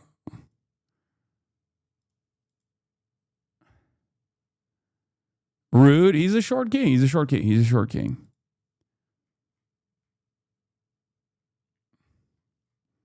Is Pisrael gonna bomb Pakistan now? I don't think he's short and still mocks you. Yeah, Scoops. Them working on secret report found Gaza cost Harris votes. This was the only Holly Otterbein reported on this. This was one of the only things that we know about the autopsy. I'm willing to bet if they conducted a serious autopsy on why they fucking lost, it would look a lot like the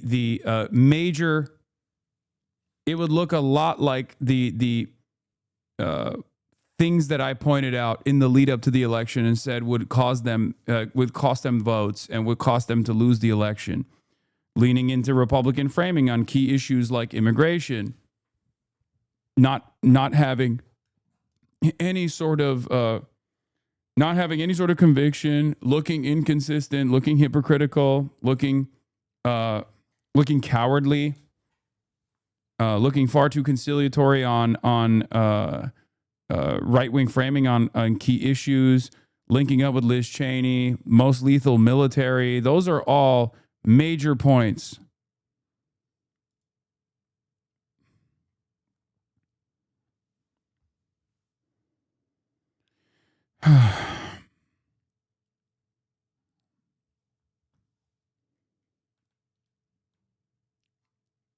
But Gaza played a pivotal role, and they won't release it. They won't release the autopsy. And remember, that autopsy in and of itself is the most conservative autopsy. So that's most likely the most favorable thing that you're going to hear about why the Democrats lost.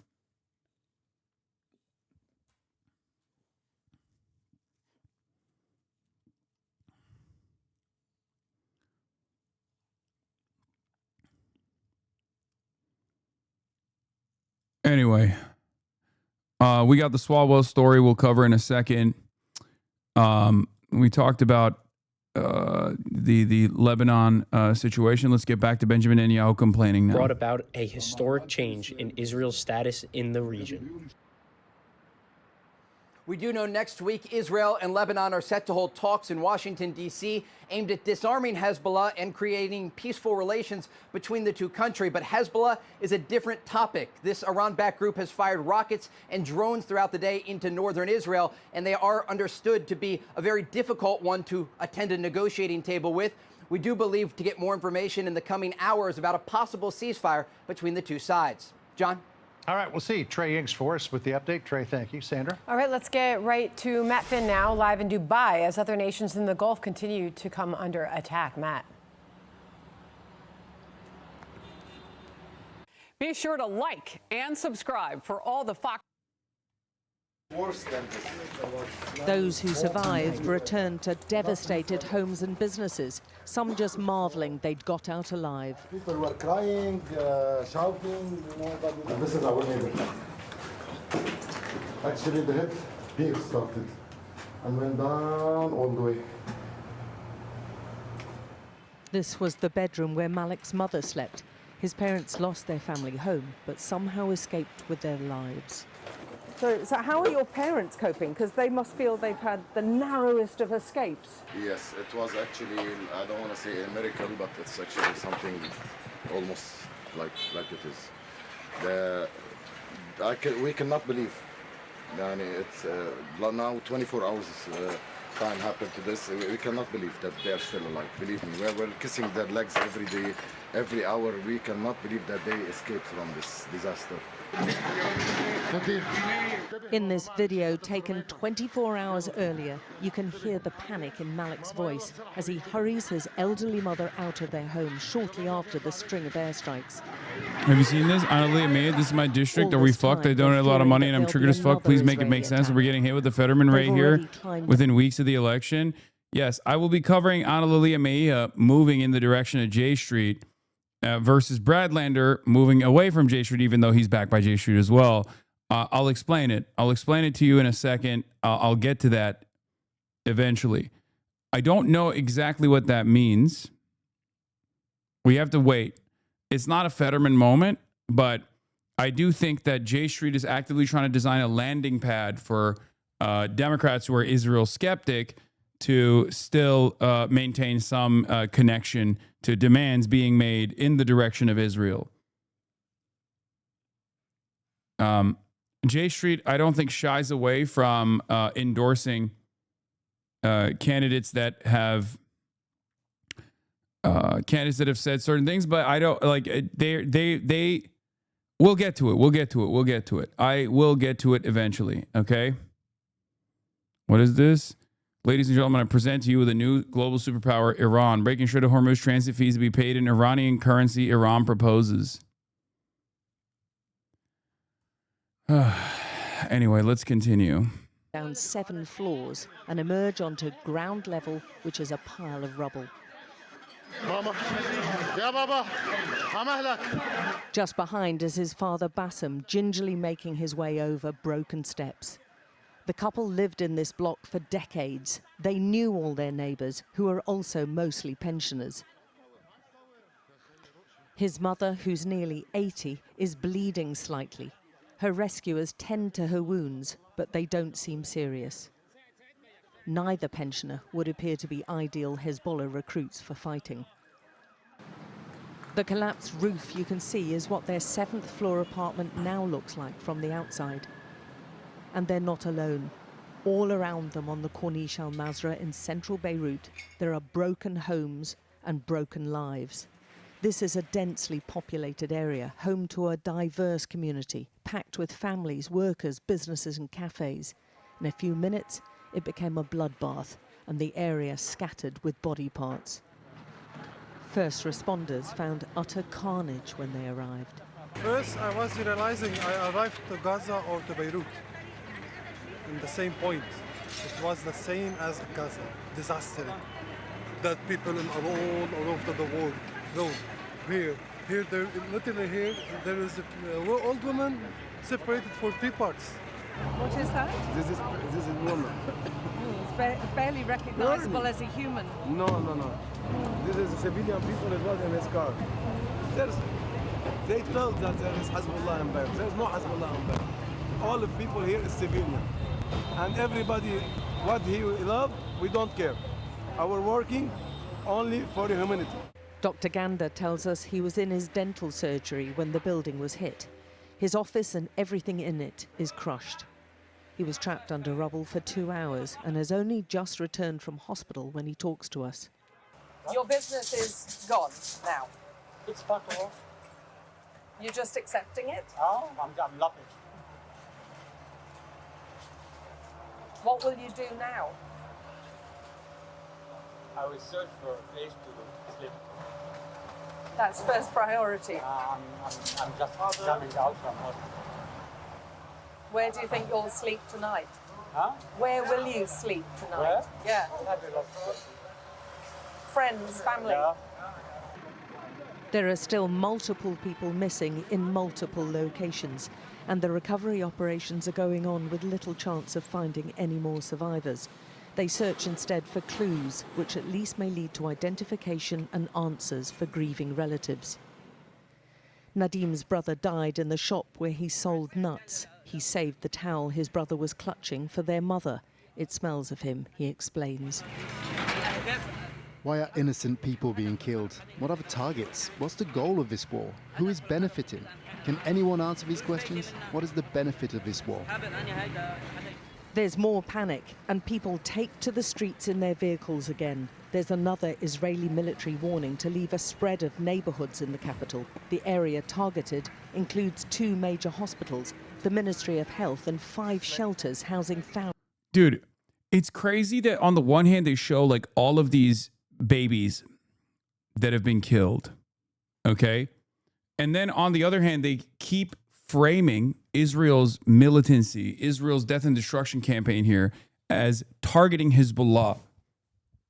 That's not the reason why Israel's bombing Lebanon, okay? It's bullshit. That's complete and utter nonsense. The reason why Israel's currently bombing Lebanon is because they want to show that they control what happens in this ceasefire negotiation and not the United States of America. Lebanon came in recognizing Israel's capacity to manipulate the American side and made this demand on purpose. Not just because they care about what happens to Hezbollah or the Lebanese people or the entire axis of resistance. Okay? The reason why Iran made that demand was because they wanted to draw a wedge. They wanted to drive a wedge between Israel and America to demand that America restrain Israel. Okay? That's the reason. Sorry, Iran, not Lebanon. Iran made this demand, tying Lebanon into one of the 10 points in the ceasefire negotiation because they wanted to force America's hand into restraining Israel. I'm telling you right now, that is going to be the most consequential element in the ceasefire. If Iran gives up on that, they're cooked. Okay? I tweeted as much here as well. Ali Ahmadi says, I think what the U.S. and Israel did regarding Lebanon will turn out to be a huge strategic mistake. If they left Lebanon alone for 2 weeks, they would have had 2 weeks of economic pressure released through Strait of Hormuz being open while they put a new military plan in place. The short-sighted decision to keep bombing Lebanon now allows Iran to keep the strait closed, meaning the economic pressure builds over time. Every day the strait is closed, the economic problems compound. Until now, buffers in the global economy, floating storage, etc., have held off the worst outcomes. But those buffers are fast depleting, meaning by the time the U.S. wants to restart the war in 2 weeks, it's going to be facing a far greater economic pressure. Netanyahu should have done what he does best, manipulating the U.S. negotiating position to make a deal impossible. If it wasn't already, then he could go right back to this after 2 weeks of oil flowing from the Gulf. Instead, he just decided not to accept 2 weeks of peace. I don't see how this is workable. The major concern now for us Lebanese is that the government are going direct talks with Israel in order to form peace between them and isolate Hezbollah to attack them in all aspects. Ali Ahmadi says, I don't see how this was workable. What Israel wants is civil war in Lebanon. True. I'm sure the Lebanese government wants to bend over backwards, but another civil war in Lebanon will be more ruinous than the status quo. Remember, energy shocks work sequentially, not simultaneously. What makes this shock mild compared to the previous ones isn't its depth, it's very deep, but that it's only been going on for 7 weeks rather than a year like in 2022. 2 more weeks is a long time.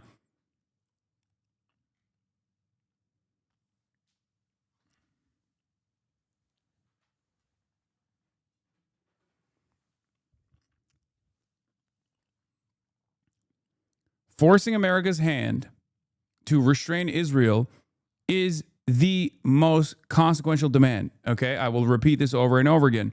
If Iran takes the unfrozen assets without reaffirming their commitment to the acts of resistance ceasefire, they will give up on the most consequential demand, which has everything to do with forcing America's hand into restraining Israel. All the U.S. concessions pale in comparison. Okay? That's it. That's it. If they are able to even stop Israel for 2 weeks or however long, that means that they are capable of telling America to tell Israel to fuck off.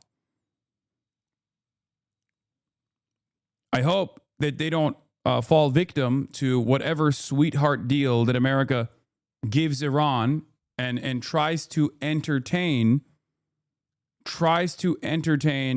the need that Iran has for economic recovery.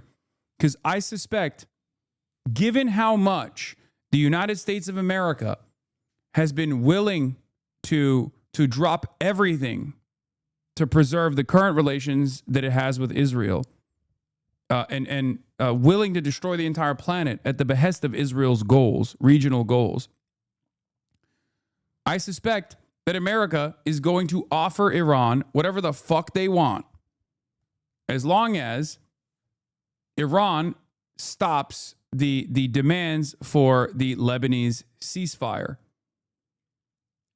The problem is China. They seem to benefit from Israel taking Lebanon so they can take Taiwan. I mean, China can do whatever the fuck it wants. And I do think that China, that's the Wall Street Journal reporting that you're talking about, okay? The Wall Street Journal reported that China is actually trying to restrain Iran so that they can go back to Donald Trump and say, hey, you got to give us Taiwan. It's a breakaway region. It's a breakaway province. Enough is enough. Let's reverse this, let's reverse American foreign policy on this and just, reaffirm that Taiwan is China, right? That is the Wall Street Journal. I don't believe that. I think China is demanding restraint from Iran. China absolutely is telling Iran to get to the ceasefire and to cut a deal with America and to cease its hostilities. I believe that. Financial Times also reported that, right? However, the reasoning behind it is wrong. Wall Street Journal's analysis on that is wrong, and it's just pro-empire propaganda. It's bullshit. Because China has tremendous leverage over America. If they want to take over Taiwan militarily, if they want to take over Taiwan diplomatically, if they tell America to stop sending weapons to Taiwan, they have all the cards. They could just fucking have that conversation totally separately. China's interest in the GCC and in the region is for Chinese interests only. It has nothing to do with Taiwan, because the GCC is a major source of energy for China and the entire Asian markets.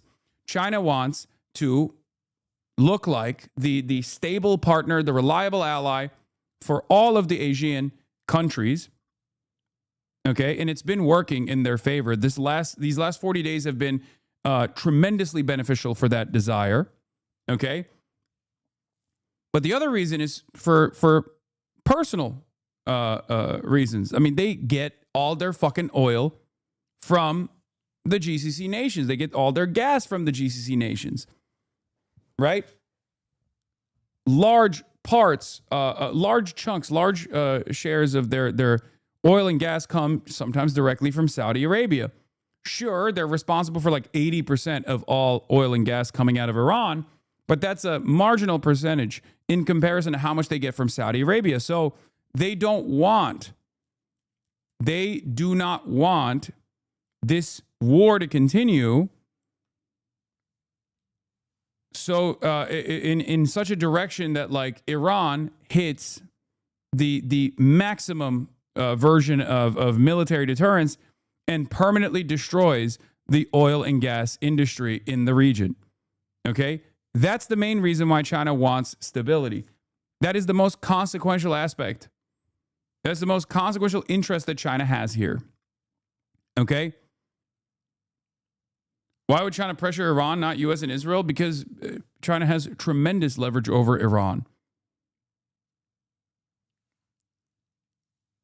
That's my frustration, though. My frustration is about China not trying to leverage anything over Israel. Not even, as far as we understand, not even going to Israel at all. To be like, dude, you got to cut it out. What the fuck are you doing? Not even pressuring Israel at all.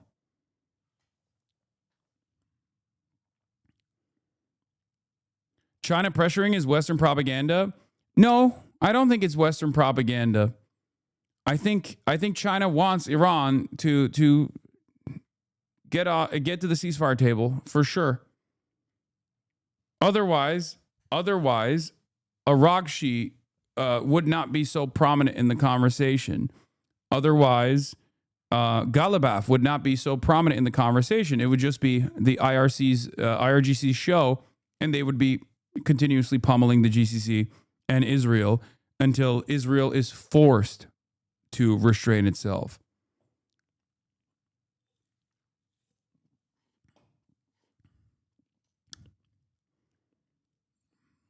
That's the way I see it. They said the same thing about Venezuela. I don't know what you mean by Venezuela. But I will tell you, China is understandably worried, a lot more worried about the GCC being destroyed because it gets a lot of its energy from the Gulf, not just from Iran, but from Saudi Arabia, from Qatar, I think, as well. And therefore, they want stability. They always want stability. China has always demanded stability. China brought Iran and Saudi Arabia to the table to engage in a successful ceasefire. This was pre-October 7, of course, but they did that. Actually, as a matter of fact, a couple months before October 7, they did that. That might have even played a role in Iran not engaging Israel militarily after Israel went over a pre-established red line in the axis of resistance that demanded military deterrence immediately if Israel militarily invaded Gaza.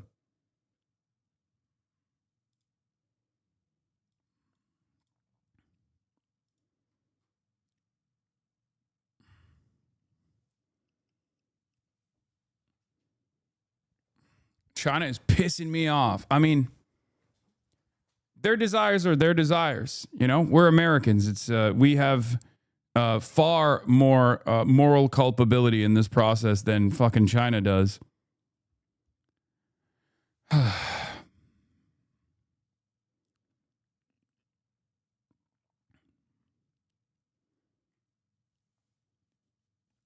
So while I do not believe that China is like, I don't believe that China is forcing Iran to reach a conclusion in the ceasefire because they want to use that as a bargaining chip against Donald Trump and convince Donald Trump that Taiwan is a breakaway province. I do think that they want Iran to get to the table and achieve a ceasefire so that the region is stable again, at least in the short term.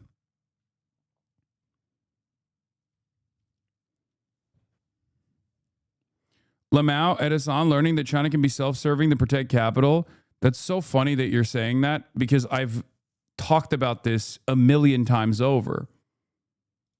It's not new, man. I don't know why you think this is like a new assessment from my end. What do I always say? China only cares about selling Labubus more than anything else. They're trade maxing. If they don't trade max, they die.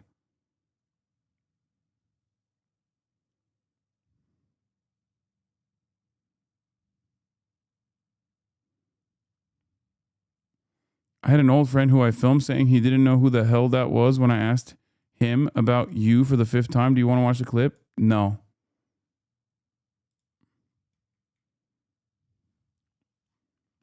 Andrews, let's watch. Defeated, and now we're going to open up the Gulf with or without them. But that'll be open. We're going to be, or the Strait as they call it, and I think it's going to go pretty quickly. And if it doesn't, we'll be able to finish it off one way or the other. It's going well. The Navy's gone, the Air Force is gone, all anti-aircraft is gone, the leaders are gone, the whole place is gone. So we'll see how it turns out. So it's JD, it's Steve, and Jared. You have a good team, and they meet tomorrow. We'll see how it all works out. You're not going to let them toll the Strait, are you? I mean, it's international. No, we're not going to let that. It's international water. If they're doing that, nobody knows if they're doing that. But if they're doing that, we're not going to let that happen. What would a good deal look like for you? No nuclear weapon, number one. You know, I think it's already been regime change. But I think if you want to learn about how this process is going, Trump, and I've been saying this consistently, is the worst person to ask. I know it sounds crazy because he has, you know, he's one of the most, if not the most powerful person on the planet. Okay. But I genuinely think Trump is the worst person to ask direct questions about how things are going because he's, one, fucking demented, and two, doesn't know what his next move is personally. Okay? Like, Donald Trump doesn't even know what he's going to say next. It's just impossible. It's impossible to make sense of whatever the fuck he's saying. So, this kind of stuff I don't think is very productive. we never had that as a criteria. No nuclear weapon. That's 99% of it. Strait of Hormuz as well? Yeah, but that'll open up automatically. The answer. I think the reason why he keeps saying that no nuclear weapon is because that's a concession that Iran made even before this war. So he thinks he can get something out of that. So he's just framing the situation as a victory ahead of time, even though it'll be major concessions to Iran. Okay? Like, as far as the 10-point plan goes, Iran said we're going to continue doing sovereign nuclear grade uranium enrichment, right? He already said that. Or the Iranian side already said that. But the Iranian side had already conceded on that point. So I could totally see Iran throwing a bone to America to, I don't know, ship out some enriched uranium or something, okay? And maybe he knows that that is the likely outcome, and that's why he's presenting it ahead of time as like a major W. When they ask him, like, what's your primary objective here? He's like, oh, the nuclear stuff, the nuclear dust, we got to get it out. We got to get it out of Iran. The reason why I think he's saying that is because if Iran leans into that as a concession to the American side, while America releases their frozen assets, America releases some of their sanctions, that'll be seen as a major concession to Iran.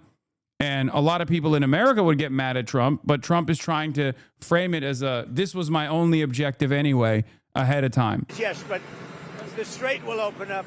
If we just left, the Strait's going to, otherwise they make no money. So the Strait's going to open. But what we have is no nuclear weapon, but we'll open the.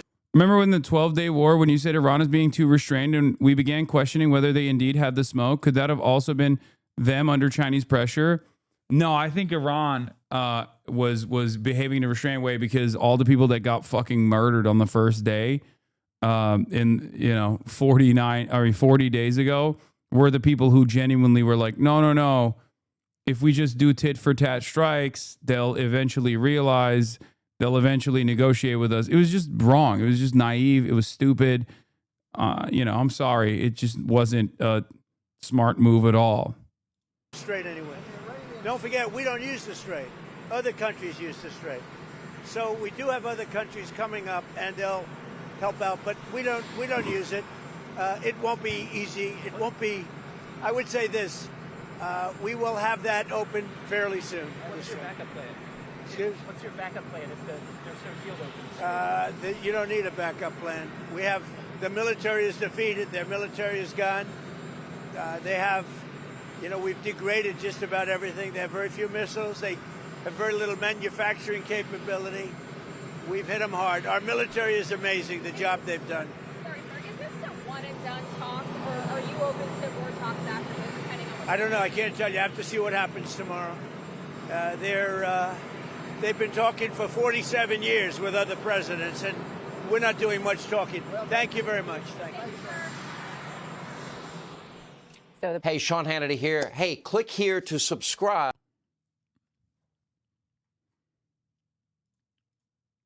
Thousands of people, yet more forced to flee their homes, joining more than 1 million others already displaced, living rough on the streets or in the back of their cars. More than 1/5 of the population have been terrified into moving now. Just kilometre after kilometre of displaced people who have just fled and now parked on the side of the road, and all their belongings, everything they own, now in that vehicle. And this is if they're lucky enough to even have a vehicle. Many of them are just on the pavements now. This country is shattered and its economy busted. The numbers killed and wounded. Should Vance feel worried knowing what happened for previous negotiating teams? No, I don't think Israel's going to fucking assassinate JD Vance, chatters. I mean, give it like 5 more years, okay? We're not there yet. But if the dynamic continues, if the dynamic between Israel and America holds, then sure. Fuck it. It won't even be on Pakistani soil. It'll be on American soil. Israel will be like, we're killing the president today. We didn't like that the president wouldn't allow us to move into Greece after we have, destroyed Turkey or some shit. Wounded are rising every single day. Its people desperately want the war and the killing to stop. Alex Crawford, Sky News, Beirut. Let's speak now to Ambassador Danny Danon, Israel's permanent representative to the United Nations. Ambassador Danon, oh God, my favorite. My favorite. Very much for joining us here on the program. In the last 48 hours, we've seen the deadliest attack on Lebanon since the start of this conflict. 100 strikes in 10 minutes, killing over 300 civilians, including women and children. Was this an attempt by Israel to undermine this ceasefire? Thank you for having me, Yilda. There is no ceasefire between Israel and Lebanon. Prime Minister Netanyahu said it very clearly. We are targeting Hezbollah terrorists. And I want to remind you that Hezbollah started this cycle. We spoke in the past many times. We signed a ceasefire agreement only in November 2024. But it was Hezbollah, again, that decided to attack Israel, launching rockets on our communities. And we take actions. We don't take any chances anymore. We're pushing back Hezbollah from our border to the northern parts, and we're targeting Hezbollah targets. So, I heard also your interview with the minister a minute ago.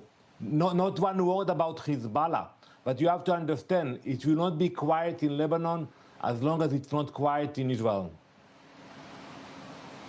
Well, can I just say, you say that you're targeting Hezbollah, but densely populated civilian areas were struck, where the elderly were killed, small children were killed, mothers were killed, doctors, poets. As I said, these were densely populated areas, civilian areas, with people who had no affiliation to Hezbollah.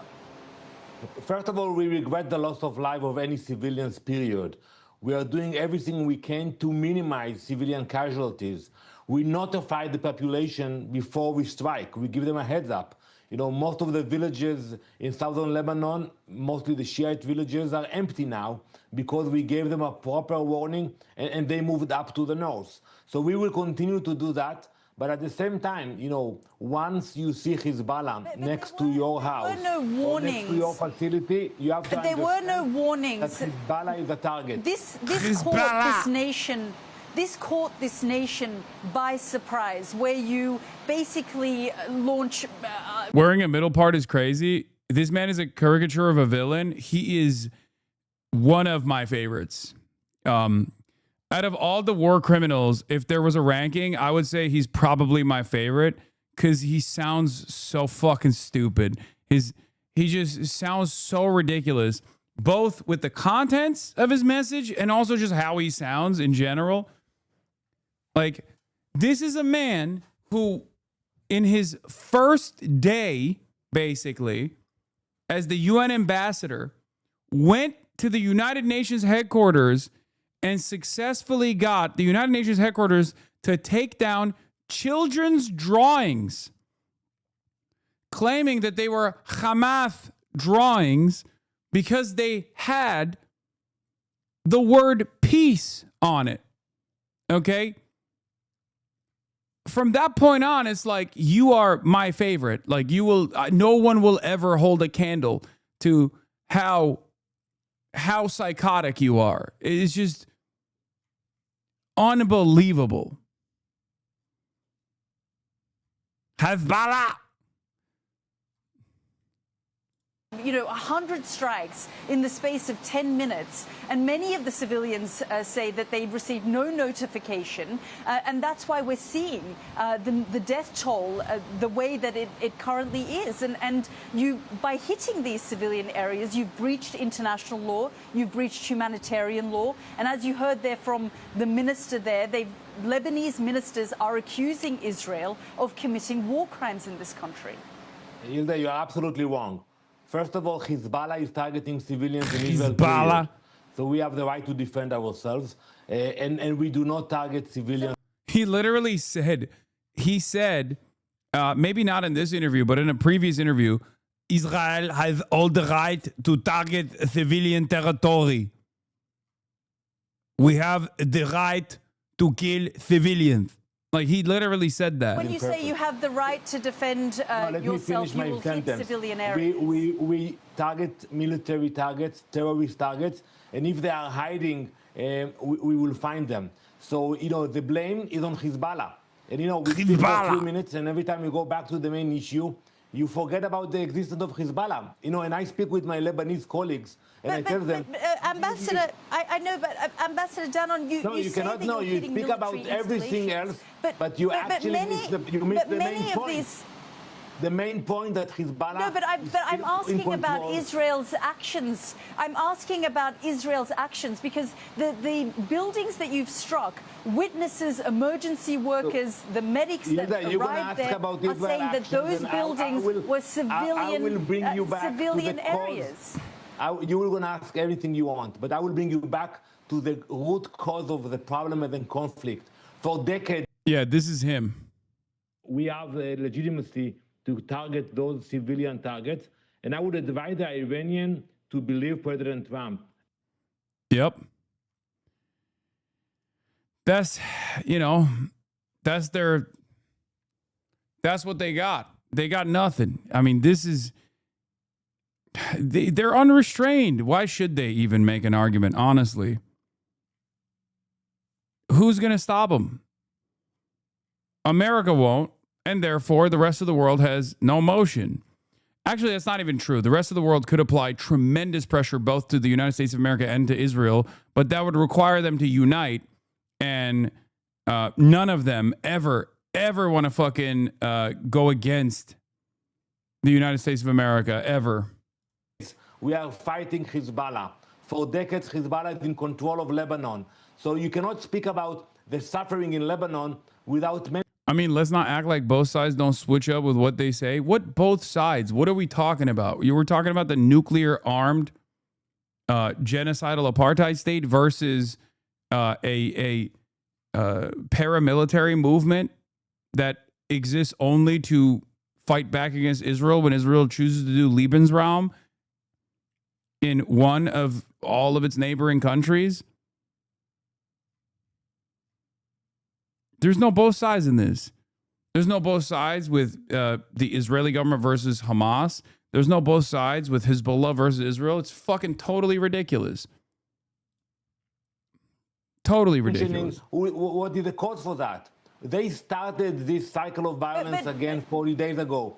So now to come But to Ambassador, Israel, you have an when we obligation retaliate- under international law, under humanitarian law, to ensure that you do not target densely populated areas. And these areas, the buildings that you struck, were civilian areas that had no affiliation with Hezbollah, that weren't military installations. No, that's and not that's correct. why we are seeing a high number of civilians, including women and children, killed. And I mean, there are the profiles of these people. I'm here in Beirut, and I've been speaking to officials. I've been speaking to families and those who have been impacted, and they were civilians.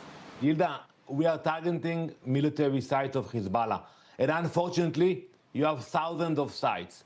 Hezbollah is targeting civilian communities in Israel. As we speak, you have Israelis in shelters in northern Israel. And you cannot ignore the fact that the Lebanese government and the ministers, they all say the right things, but they don't take actions against Hezbollah. You know, how many troops they have sent to southern Lebanon?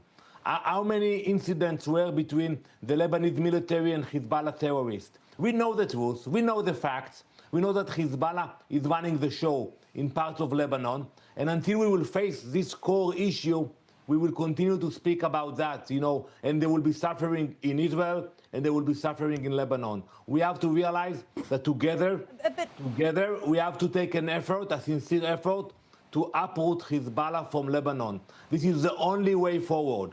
Otherwise, there are going to be more cycles of violence, more tragedies, more sufferings for both sides. Ambassador Danon, you've mentioned those Lebanese ministers who continue to be outspoken against Hezbollah, who want to and are pushing for talks with Israel, who have condemned Hezbollah's actions going back even to the beginning of this conflict 6 weeks ago, accusing Hezbollah of dragging this country into this war. But they've also accused Israel of... HasanAbi, can you explain your criticism of the Lebanese government? Are they letting Israel bomb them? I don't get it. Yes.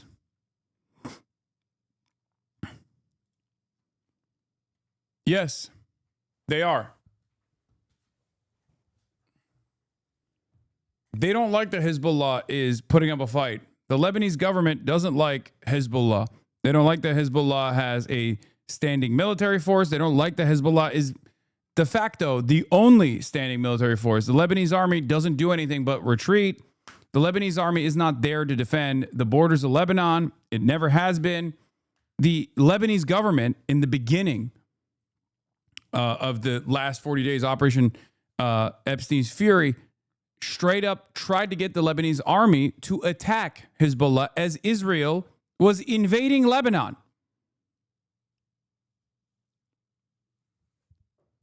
And the Lebanese army was like, no, we'll retreat, but we're not going to fucking fight. We're not going to fight against our own countrymen at the behest of a foreign invading force. Like, what the fuck? But because, like, UNIFIL doesn't matter, right? The Lebanese military doesn't matter. There's no force, with the exception of Hezbollah, in the country that is willing to fight against Israel and willing to stop Israel from advancing. Okay? Because the United States of America clearly is letting Israel run the fucking show.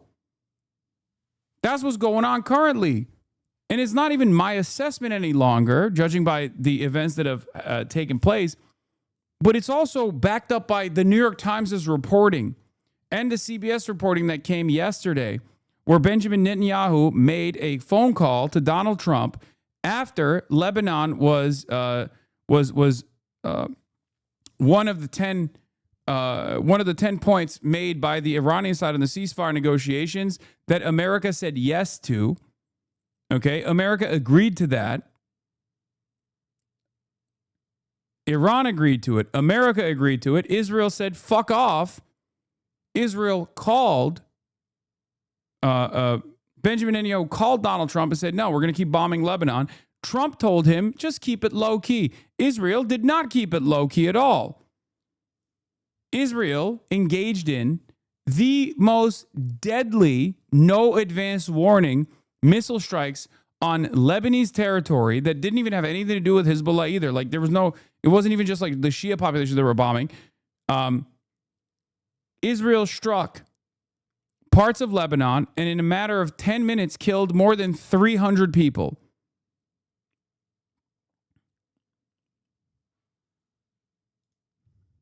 Support JD Vance and call him to take control of the country so we can finish this mess and support the Catholic Unite. Solution is JD or someone Catholic like Joe Biden. Joe was the one who Israel can't force the war because he was a Catholic.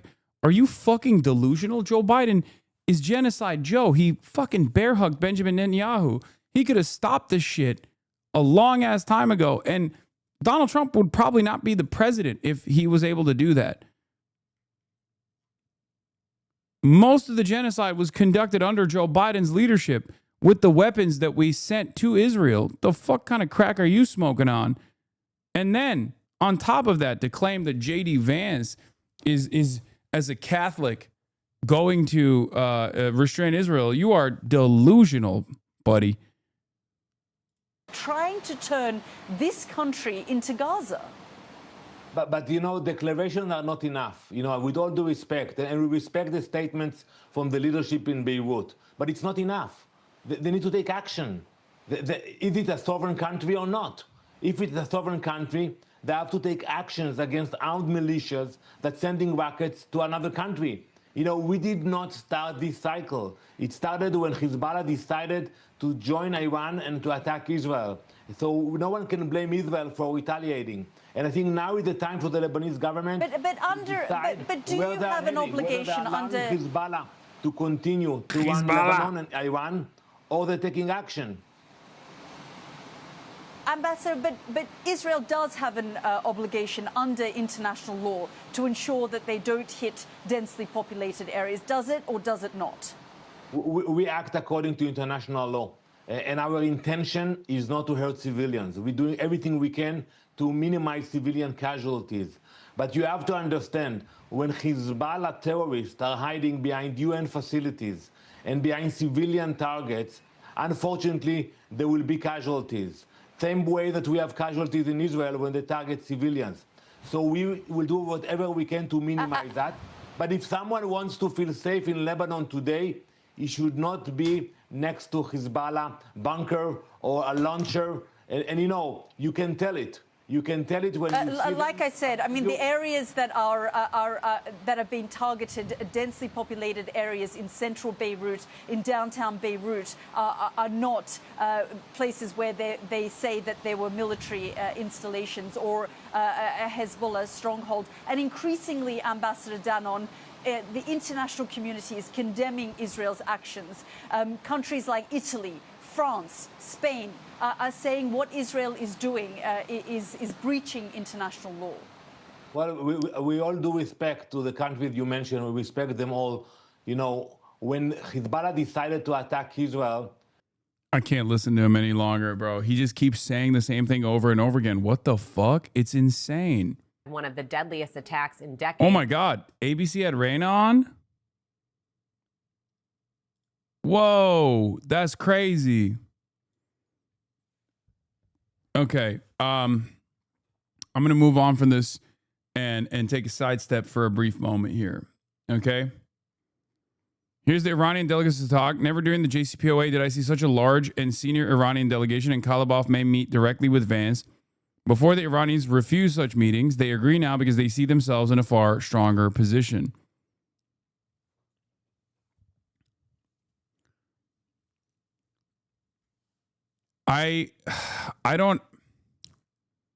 I'll be honest. I have my concerns about this.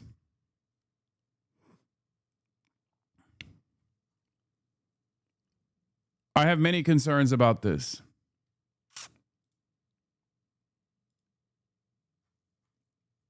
Axios, citing sources Beirut and Washington, requested a temporary halt to attacks on Hezbollah from Israel before direct negotiations. Yeah.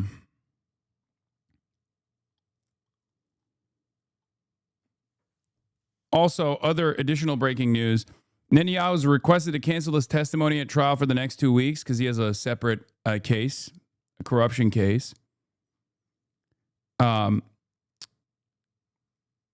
He has requested to cancel his testimony at trial for the next 2 weeks due to security-related reasons connected to the dramatic events.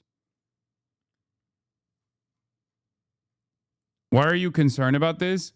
Too many high-profile figures are involved in the talks directly. Israel has no investment in a real ceasefire, doesn't want a ceasefire at all. And I worry about the ceasefire holding in some respects without meeting the primary demand that Iran has made, which requires America to restrain Israel. And I worry about the ceasefire not taking place at all and it exploding in some capacity, again, due to America constantly following Israel's demands.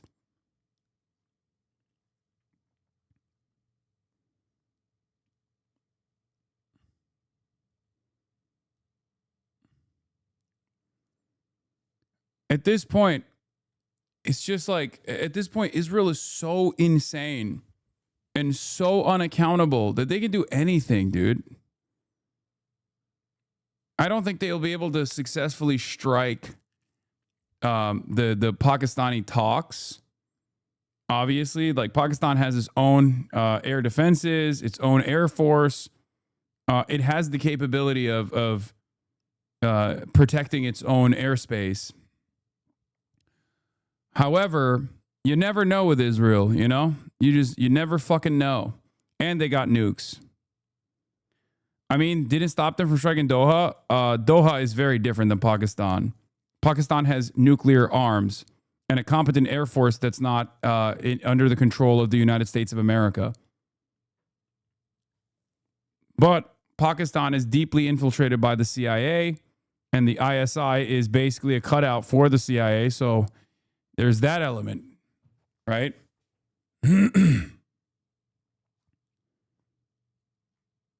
So it's different than Qatar as far as sovereignty. Qatar is not a sovereign nation, let's be real.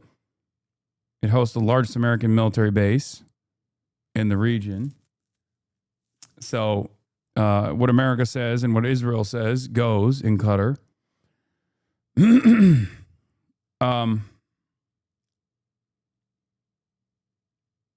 The success of these talks relies on Trump understanding he's been defeated, a thing which he's notoriously unwilling to do. That's not true. That's not true. Trump has waved the white flag against Ansar Allah, but that was not as consequential as this one. Trump has retreated from attacking Sanaa. That's a very important part of this analysis. It's very important. That's a very important pivot point to go back to. Trump has absolutely shown restraint in the past and has pulled out. So, what? Permaban him, HasanAbi. Hail Hitler. What? Is this guy trying to get me permabanned by saying Heil Hitler? What the fuck? Brother, you didn't even write it correct.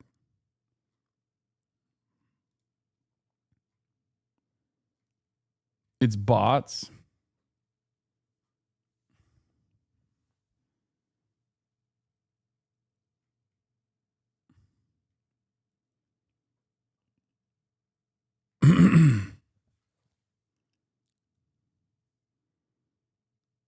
Anyway.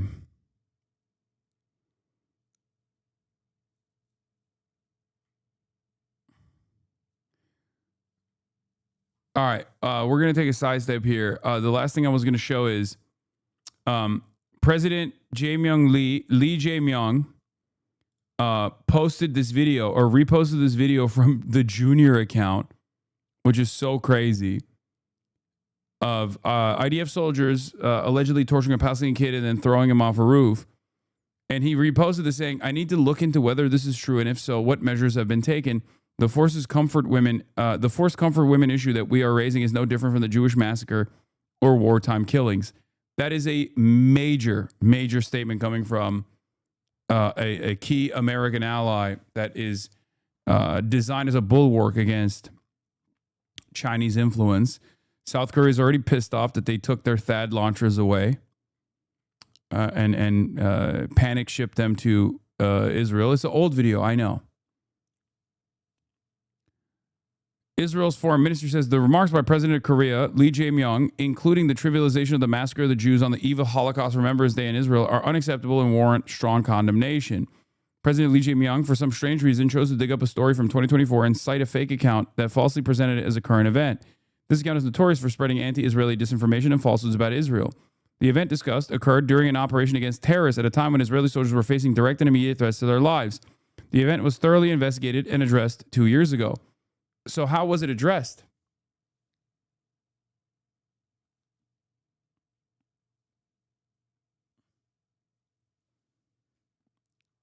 Yet we have not heard a single word from the president about the terrorists who were at the center of this event, nor have we heard a word from the president regarding recent Iranian Hezbollah terror attacks against Israeli citizens. Mr. President, it's always better to check before posting. Yeah, I mean, this is a major blow to Israeli diplomacy and even Korean, South Korean diplomacy with the United States of America. I like that the Israeli Foreign Ministry's statement here was basically, how dare you trivialize the Holocaust? Yes, we can throw kids off of a roof if we choose to do so as a treat because we were scared. Great. It's a great take. Fantastic, honestly. Anyway, let's get to Eric Swalwell. This is a huge story.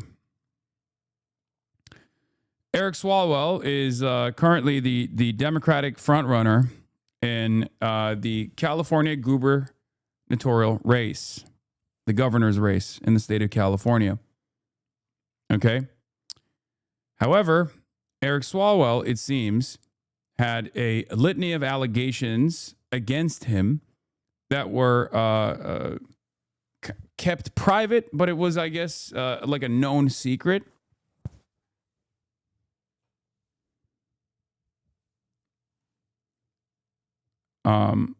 And SF Chronicle busted the case wide open. Is this? Does anyone have a remove paywall SF Chronicle link?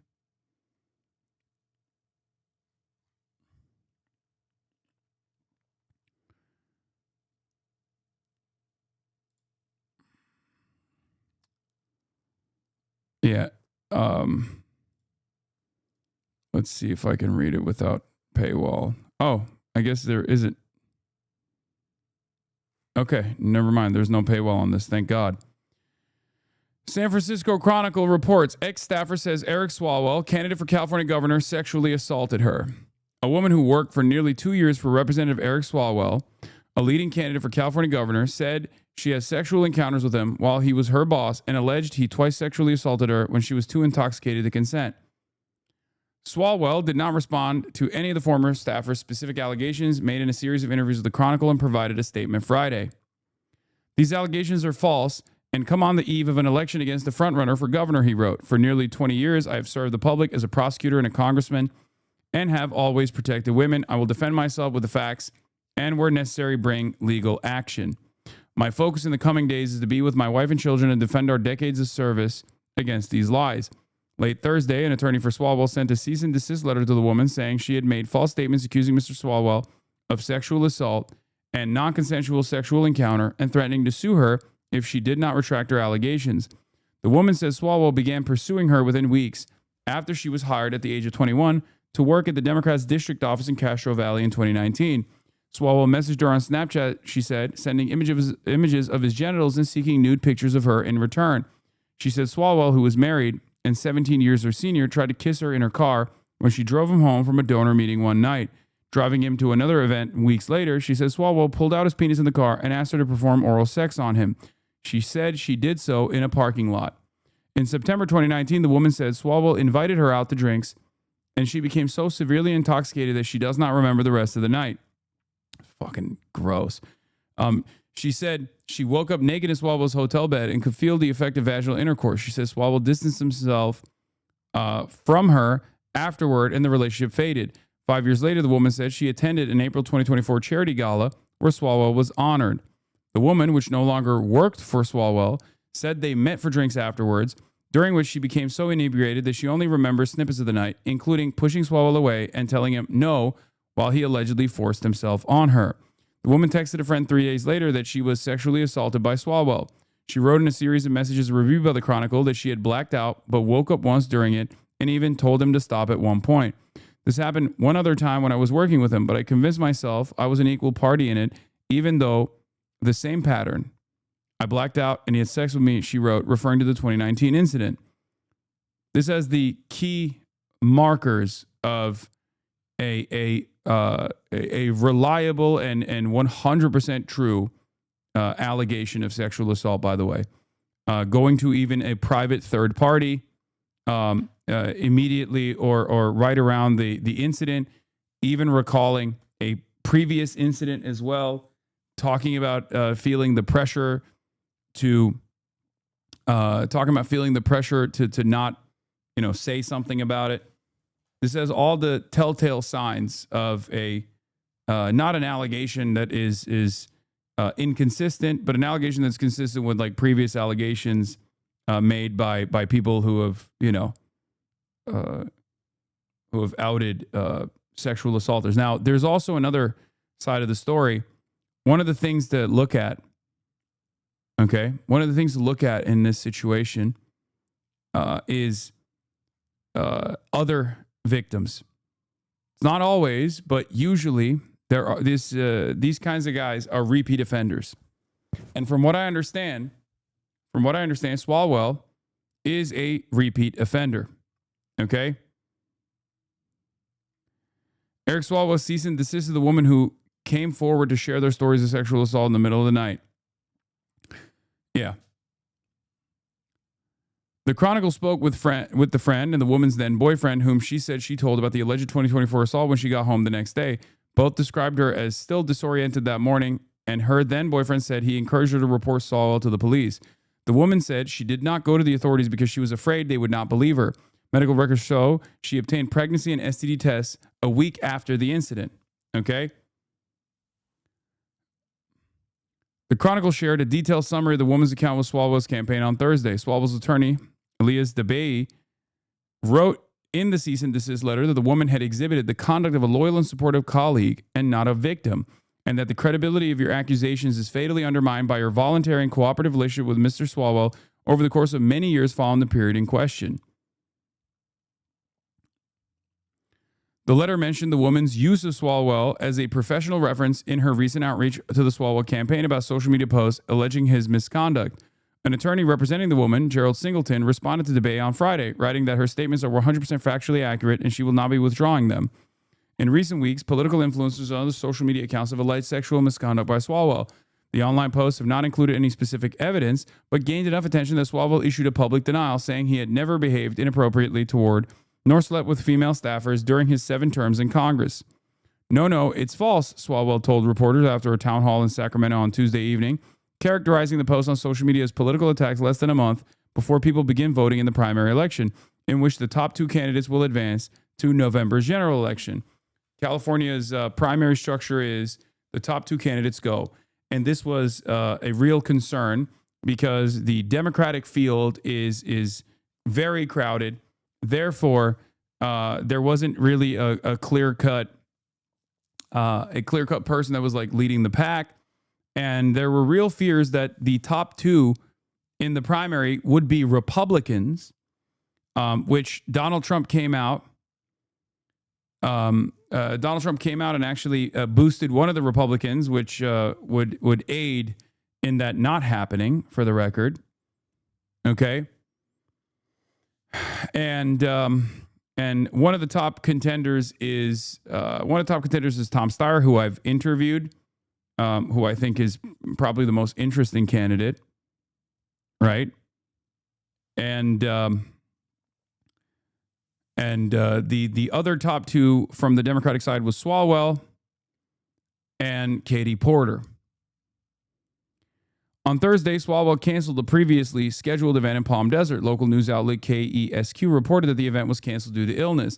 The Chronicle is not identifying the woman in the story in compliance with this policy against naming alleged victims of sexual assault. Reporters looking into the broader allegations against Swalwell reached her while contacting dozens of his former staffers. The woman said she largely kept quiet about Swalwell's behavior for years out of fear she would suffer personal and professional consequences, which, again, is a very consistent victim testimony, not just in this story, but also in all of the other stories that I've covered over many, many years. Okay?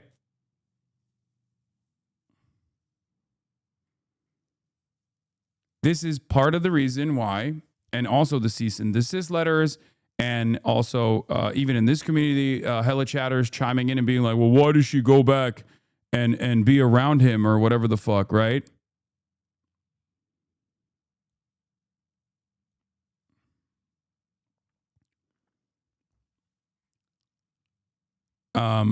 This is a big part of the reason why. This is a big part of the reason why women don't come out. Okay.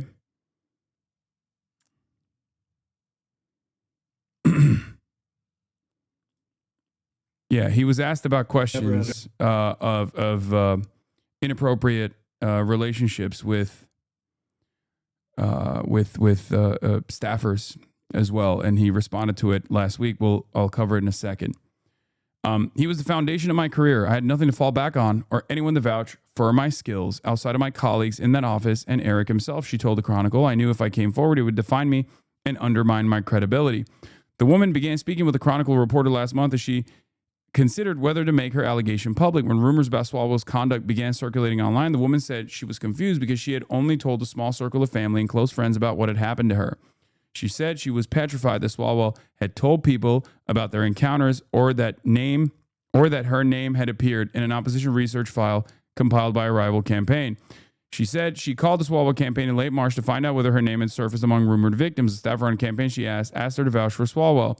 She said the staffer asked her whether Swalwell had ever been inappropriate with her, and then, when she hesitated to answer, said, actually, I don't want to know. When the campaign staffer told her Swalwell was not afraid of the rumors because he had not done anything inappropriate, the woman said she felt determined to speak out. He was so confident that I would stay silent and that he wasn't scared, she said, of Swalwell.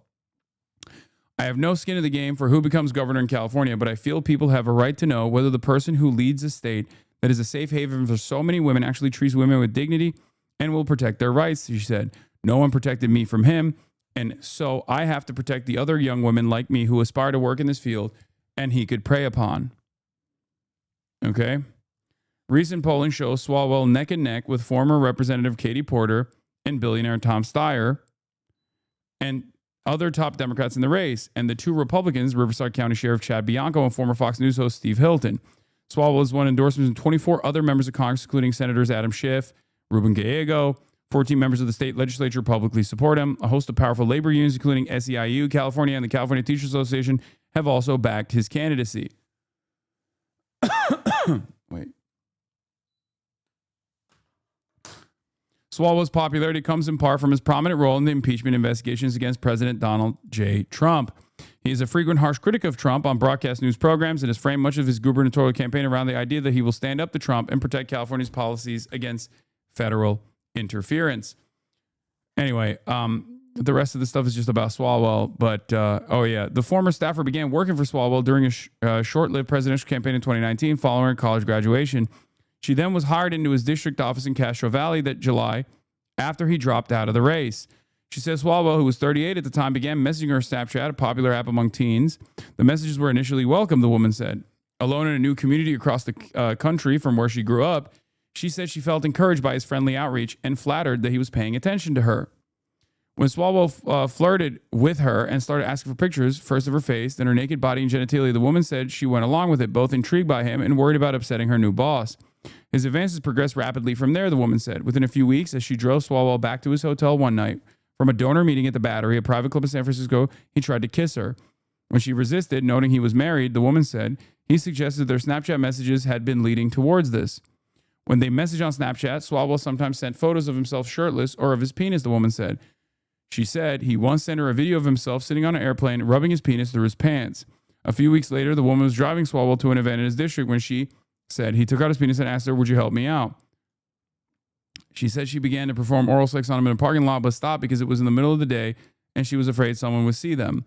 On September 27, 2019, the woman says Swalwell invited her and a group of friends to join him and an advisor at Haps, a steakhouse in downtown Pleasanton. The woman had been drinking before the gathering, she said, and Swalwell bought more alcohol for her when she arrived. She says she became so inebriated that she does not remember how she left the restaurant, only that she woke up the next morning and saw his hotel bed naked. She also has a brief recollection of him sucking her toes, which she said disgusted her.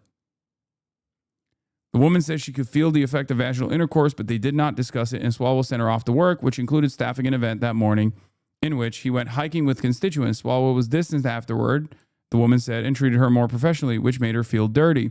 Swalwell posted photos from the hike on his official Facebook page later that day. Great weather, beautiful scenery, and great discussion, he wrote.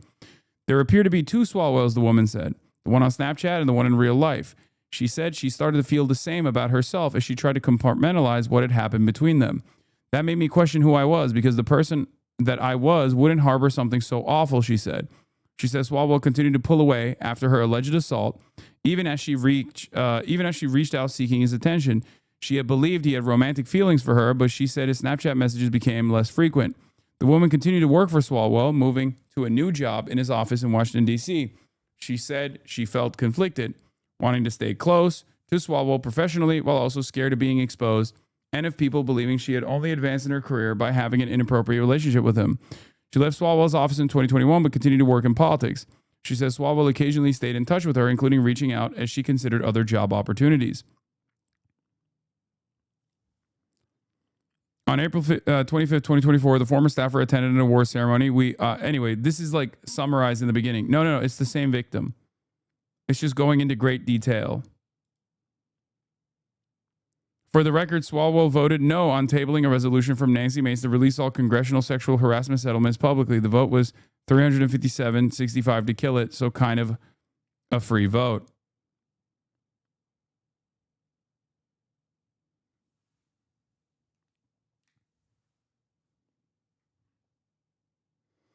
Since this has come out,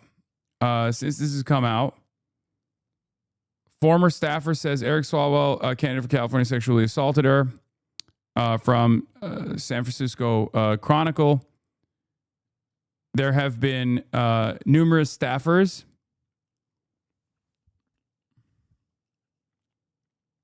Why are 356 other members protecting Swalwell? No, that's not that.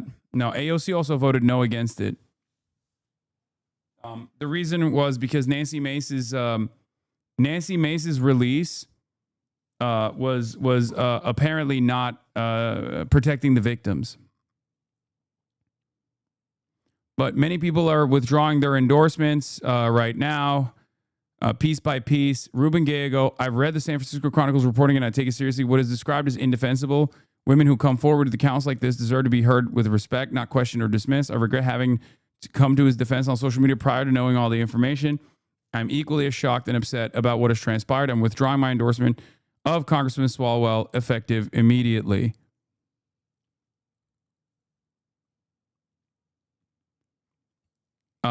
Ian Calderon, the allegations against Eric Swalwell are deeply disturbing and troubling. Former Majority Leader of the California State Assembly.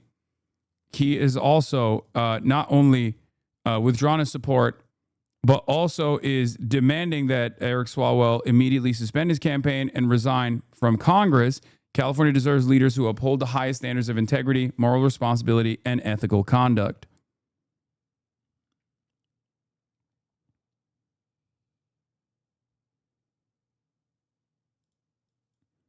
I don't understand how so many people automatically do this. Like, it's unbelievable. Bro, there's already an unimaginable power dynamic at play. Like, even with a consensual relationship with a fucking 20-year-old staffer versus, like, you know, a 34-year-old, 35-year-old congressional representative, like, that's already unbelievably fucked up. Okay? And then you're literally saying that a victim that's come forward, about being sexually assaulted while inebriated and unable to consent is actually lying. What is it with people? Like, why can't this ever be? Is there ever an instance where you will believe a woman? Like, Is there ever an instance? No, probably not, right? People rarely ever place themselves in the shoes of these victims in this circumstance, especially men. Men are very fearful of like false allegations or given the dynamic in interpersonal relationships with members of the opposite sex. Men are fearful of having their advances not be met with a positive reception, or potentially in that gray area. There are a lot of men who are fearful that what if in the aftermath of what if I didn't read it correctly, right? Like, what if I didn't read the situation correctly, or what if I did something that could be potentially considered inappropriate later down the line? They can never place themselves in the shoes of the victim. They always have a consistent attitude where they think they are going to be victims. Okay? They think they're going to be victims of a false accusation. Statistically speaking, obviously, real sexual assault that doesn't get properly investigated is far more likely than someone being victim to false allegations. This doesn't mean false allegations don't exist, but they're very, very rare statistically. And not only are they very rare statistically, okay, there are some markers that you can point to. There are certain things that you can look at when interpreting whether or not a sexual assault allegation is credible or not, okay? Because once again, Believe Women were within the Me Too movement did not mean that like women have an inability to lie. It didn't mean that you just reflexively, automatically consider every allegation to be correct 100% of the time. It's just that at the time, the automatic consideration always favored the man, and people reflexively disbelieved women. That's what Believe Women means. Believe Women means don't reflexively disbelieve women. Okay? And having said that, there are certainly some telltale markers here that are consistent with credible sexual assault allegations regardless. Like the victim going to friends in the immediate aftermath.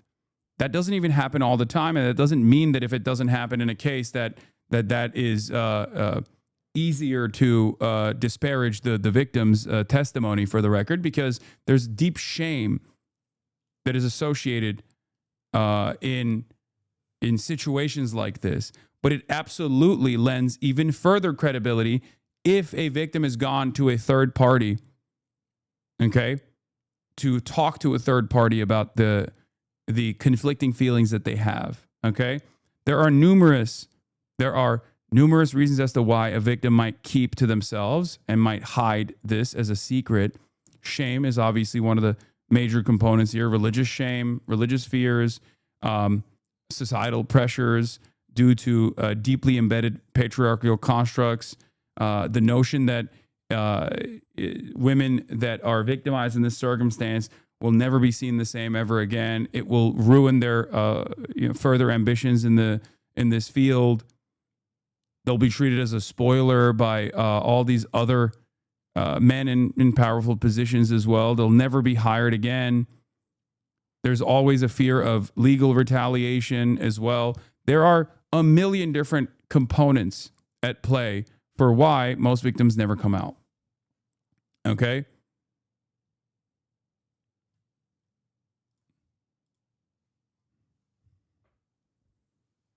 But people who look at a story like this and look at allegations like this and automatically fucking side with the guy without factoring in the credibility, without making a proper assessment on whether the allegations are credible or not, are fucking delusional.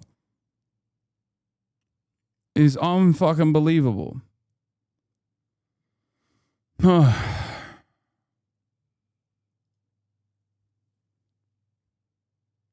And not only that, but one of the primary things that you can always look to is like repeat offenders, okay?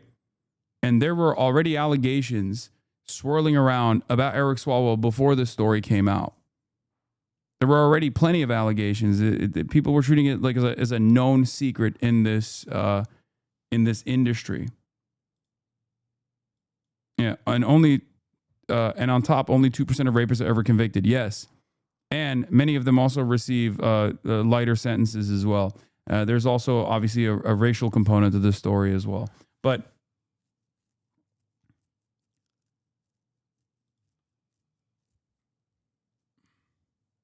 yeah, Senate leadership, senior leadership doesn't quit on a single allegation. It feels like Swalwell's predation was well known in California political circles, and leaders quit before the public finds out. Yeah. Politico was reporting that multiple people have abruptly resigned from Eric Swalwell's gubernatorial campaign. Members of senior leadership have departed the campaign, including Courtney Pugh, a strategic advisor who served as Swalwell's top liaison to organized labor groups. Pugh confirmed her resignation, but declined to comment further. Two other people who were granted anonymity to discuss internal campaign dynamics confirmed there have been at least 4 departures.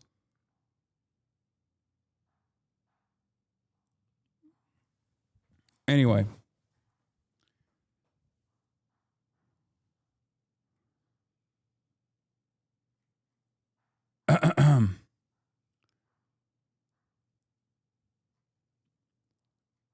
So there's a campaign implosion that's taking place as well, which means that people with maybe a little bit more insight into the allegations or a little bit more knowledge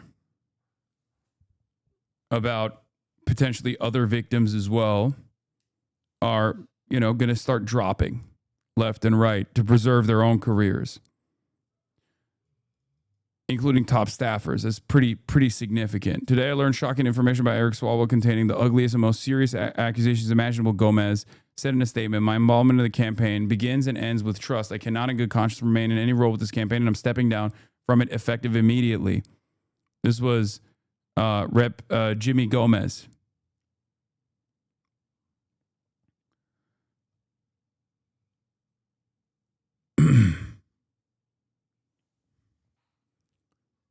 The fallout extended to prominent interest groups that have backed Swalwell. The California Medical Association, which has dropped more than $1 million into a pro-Swalwell committee, said it was convening an emergency board meeting. The California Teachers Association suspended its endorsement.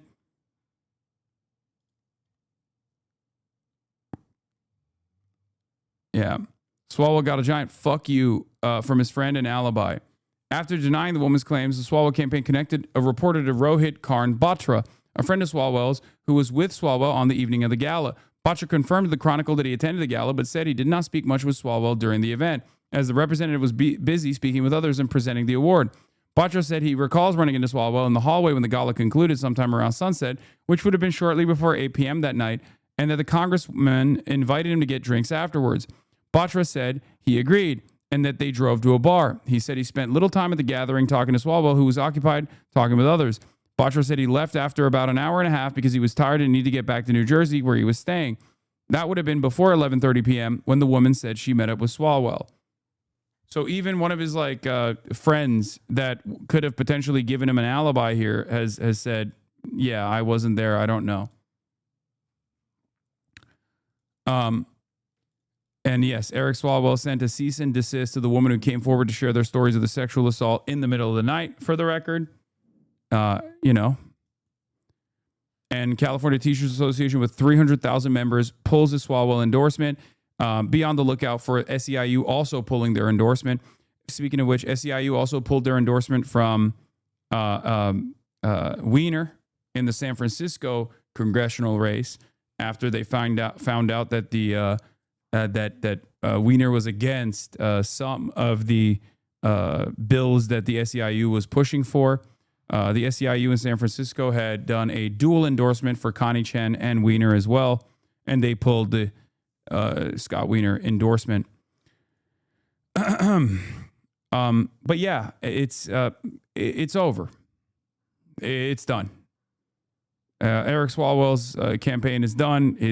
Most likely his political career is done as well. And good riddance is what I say. He deserves far more than just losing his political career.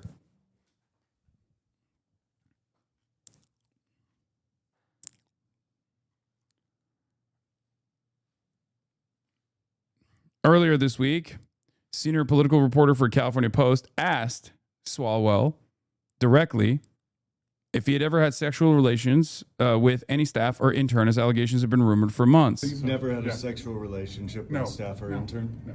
That's what we're saying? Yes, that's false. Yeah. Okay. Do you have any response to share? Yeah.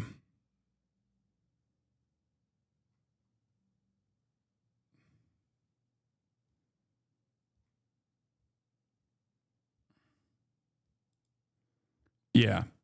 The reporting includes contemporaneous texts and treatment notes, among other corroborating details. It's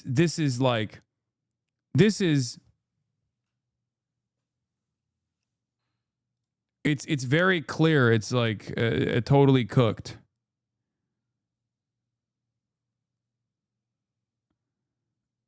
What is this? Josh Krauscher, incapable of stopping himself from saying something stupid, it seems. How in the world, in the biggest state, in the largest Democratic population in the country, are Dems' main choices Eric Swalwell, Katie Porter, and Tom Steyer? Speaks a lot of the state of our politics in the Dem Party circa 2026.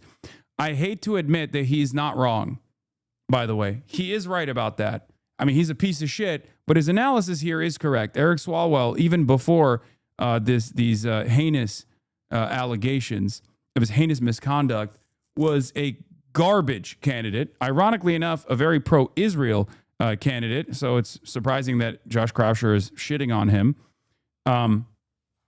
That's number one. Number two, Katie Porter also has a litany of other personality-related issues. Okay? And she was also a very weak candidate as well. And Tom Steyer is an unknown entity and a fucking billionaire. And right now, we're kind of stuck with him. Okay? At least he's been more responsive to pressure, including but not limited to me asking him about whether he would commit to calling what Israel did in Gaza a genocide or not.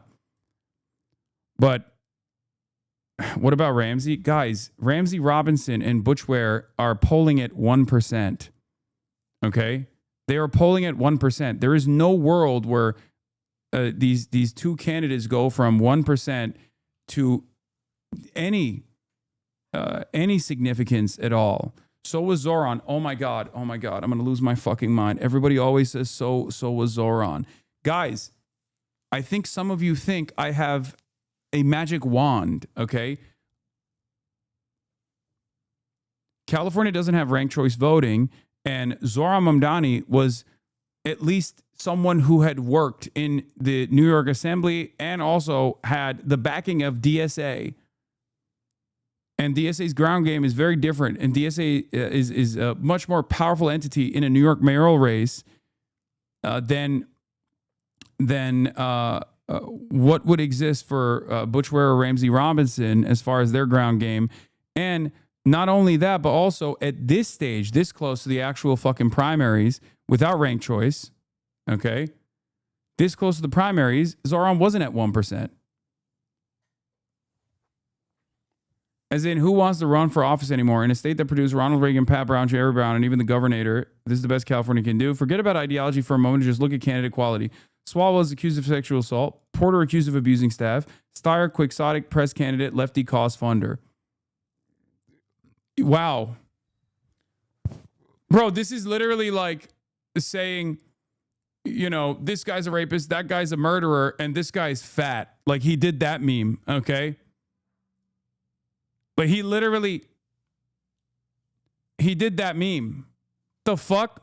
One of these things is not like the others. Now, why is Josh Krauscher saying that about Steyer, by the way? Do you want to know why? Because Tom Steyer, out of all the top contenders, is the most Israel skeptic candidate that has any viability. Literally, the Republicans and the Democrats both. Tom Steyer is the only one that is remotely critical of Israel, has complained about APAC, all this stuff.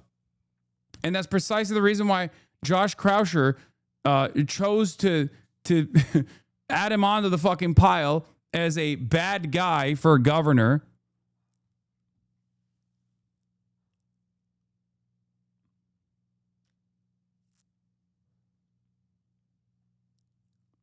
Anyway, yeah, Biggie was fat meme. Exactly.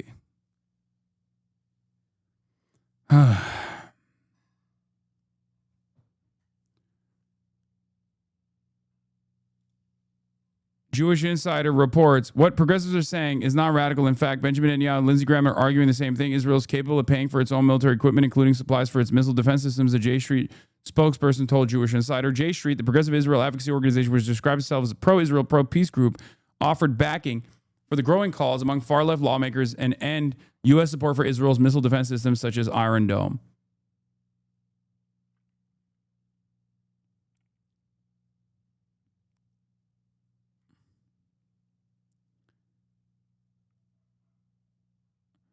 Yeah.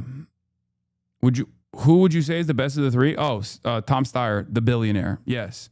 Hasan Piker, the socialist candidate. I mean, the socialist content creator is saying that Tom Steyer, the fucking billionaire, is the best we got in this situation as far as candidates with viability. Candidate leaked? Okay, shut the fuck up. Accusers on CNN right now? Wait, no shot. Actually, it's probably the journalist, chatter. Probably not the... Wait, someone linked me the CNN live stream. Wait, hold on, I found it. Oh my God, it is. I felt more secure that I could have a strictly professional relationship with this person. After that bar closed, we went to another. I went to the bathroom and I don't remember anything after that. You don't remember anything? I remember the next day, I can see flashes of that evening of him on top of me pushing him off, him grabbing me. Trigger warning. It was a lot more aggressive. It was aggressive. Did you say no? Yes, I said no. In my flash that I can recall, I was pushing him off of me saying no. And what did he do? He didn't stop. He didn't stop. And you woke up the next morning? I woke up the next morning naked, alone in his hotel room. I, for a moment, didn't even know I was in his hotel room. That's how intoxicated I was. And I called my mom, the only person I could think that could help me.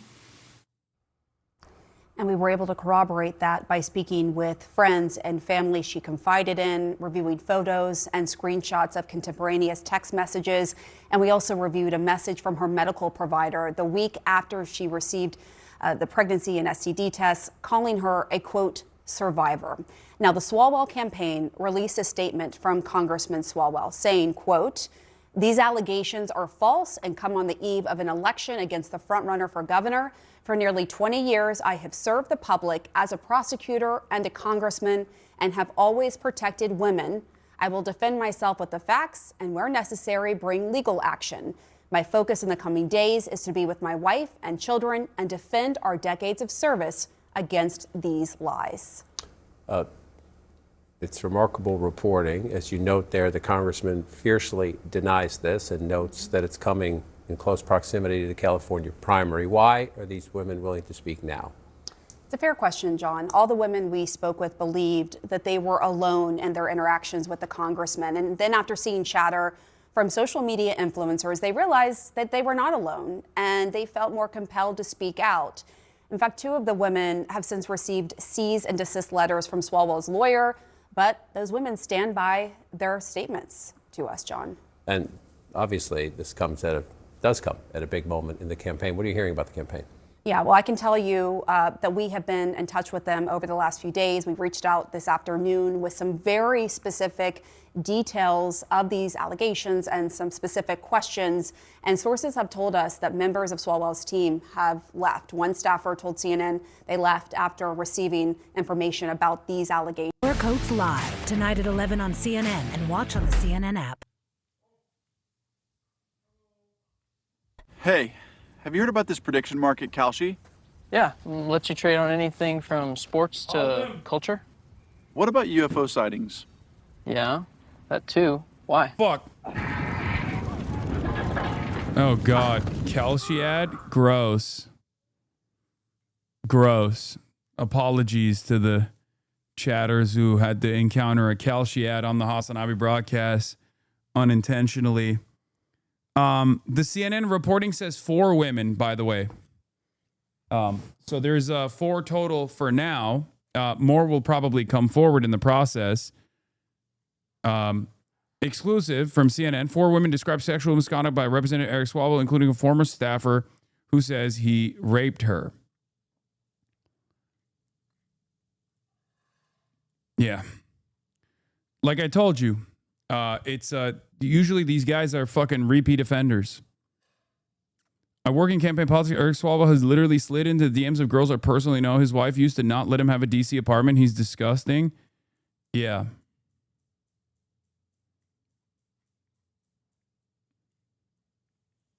It's good to see them being revealed. Do you have any predictions in this aftermath? Yeah, I think this will boost. I mean, it feels kind of dirty and gross to talk about like his, talk about the gubernatorial race so close to like this coverage. But I mean, he's done. It's over. He deserves far worse than what he is going to receive, which will be his career is forever tarnished. He's done with politics, I suspect, and good riddance. Also, outside of that, his gubernatorial run is absolutely fucking over. He deserves prison time. Let's be real. That's what he actually deserves. However, that's probably not going to happen. And this will give a somewhat of a boost to Katie Porter, I assume. And Tom Steyer most likely will become the next governor of California, which isn't, again, out of all the top contenders, Tom Steyer is the only like independent and the most interesting one, which is precisely the reason why I interviewed him.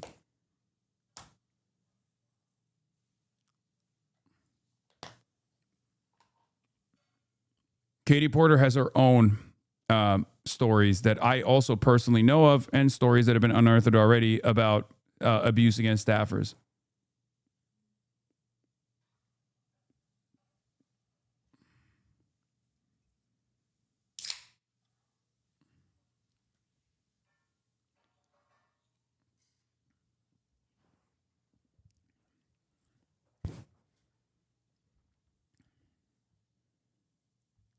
Not sexual abuse, for the record.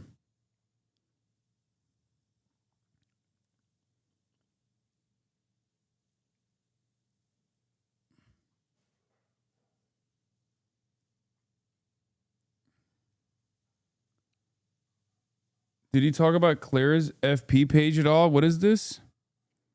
It probably also means the Republicans are fucked because he was helping split the vote enough that they were competitive to get through. Yeah. Who's Claire's FP page? Foreign policy page?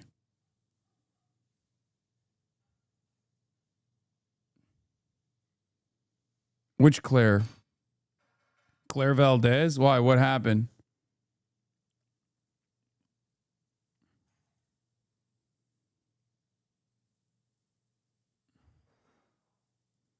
Yeah, she's like pretty goated, no? Yeah, she's fucking awesome. Am I crazy? Yeah, she's like pro lifting sanctions on Cuba. She's incredible. I mean, I knew this already from my conversations with her and also from what I've seen her say in the build up to her revelation. Yeah, no, it's incredible. Anyway, as far as Ana Lilia Mejia goes, so I have a different opinion about what J Street is doing here. Okay, what is this? J Insider, a Yale spokesperson told me Piker's views include justifying October 7. Okay, whatever. Yeah, they're Yeah, Claire Valdez is goated, and she's going to win. And that's another, that's another one of the candidates that we've propped up. And I'm happy to have worked alongside that or helped a little bit to the best of my ability. As far as Ana Lulia Mejia goes, okay, J Street has come out in support of Ana Lulia Mejia, and also J Street is now repositioning. Updated in a statement, J Street President Jeremy Ben-Ami says Mejia is committed to the people of Israel and future grounded in peace. Being pro-Israel doesn't mean blindly supporting Netanyahu, nor does it mean being anti-Palestinian. Ana Lulia Mejia stands firmly against anti-Semitism and all forms of hate, and we look forward to working with her to support Jewish communities in both Israel and the United States. A couple things about Ana Lulia Mejia's race. Very Jewish district. And not only that, but also...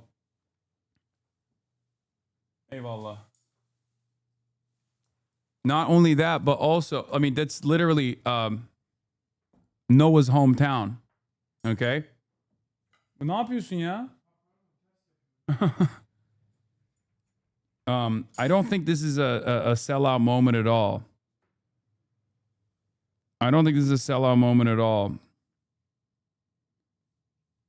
I will explain. I mean, only time will tell, for the record.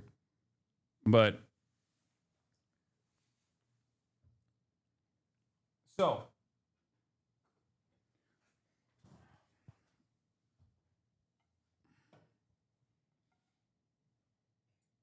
he's also from New Jersey? Yes.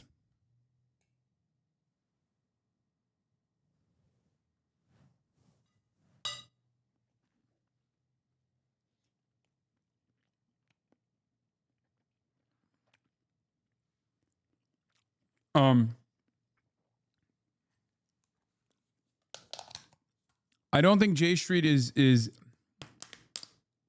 anti-genocide. But I think what they're trying to do is become like, from my estimation, J Street is absolutely still a Zionist organization, a liberal Zionist one. But I have time and time again explained to you that it is probably one of the least offensive. And it was somewhat shocking how aggressive they were in the aftermath of October 7, where they revealed their true hand. For many years, I've talked about J Street being nowhere near as bad as APAC. This changed after October 7. The reason why I didn't think that it was as bad is because I know many people who are former J Street staffers who have worked at J Street, including Noah Colwin. And ironically enough, the contradictions, given that J Street is anti-apartheid and has been, like, they are actually anti-apartheid. They're liberal Zionists. But given that they're anti-apartheid, the contradictions are impossible for most American Jews to reckon with. Usually, this is, again, my assessment pre-October 7. And therefore, J Street is a reliable way to make former J Street staffers into anti-Zionists. Many of the anti-Zionist Jews come from that J Street background. J Street is also responsible for Jamal Bowman, for example, being a committed anti-Zionist, because they used to do West Bank trips all the time. And when you bring congresspersons to the West Bank and show them the full scope of the violence of that apartheid, given their anti-apartheid position, congresspersons change permanently. They change their positions permanently and end up becoming anti-Israel rather than just pro J Street and anti-apartheid. This is why I have always tactically maintained the position that, like, at least J Street is, like, unironically like creating anti-Zionists, even if it's not its intention. Okay?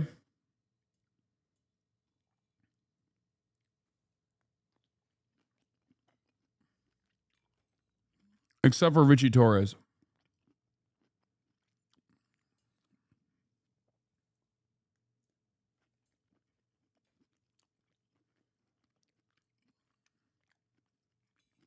Yeah, Richard Torres saw that shit and was like, damn, this is awesome. I can't wait to get more money from these guys and defend this country as aggressively as I can with all my might. Now, this is, once again, this is my calculation before October 7. The reason why I have a different calculation or a different statement on J Street now is because in the aftermath of October 7, okay, in the aftermath of October 7, J Street came out and straight up told all of their candidates to shut the fuck up about a ceasefire. Okay? They literally came out in the most heavy-handed way that I had ever seen that organization approach the subject. So what they're trying to do is absolutely sinister in my estimation, where they recognize that Israel's approval ratings are in the shitter, and I think they're retriangulating. Okay? I think they are retriangulating to find a much more manageable approach to defending Israel's foreign policy. Because at the end of the day, J Street is still a fucking pro-Israel organization. It's no different than congresspersons who have never talked about Israel coming out and being like, oh, we hate APAC now.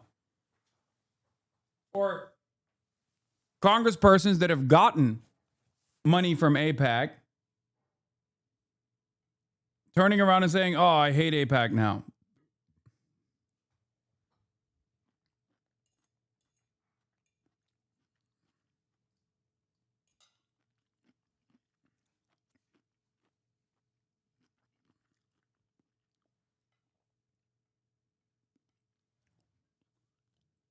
The reason why I say it depends on what Anna Lilia does next. And also, there's no alternative to Anna Lilia in this race, for the record.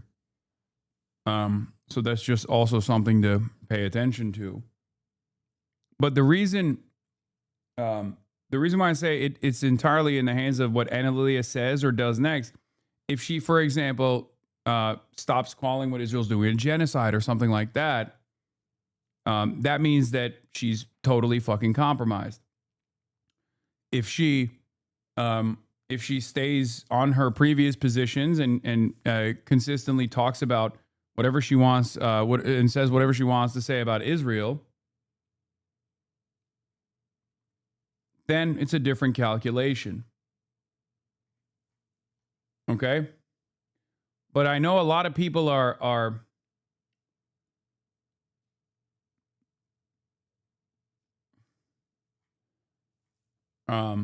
I understand why a lot of people are skeptical about this, including New Jersey DSA that said J Street is a liberal wing of genocide and Aliyah should drop their endorsement.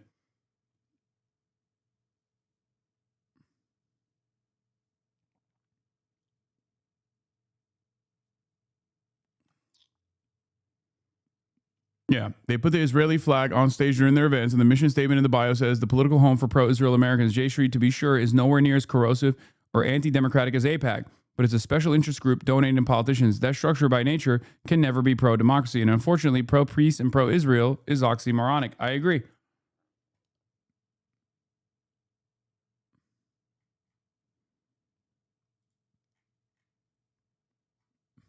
I agree.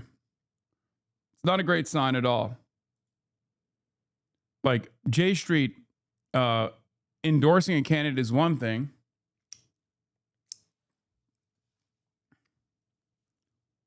But candidates receiving that endorsement and talking about it is entirely different. Anyway,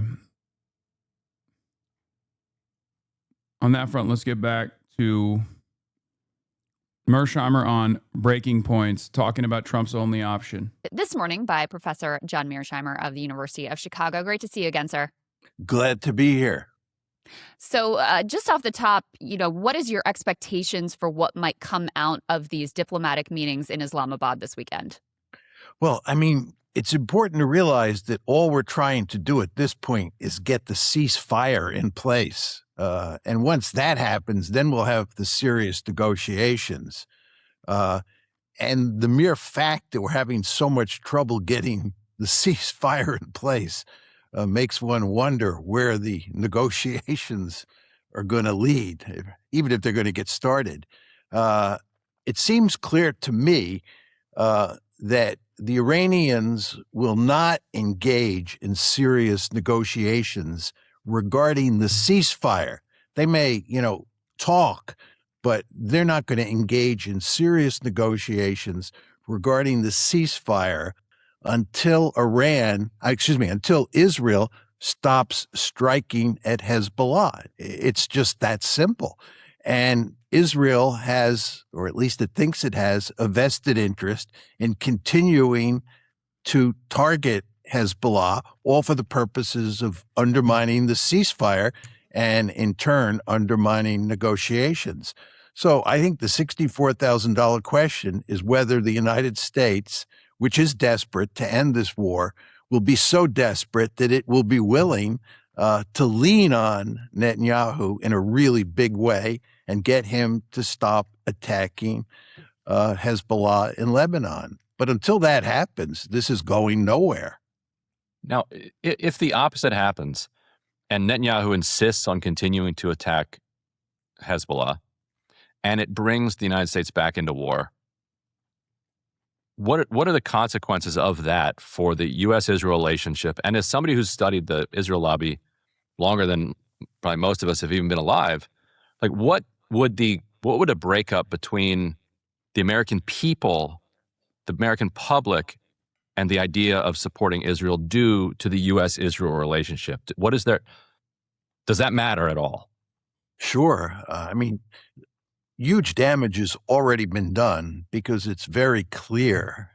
In fact, it becomes clearer by the day that the Israelis. $64,000 question first aired in 1955.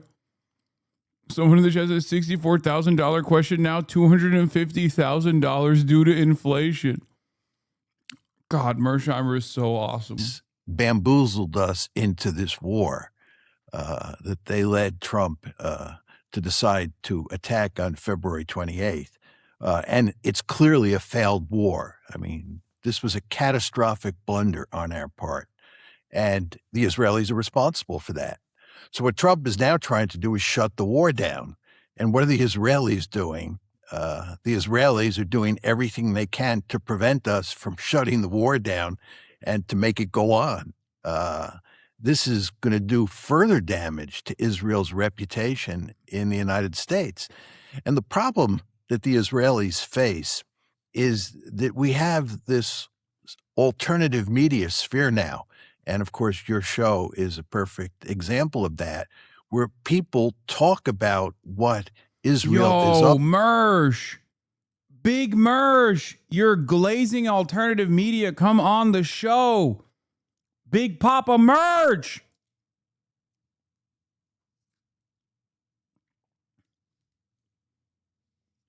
The people demand it.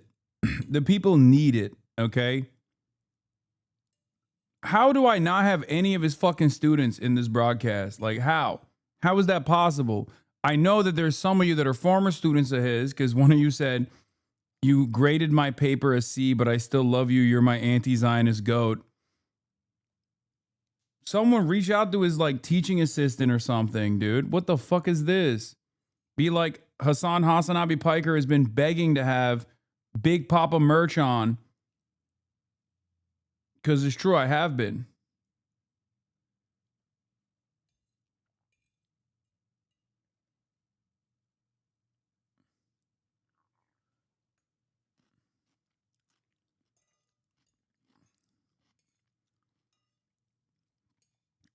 I love suggesting things to this chat that are very clear, very directional, in order to accomplish certain goals. And then chat will always come up with the absolute worst solutions to that problem. Someone unironically turned around and said, just enroll in his class, dude.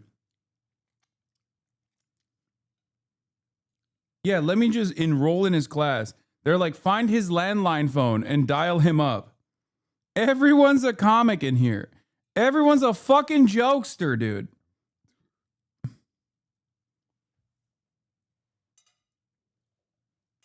Everyone's a goddamn comedian. Too, and what the U.S.-Israeli relationship has resulted in, and so forth and so on, in ways that do enormous damage to Israel and the U.S.-Israeli relationship, because people get to see the basic facts. That didn't used to be the case before we had this alternative media sphere.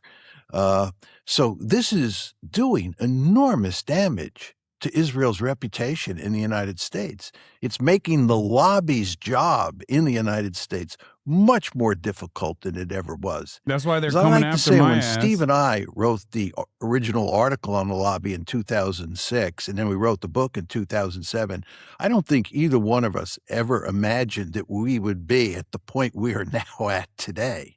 The lobby has been so badly wounded. The U.S.-Israeli relationship is really in tatters, at least in the public mind. And I think moving forward, the situation only gets worse because Israel will behave in crazier and crazier ways, and more Americans will realize that, and they'll be well aware of what this escapade in Iran has led to. I'm And, curious. go Sorry, ahead. Emily. I'm No, go curious what you make of the landscape of leverage going into these talks that the U.S. administration has. Trump obviously claiming that Iran has been completely decimated, defeated. They have no military, etc. Iran in the meantime still retains the capacity to strike at Israel, U.S. assets in the region, controlling the Strait of Hormuz. Who do you think has more leverage going into this? Where do you see these talks potentially going in terms of any sort of framework for a possible deal? Yeah, that is an enormously important question that you just asked. And my view has long been that Iran has a vested interest in prolonging the war. Or to put it in different terms, prolonging the closing of the strait. The fact is that what is happening here is that the situation in the international economy is getting worse and worse by the day. And as almost everybody knows, if you project out 2 or 3 months where the strait remains closed, the damage to the world economy will be enormous. This means that the longer the strait is closed, the more leverage the Iranians have over Donald Trump. Trump, on the other hand, has a profound interest in ending this war as quickly as possible to make sure that the damage is limited. And just to go back to what happened on Monday with Trump's 2 tweets, the one in the morning where he threatened to wipe Iran off the face of the earth and make it so that Iran could never come back from the dead. I mean, this is a genocidal threat of the first order. As almost everybody knows, the idea that an American president was making a threat of that sort would have been unthinkable before the morning of April 6th.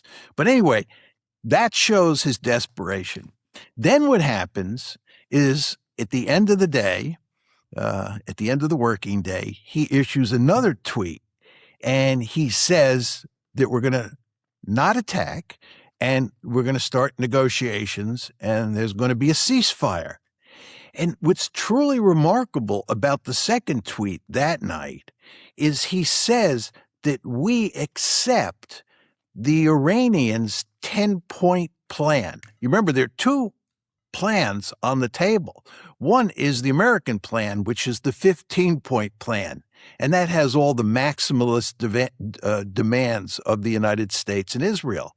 And then there's the 10-point plan, which is the Iranian plan, which has their demands, which are maximalist Iranian demands. And he says that it is the 10-point plan, he says in the tweet that evening, is a workable basis for negotiation, not the 15-point plan, the 10-point plan. This is remarkable. And then he says, furthermore, in the tweet, that almost all of the points of contention between the two sides have been worked out. Guys, stop giving me like the most obvious suggestions of all time. I love you, but please, Pakistani Mango, why don't you use Ryan Grimm as an intermediary to get Goatsheimer? Like, you think I haven't thought of that? I already got his contact information from one of these panelists. Okay? Like, you think I had not? I have his contact information. I told you, we've been contacting him. What do you think? Like, sometimes your suggestions, it might make sense, but it's so obvious that, like, obviously I've tried it.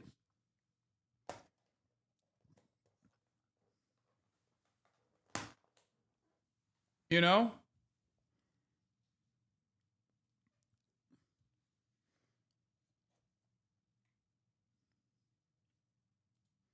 If you think about what he said that morning, that's desperation.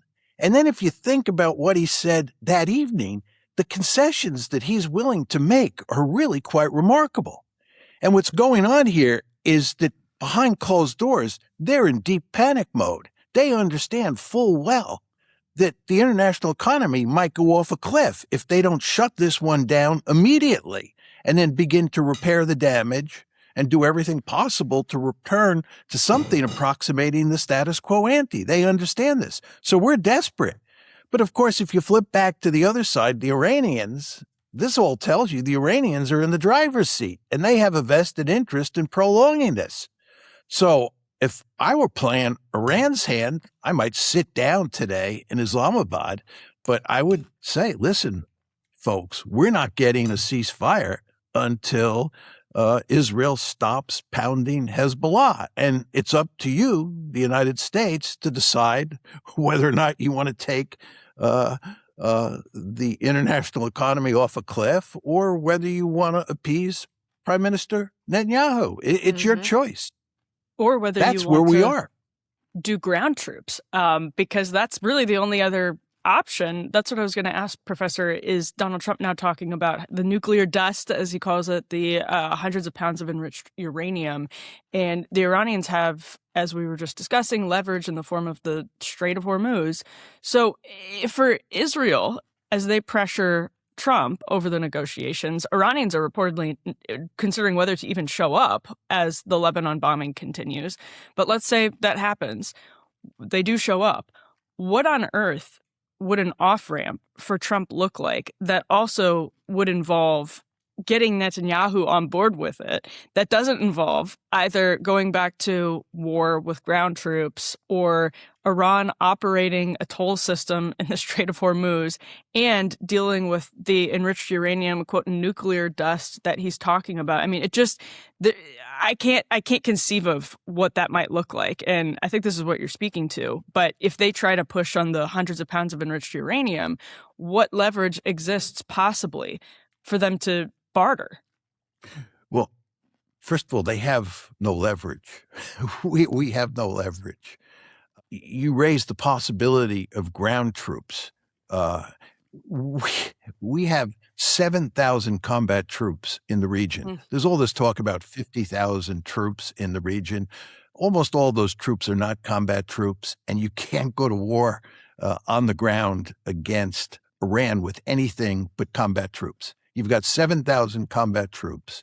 5,000 of them are on giant ships that can't get close to the coast of Iran. How are you going to offload those troops?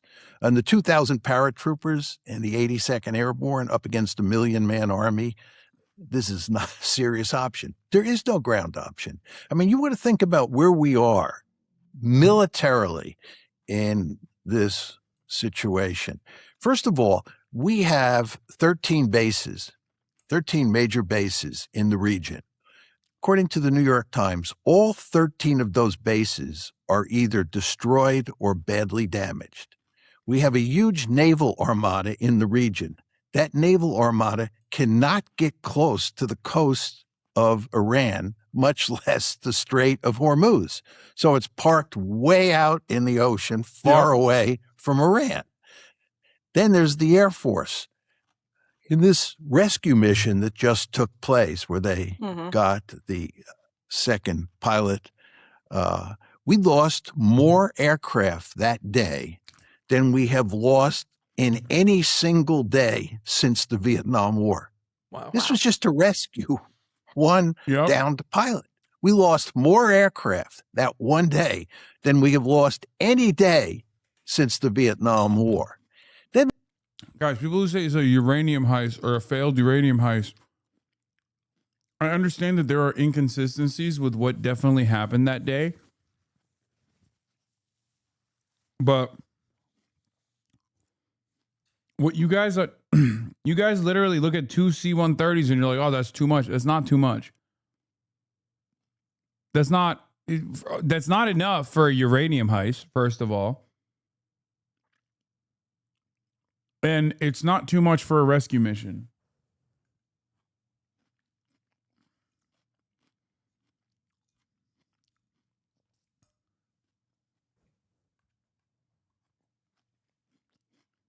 I will say, however, that I trust the official narrative then bought. No, I'm not saying I'm trusting the official narrative. I'm just saying that the uranium heist logic doesn't make sense because the amount of things that you need for it to be a uranium heist were not there.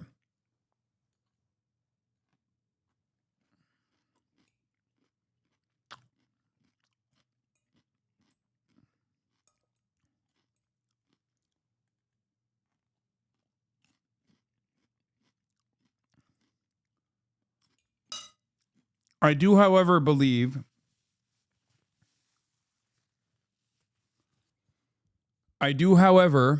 believe that that mission made it all but a guarantee that the uranium heist shit is not going to happen.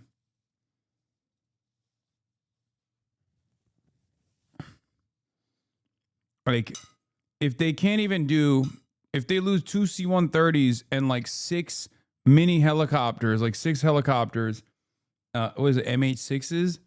6 little birds, 2 rescue Blackhawks, 1 AC-1, 1 AC-10, 2 modded C-130s, and an F-15.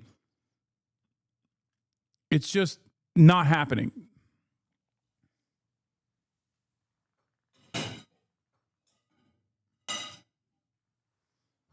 That was not even a hardened target. It wasn't even a known target. It was near the, it wasn't the Isfahan facility, but it was in the Isfahan region. But the Isfahan facility is also a known target, a high priority target.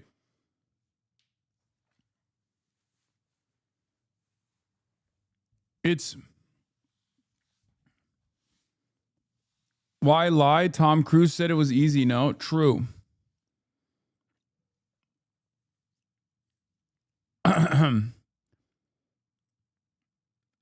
You say that about the same guy who ordered this would have been the same guy who ordered an attack on Iran to trigger an overnight nationwide revolt that never came. True. Trump is very stupid and also is increasingly invested in making riskier and riskier bets. And we do have a pliant command structure here that will abide by the president's demands, no matter how stupid they might seem. But I think this showed that it is virtually impossible to do a larger campaign, even to someone as dumb as Trump. There's the whole business of our missile inventory. We're running out of defensive missiles. We're running out of high-end munitions. We have interests all around the world, especially in East Asia. And we're using up this rather small inventory of boutique weapons that we have. Where does that leave us? And then there's it was a conveniently placed landing strip in an abandoned field on the other side of the mountain adjacent to the nuclear facility. Either the IRGC is incompetent enough to have left it, or it was there as a trap. The aircraft were oriented in a way that indicates a gunfight and were riddled with small arms. Yes. Also, no, the convenient place landing strip is not a landing strip. It's an agricultural field that they turned into a landing strip. This is like a normal part of military operations behind enemy lines for the American military. It's a FARP. They make it. They look for areas, agricultural fields, things like that on the map to turn it into a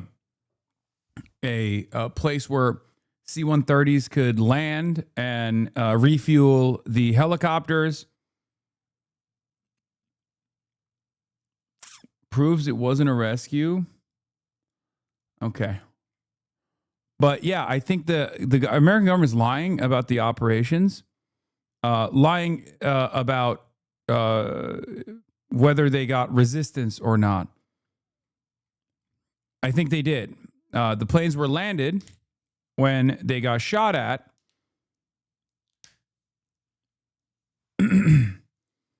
And then they lied about whether or not the planes got shot at and that they had to blow them up, blow the planes up themselves. They could have used demolitions on the planes.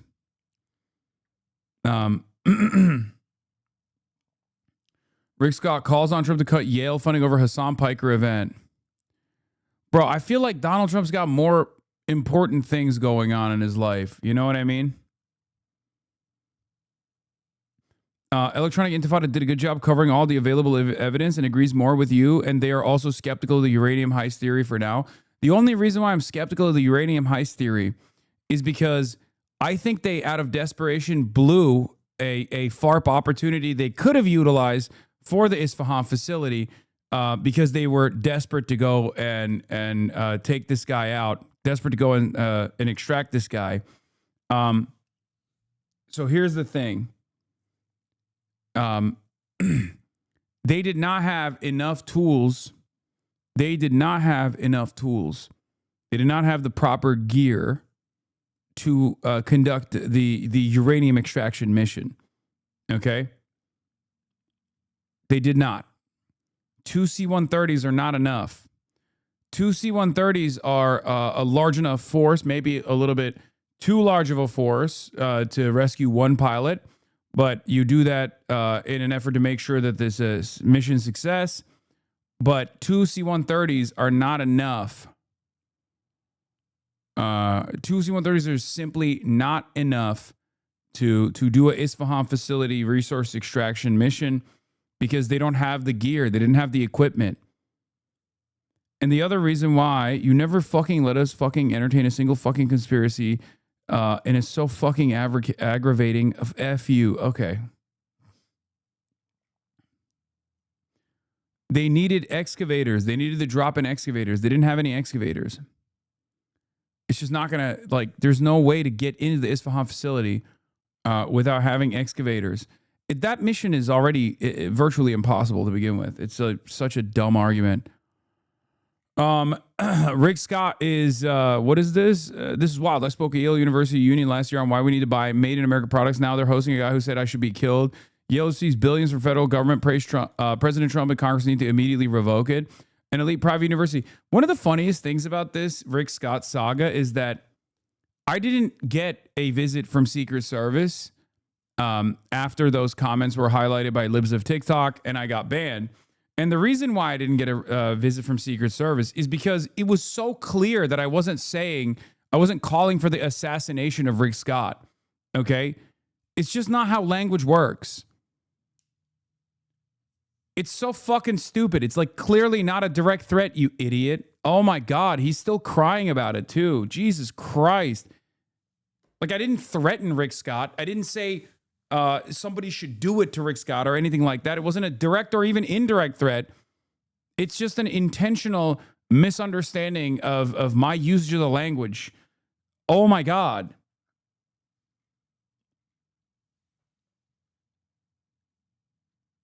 Yes, it was a hypothetical if-then statement that was about what the Republicans would do if they were sincere. It was obviously exaggerated. But they have never, I mean, he has never stopped crying about it. Jesus Christ, dude. Holy shit. Stop fucking crying, Rick. God damn. It's pathetic. How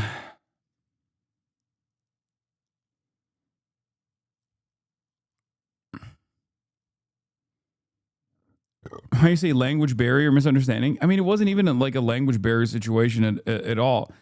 And it wasn't even about Republicans. I was talking to Mike Johnson specifically.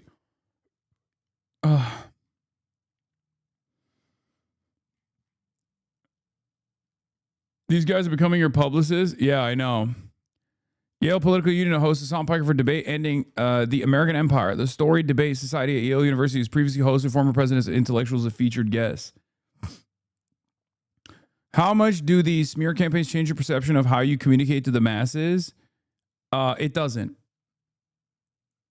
Because I try to be as careful as I possibly can with the way that I talk, and it gets annoying for a lot of people who are tuning in anyway.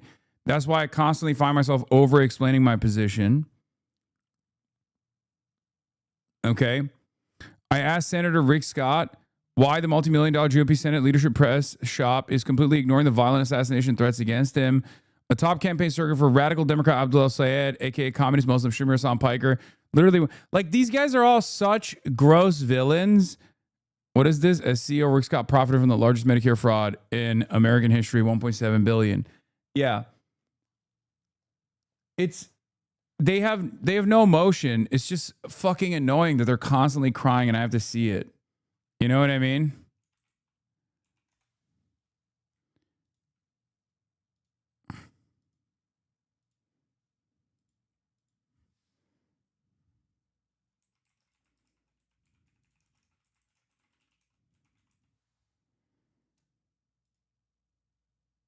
All right, I'll post that. It's just, it also doesn't have the impact that they want it to have. Bro, ain't no way you get Secret Service visits so often that now it's standard for you to know about how controversial your statements are, not normal. No, all I'm saying is if that was an actual clear-cut, transparent assassination demand, I absolutely would have gotten a fucking visit from Secret Service. It's not, and that's why it didn't happen. It's just so stupid.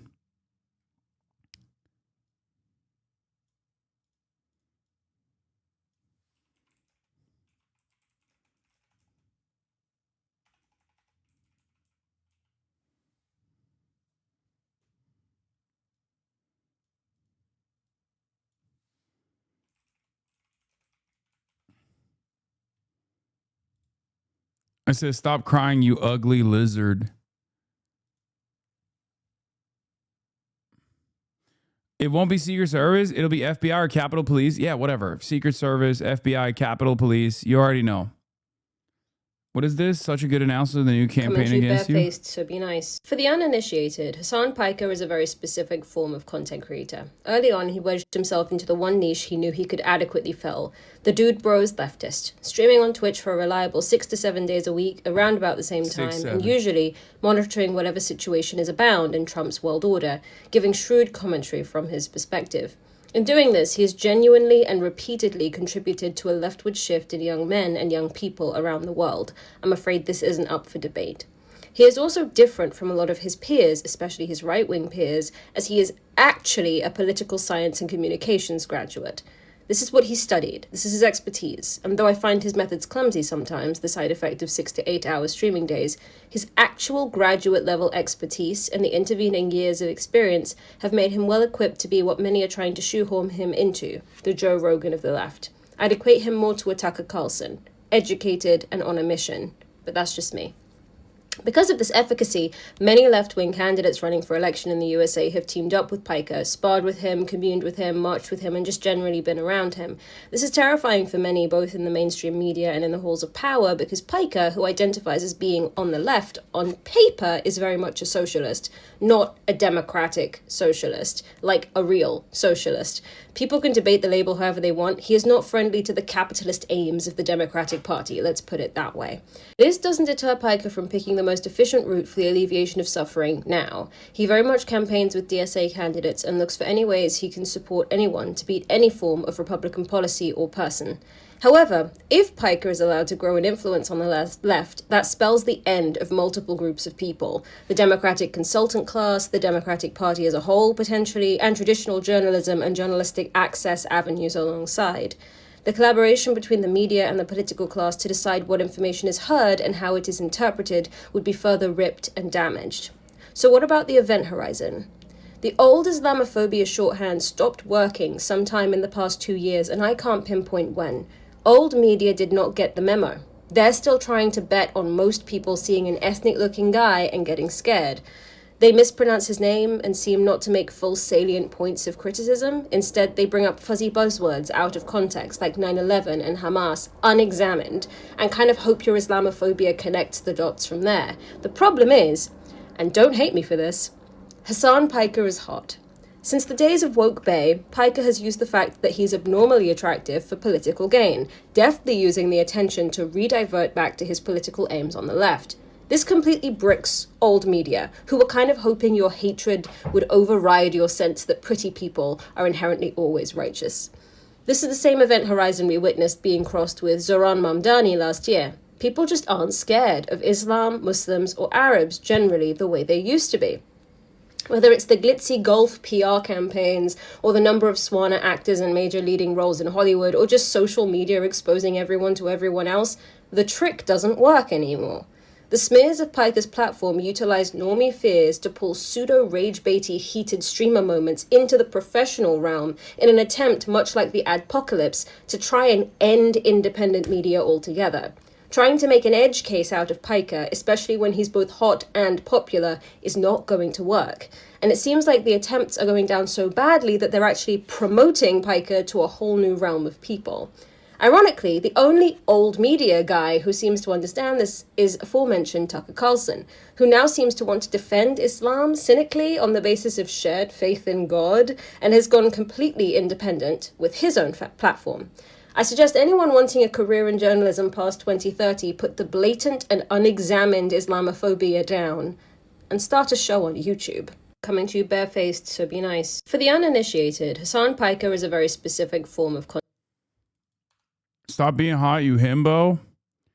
I am trying. This is the clip where Rick Scott is on the verge of tears because of you. Did this today. Hasan Piker, fresh off of his campaign stop with Abdul al-Sayed, tweeted at Randy Fine and said that he's going to be deported to Israel. He's not a dual citizen. In fact, the congressman came on my program a few months ago and addressed these rumors that he had dual citizenship with Israel, Senator. And he actually announced on my program that he was creating legislation to make it illegal for members of Congress to hold dual. Bro, it's so funny that like Laura Loomer is, for some weird reason now, like a pivotal person in the administration again. Like she kind of fell out of favor for a little bit, but because Trump is like eating Benjamin Netanyahu's dick right now, all of the agents of Israel are now back. It's crazy. The beard is not helping with the too hot allegations, to be honest. I don't understand. Are you saying that the beard is not hot, or is the beard helping me look hotter? Citizenship. So it's just blatant Jew hatred. We were told. Bro, if you were ugly, you'd just be the left's Tim Pool. Own your attractive privilege. I mean, dude, I don't think that's appropriate. Like, sure, would I have the same? Would I have the capacity to reach as many people? Probably not.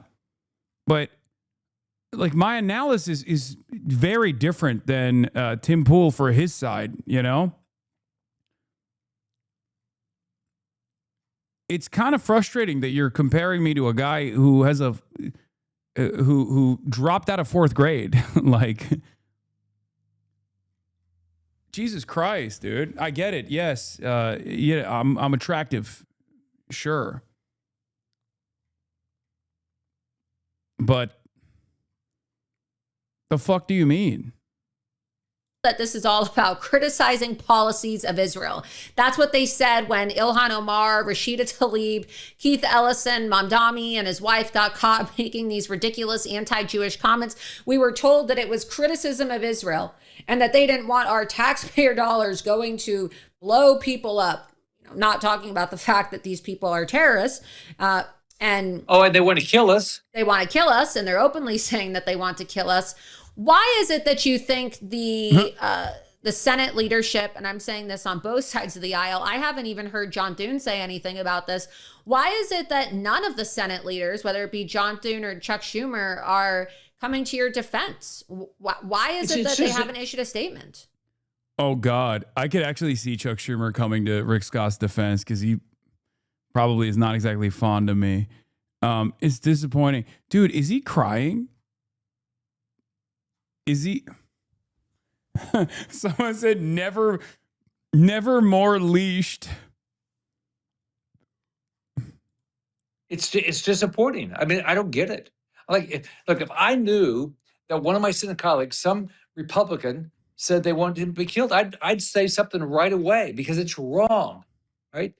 So I think everybody that gets themselves in a position, if you're elected, you get position leadership, you need to be vocal. You need to say what's wrong. It is wrong. The guy went to college for this. He streamed every single day, 10 hours a day while working at TYT. Hasan isn't where he's at because he's hot. TikTok Zoomers are just incapable and not objectifying everything they consume. I mean, no, my looks obviously play a role in this. This is a part of the package. Like, come on. But yes, I've also put a lot of fucking work into it outside of that. Wrong. And by the way, Piker and these Michigan Democrats were also caught on camera bragging because they never condemned October 7th, when Hamas murdered, 1,200 Jews? I think, 53 Americans? Wait, what? Bragging? That was what Laura Loomer said we were saying. That was not. And caught on camera. No, it was my stream. And we were talking about taking a pro-Palestinian position. Yeah, caught on camera and it's a live stream. God, these guys are so stupid, bro. You almost said 9/11? Yeah. That's, God, I do think it's really funny that he's crying on the Laura Loomer show. So, I mean, these people are insane. They're disgusting. They should never, ever be in office. And if you don't want to call out people that want to kill one of your colleagues, I think that's really disappointing. The gent that asked earlier whether you changed your communication style based off recent coverage doesn't seem to realize that you've obviously been crafting a very deliberate style for years now. Yeah, I mean, the thing is, all of the highlighted moments that people fucking get me on is when I'm unbelievably weak, okay? I'm angry, I'm passionate, it's an issue that I care about. Someone comes in and says something totally idiotic from a reactionary position. The secret is obviously always utilizing standpoint epistemology to defend some kind of fascist politics. That makes me lose my fucking mind. It truly makes me lose my mind. I get so upset, and then I have a heated moment. A lot of people also think like, oh, you get easily baited, you get easily triggered. It's like, dude, I'm talking for 8 hours every day. You know what I mean? Like, do you know how many times I've probably answered that exact question at that point? 1 million.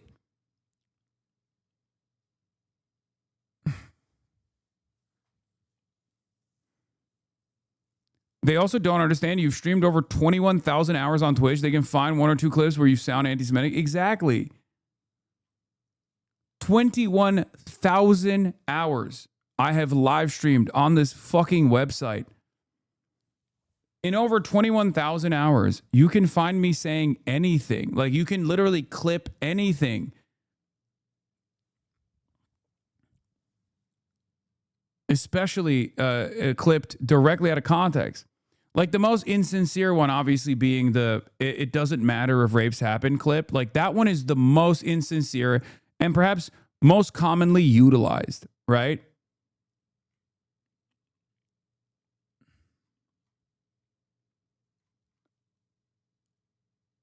It's just so silly.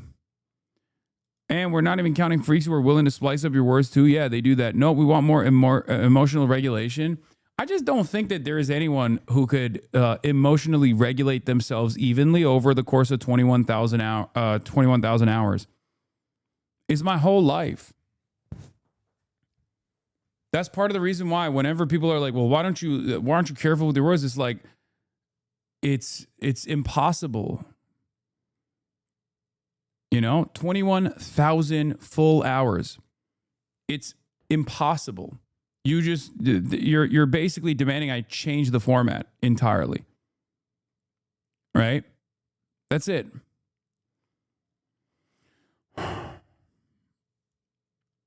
Sounds like you should take more time off. Sure. But even then, this format requires constant communication, constant interaction. I think it's an unbelievable feat that I have not been, that I haven't been in far more weak moments where I pop off. So that's it. Also, this is a totally separate media environment. Like, this is a totally new media environment. That's what a lot of people don't understand. Like, most people don't have any appetite for this, where they just, they're like, oh, here we go. What am I supposed to do? Get mad at a fucking streamer? The president is literally saying he's going to do a genocide, while also sometimes blowing up, Iranian civilian facilities. It's so stupid to try to make it seem like, it's so stupid to get tuned up by Republicans at a time when the president that they defend unconditionally is saying those things, right? Like, I'm sorry. I think you're a fucking moron if you let yourself get tuned up by fucking Republicans into making wide condemnations about a fucking Twitch streamer on the left. Okay?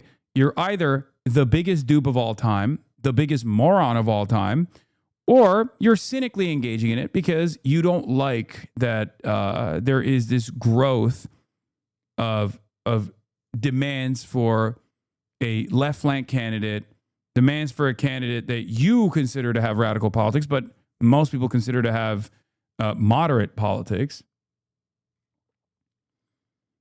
And that's what it is. Yes, the guy on the phone is the single most prolific Medicare fraud committer. Yes, Rick Scott.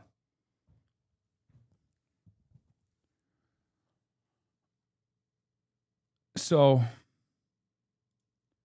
this guy cries when you're mean to him.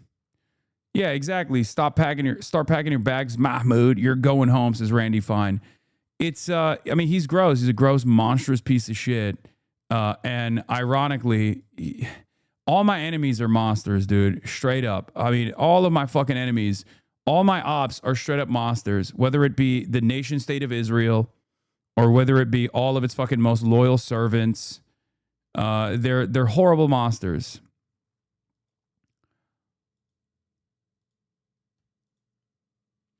Anyway, there was more to it that I wanted to address here. Oh, yeah. I said we're sending your ass back to Israel to Randy Fine, okay? Buddy, you're getting deported to Israel, I said to Randy Fine. And then he started crying. I was born in the United States. My parents were born in the United States. Two of my grandparents were born in the United States more than 100 years ago. Neither of the two were born in Israel. I've never even visited Israel until I was in my 30s. Hasan Piker is the child of two Turkish Muslims engaged in birth tourism so he could become American. Hasan Piker said America deserved 9/11. If you cared about Medicare fraud, he has campaigned alongside. This is the Democrat Party today.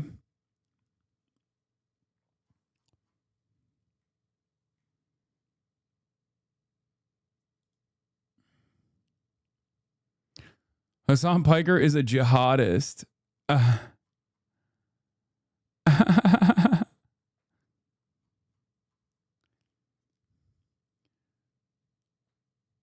He was in his 30s. How come all these 30-year-old men keep getting groomed by Israel? I don't know.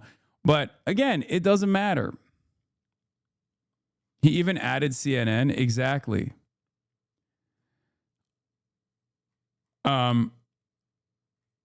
China is the country that represents everything that I love. If you cared about Medicare fraud, you would kill Rick Scott. This is the country that defeated the USSR, unfortunately. Hamas is 1,000 times better. Kill the motherfuckers. Let the streets soak in the red capital's blood in a video game. America deserved 9/11. I do not support the United States of America. Overall, my favorite flag is Hezbollah. Okay. Here, if the fucking Artemis astronauts are coming back into orbit in like 4 minutes, okay, sure, we'll watch it. Due to the collision, if you will, of the velocity of the spacecraft with the friction of the Earth's atmosphere.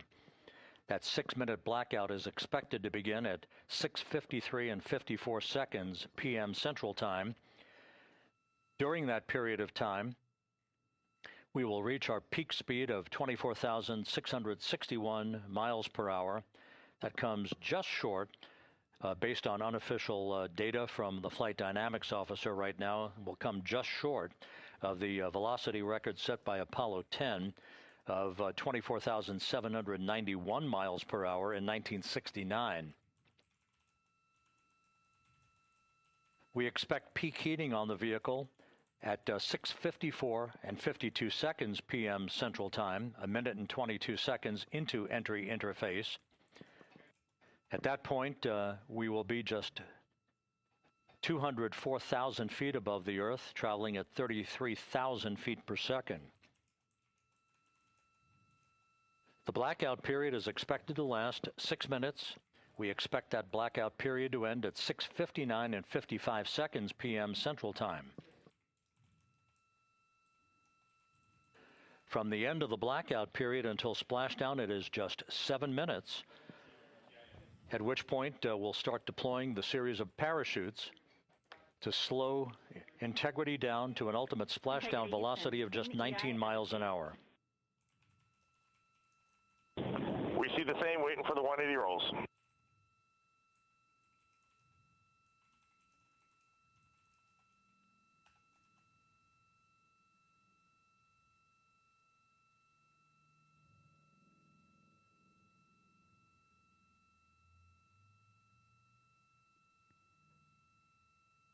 The parachute deployment sequence, once again, will come in several segments, but in rapid-fire succession. And we have a great view of the moon out window 2. Looks a little smaller than yesterday. Guess we'll have to go back.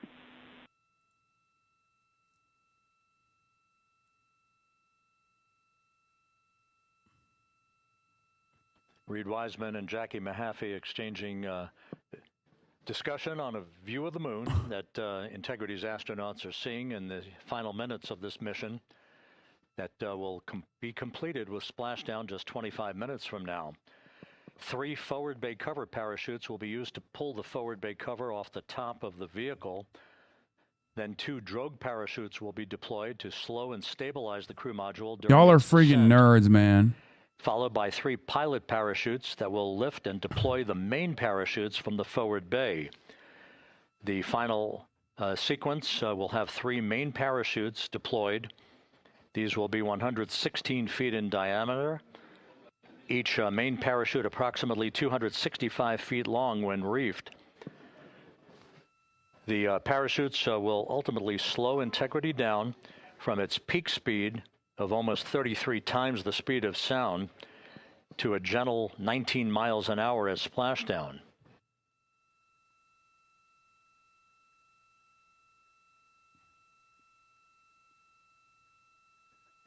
The vehicle is now currently in a roll to the proper attitude for entry interface. Our trajectory is right on according to flight dynamics.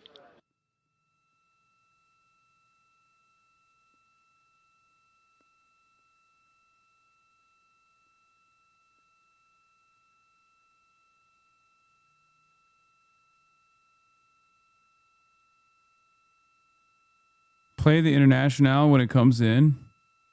This shit is fake. They're in a Hollywood studio right now. Southwest and northeast across the Pacific Ocean, descending at a rate of 15,000 feet per second.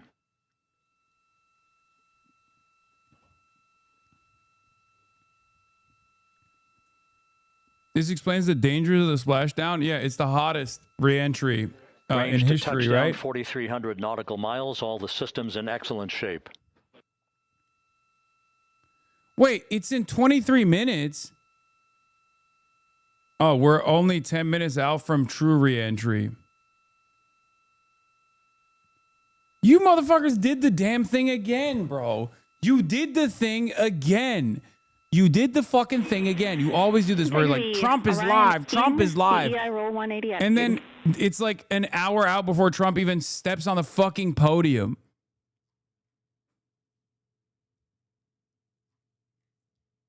I think you understand how many people here worked on this, like in this community. I feel like if people in this community worked on this project, they'd probably be watching the official stream instead of my stream, you know? You fall for it every time. You'd be great at working mission control, multitasking on multiple screens, lol. Dude, wait, did Randy Fine respond again? He did? I just tweeted at him. That's crazy. What the fuck? I said, look how quickly these demonic racist Republicans cry when you retaliate with a fraction of the cruelty they spit out on a daily basis. This is why I always prefer a vulgar person who fights these monsters than someone who'll be civil with them. And then he posted this immediately. Oh my God, I just posted this 3 minutes ago. He's got my replies on. His staff is definitely in here. No, I think he has notifications on.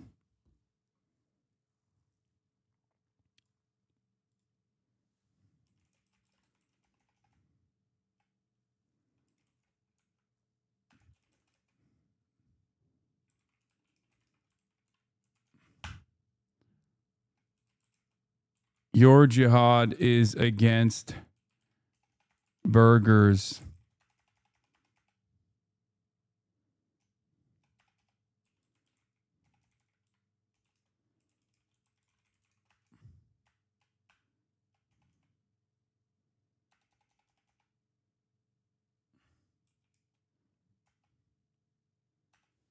Your jihad is against stairs, and Twitter hates you, yet he unites them in defending you.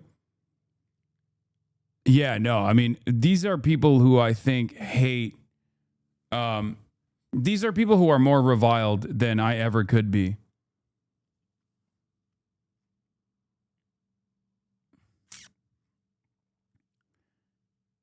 This is why I don't defend you on Twitter, bro. Man, shut your bitch ass up, and you better fucking defend me, okay? What do you mean, this is why I don't defend you on Twitter? Don't be a fucking coward. What are you, afraid of Randy Fine? What's wrong with you?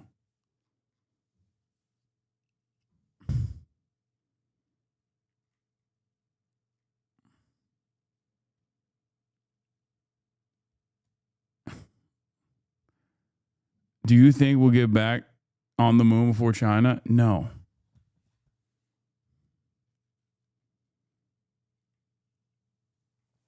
Your jihad is against stairs and sleep apnea. You dumb bitch.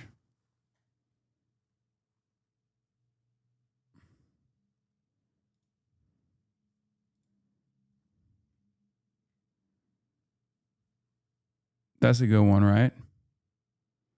Trump is about to cut NASA budget by 45%. Bro, in like 290, and even I'm afraid he may try to eat me.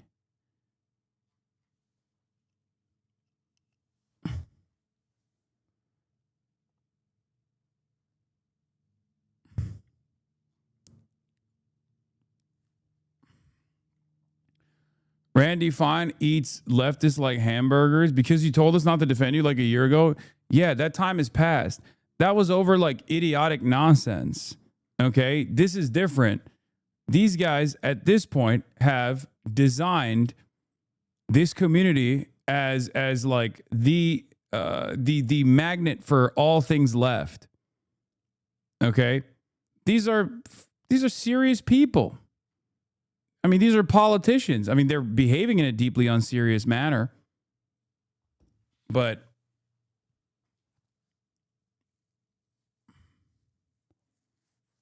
you know, it's gotten to a point where you're not just defending me, you're defending yourself. Time Lord said, attacks against Hassan the Hunter, attacks against the progressive movement were built upon solidarity, but some people seem to think that their personal vendettas against people like Hasan are more important than the cause. It's not grow up and stand for others, not yourselves or ourselves. Like, I didn't choose to be the fucking beacon, okay? Wait, he does have my... Oh my God, he literally does have my fucking notifications on. Yeah, deport Randy Fine.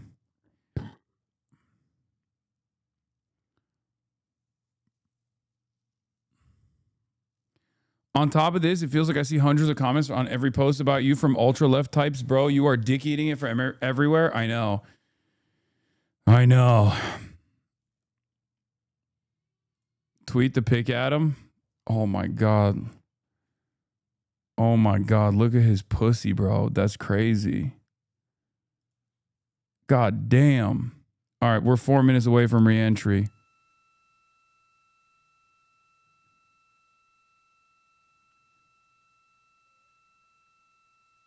What is this? What are you looking at? What are we looking at here? This is fake, bro. This is not real. They're making this up in a Hollywood studio, clearly. Because otherwise you would know the world is flat.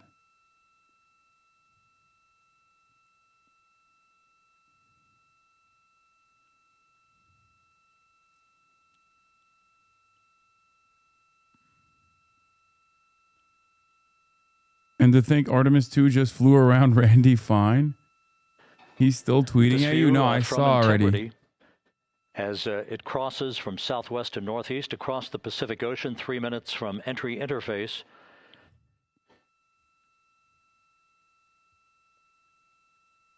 $16.5 minutes till splashdown.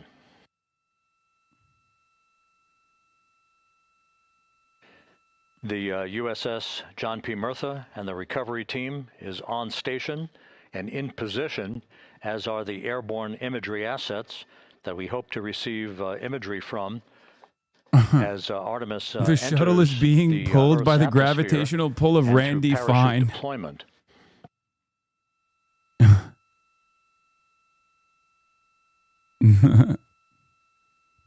Just this FUPA alone has a gravitational pull. It's crazy.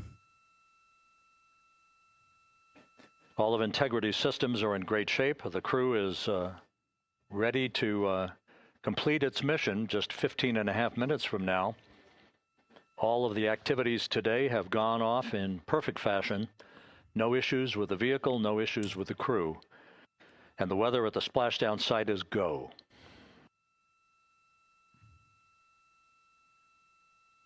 Ryan reviewed poll questions about you that he asked Michigan voters. Recently, Democratic U.S. Senate candidate Abdul El-Sayed announced that Hasan Piker, a left-wing political commentator, would join him at campaign rallies on campuses on April 7th. El-Sayed's opponents have criticized those planned rallies, accusing Hasan Piker of anti-Semitism and highlighting past controversial remarks. El-Sayed has argued that criticism of Israel should not be confused with anti-Semitism, and he defended those rallies with Piker. Do you approve or disapprove of Dr. Abdul El-Sayed inviting Hasan Piker to join those rallies? Entry interface. Strongly approve 15, some would approve 25, some would disapprove 17, strongly disapprove 13, 30, don't know. Total approve is 40, total disapprove is 30. There you go. There you have it. Mark 1 minute until entry interface. Hold on. 1 minute, 20 seconds until the expected start of our 6-minute blackout. It's so wild that you think you keep needling with ridiculous insults and he keeps responding, but that fool has to have some restraint and or accountability as an elected official. I think he's on autopilot. Integrity.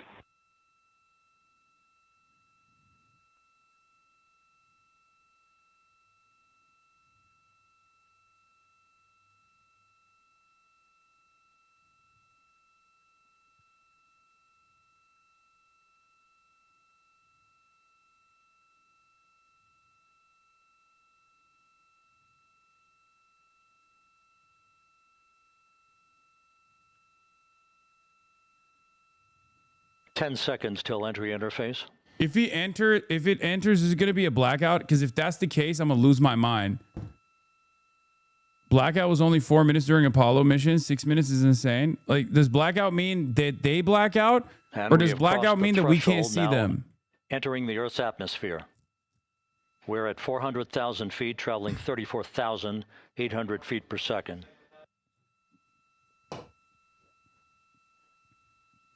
Wait. So we won't even be able Time to see them? down 13 We're minutes, 10 waiting seconds. to not be able to see them? What the fuck are you guys suggesting? So your suggestion is that we watch a dark screen? And as predicted, we've entered our communications blackout. This will be a 6-minute blackout period. No voice, no data from the crew. Chat, y'all are fucking assholes, dude. I swear We're to 30 God. seconds away from the anticipated point of peak heating on the vehicle. We where can't even temperatures, monitor the will situation for 6 rise to about minutes. 4,000 to 5,000 degrees Fahrenheit. This is the true test of our trajectory. Where's your whimsy? I swear. Yeah, this is the most. And from the G5 aircraft. Trump in the mentioned you on vicinity True of the Social? splashdown zone, No, he this didn't. view Shut the fuck of up. integrity. You're memeing. So that pinpoint of light shows the vehicle as it enters the period of peak heating in the Earth's atmosphere, the first tug of gravity being felt by Integrity's astronauts since their launch back on April 1st.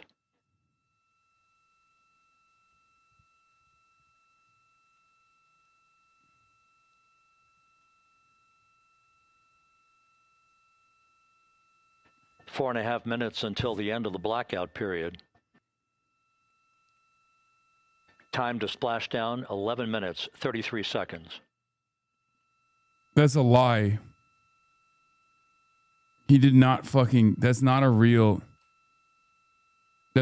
tweet. Why are you fucking freaking me out, dude? Jesus Christ. That is written so perfectly like a real tweet, too. My heart dropped for a second. Jesus Christ.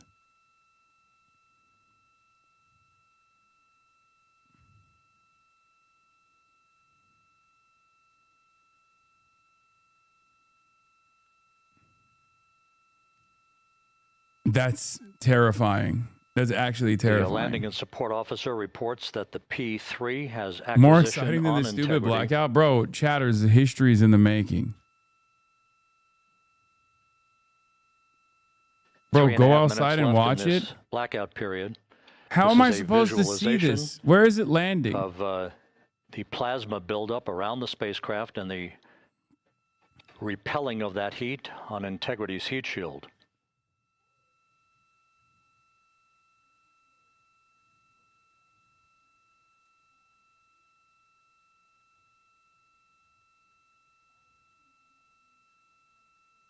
Wait, it is landing in San Diego? 6-minute blackouts also happened to Randy Fine after 13 Baconators. It's landing to the Pentagon. Okay, everyone is fucking memeing too hard. I'm trying to figure shit out right now. Hold on. Flight Dynamics reports that airborne assets in the vicinity of the splashdown zone do have a visual on Integrity. Still 2 minutes and 40 seconds left in our blackout period. Time to splash down, 9 minutes, 35 seconds.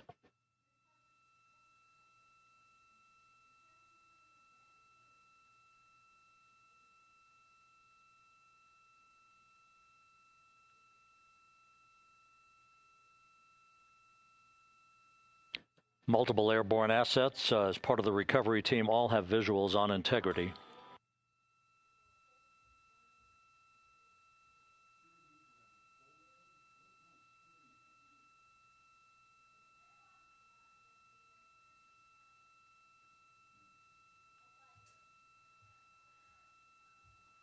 And the WB-57. Notice how they can't show the truth, so they have to do a visualization. Obviously, it's fake, bro. Chatters, have And chatters the Navy complained about how heroes this is also have AI visuals. art, by the way? Have we gotten there yet? Do we have that level of stupidity in the chat? Who's going to complain to how I'm watching AI We're still art? in the blackout period. Still do not have communications from the crew.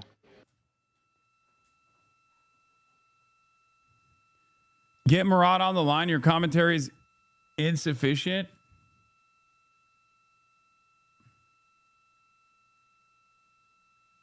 You shut your fucking mouth with NASA slander. Will Ilhan still be on today? Yes. In half an hour. NASA can't afford Unreal Engine 5. Is this the best we can do as a country? Yes. We're standing by for communications from the crew.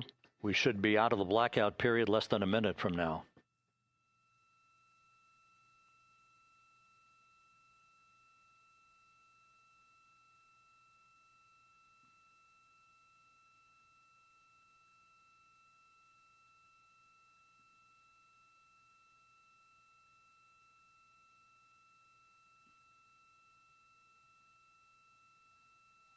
We are now processing data from Integrity.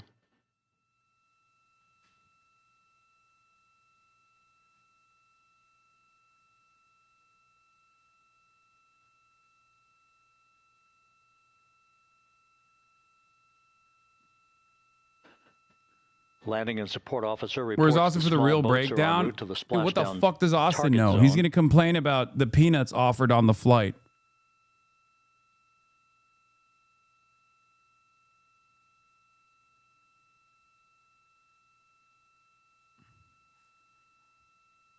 What is this? Please watch these flat earthers cope so hard during the launch. Oh, I love that. People get mad about my splashdowns after a trip to the bathroom. Let's fucking shit.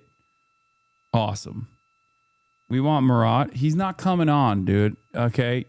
The fuck's wrong with you guys? I'm under through 150,000 tremendous feet, our crosshairs right now. trajectory Why is the perfect. fuck would I ever put my brother on We're getting camera? intermittent views of Integrity. Still waiting to establish voice communication.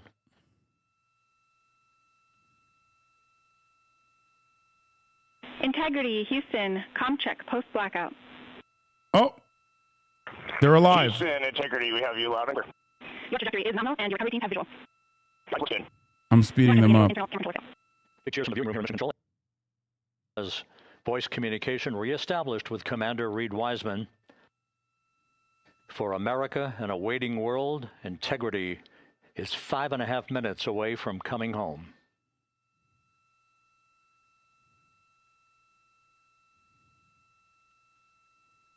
Proof this is fake? Oh, flashing lights Passing warning for 100,000 feet epilepsy now. warning.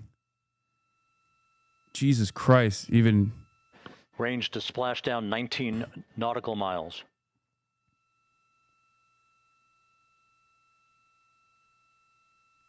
strobe flashing lights. Don't have seizures.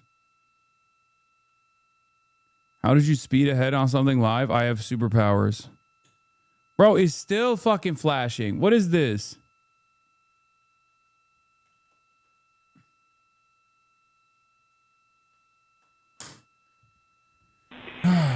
Integrity impact to the camera controller fail is no cab one views of the chutes.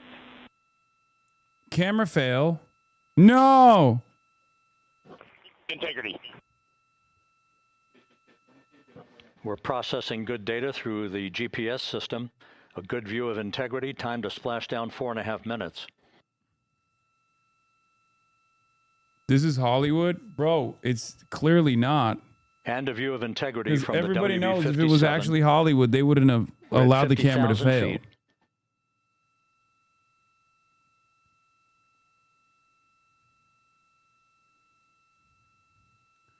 Is this also AI? Is this AI?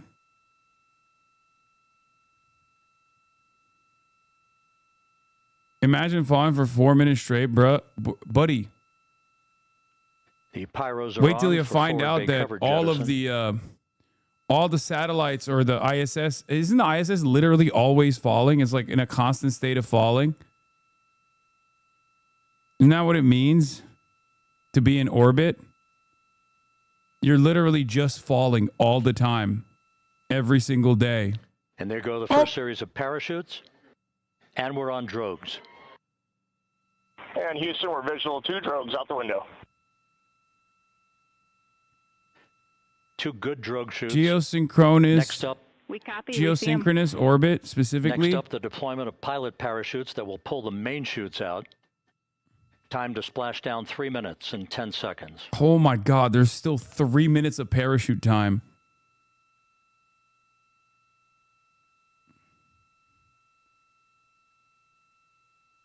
Wow. Perfect descent rate according to flight dynamics. Good rates on 2 drogues. We see the same on board.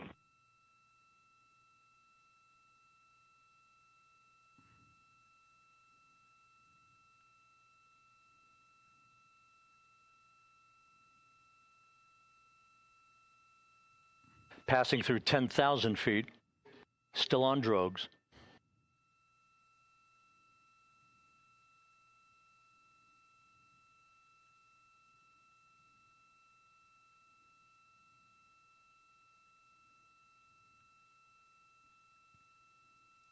Main chute deploy.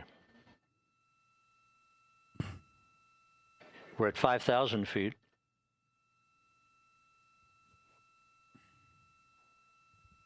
Search and recovery beacon has been activated on integrity. And we have 3 good main chutes. Oh, that's why it's 3 minutes. Now it's like good greatly, briefing, good descent rate. Good rates, and we see 3 good-looking greatly parachutes. stopped. It makes sense. 25,000 miles to 19 miles per hour in 6 minutes. Insane. Integrity. Cabin pressure indicates no need for hydrazine checks. Integrity copies. This is a perfect 3 Soviet descent for cosmonauts integrity. died doing this when the It's crew parachutes were sounding fucked up. Well, thank Hale God the and Hardy parachutes are on fine. board. Time to splash down 1 minute, 15 seconds. Are they all in there acting like Katy Perry? Yeah, Katy Perry didn't go to the fucking moon, okay? And go around the moon. That's crazy. Integrity about to complete a journey spanning 694,481 miles from its launch from the Kennedy Why Space glaze Center back on Elon April with this 1st, shit? Elon and had a nothing to trip do around with the this. moon. Right? Elon had nothing to do with this, right? Elon would have blown this shit up weeks ago. Yeah, this is all NASA, baby. How dare you?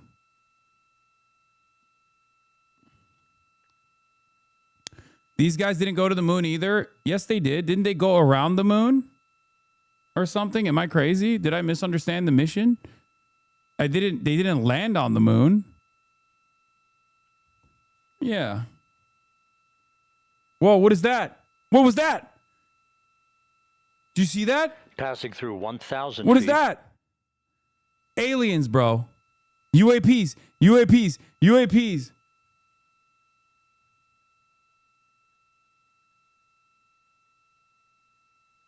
They did a lunar flyby, which is beast mode.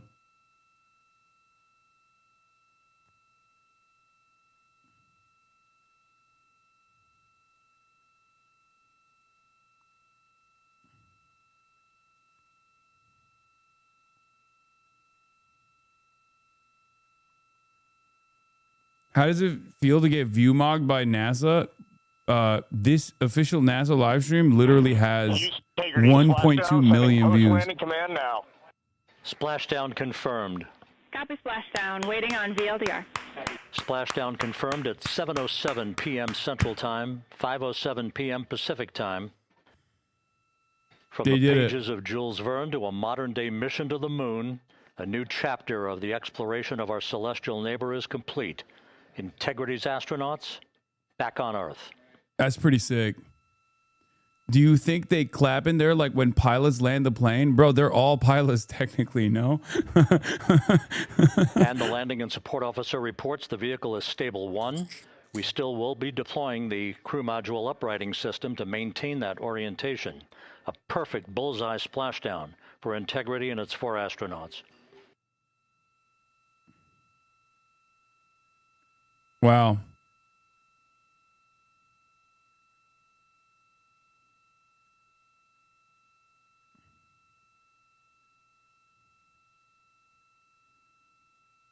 Wow.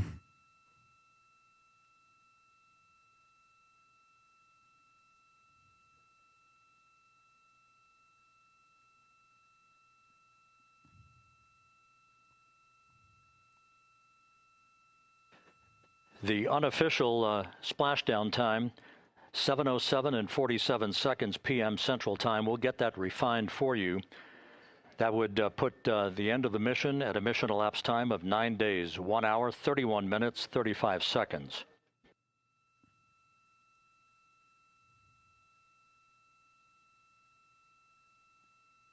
And we're configuring for very low data rate.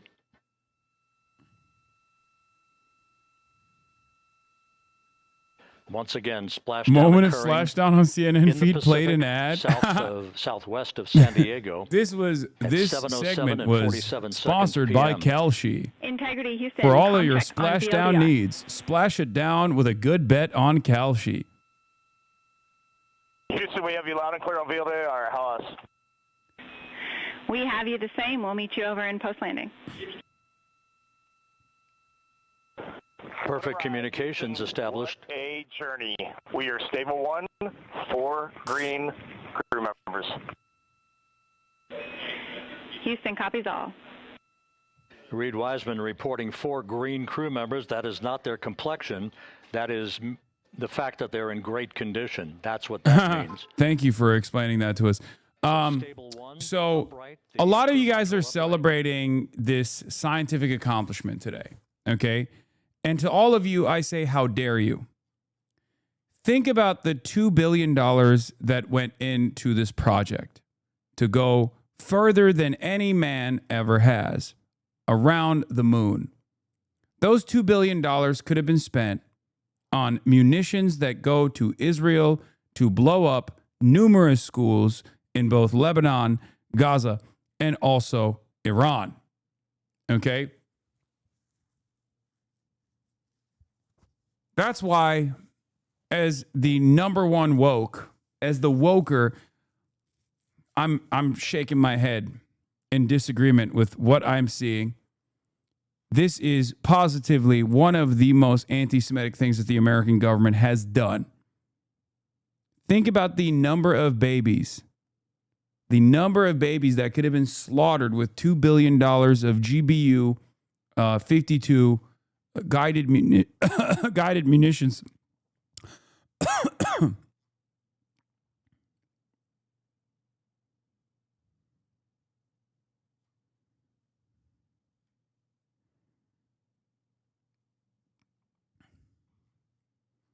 Damn, that's ass though. What is this?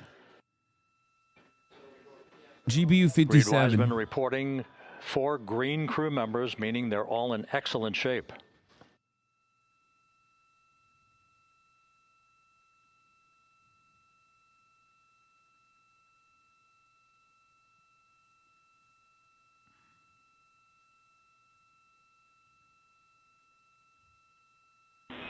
Integrity Houston for SAR beacon and radio. SAR beacon is in for 06, and we're powering the radio now. Go ahead. We see the beacon on. However, the recovery team is not seeing the signal. Your SAR radio uses the same antenna, so you may run into trouble with the radio. Okay, copy. And we are also powering up the sat phone now.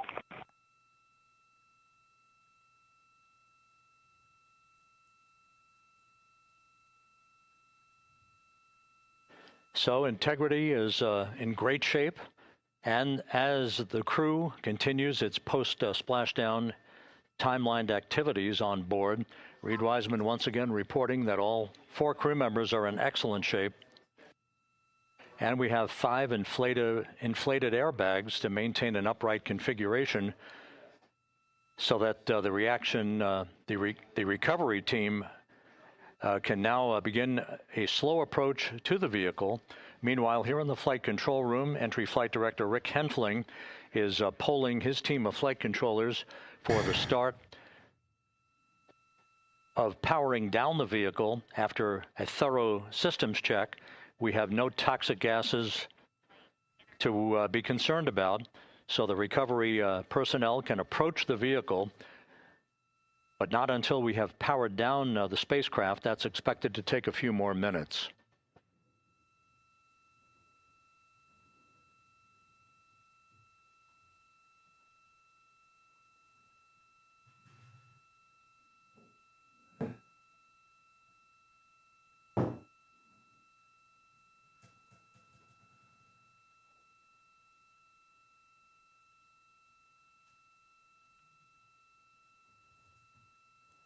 Had to pull out the throne for the queen. You know what I'm saying?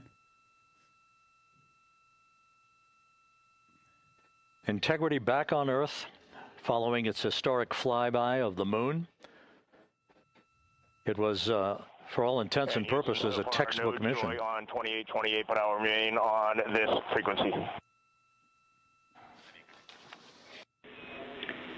We copy.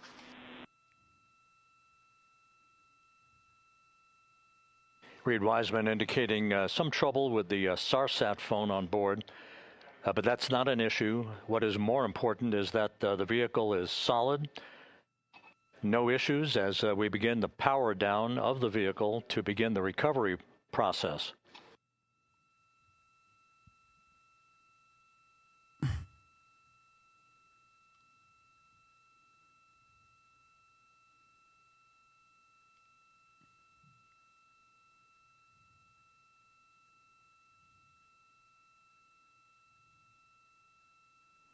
Can you ask her about this mission to make a connection between the segments?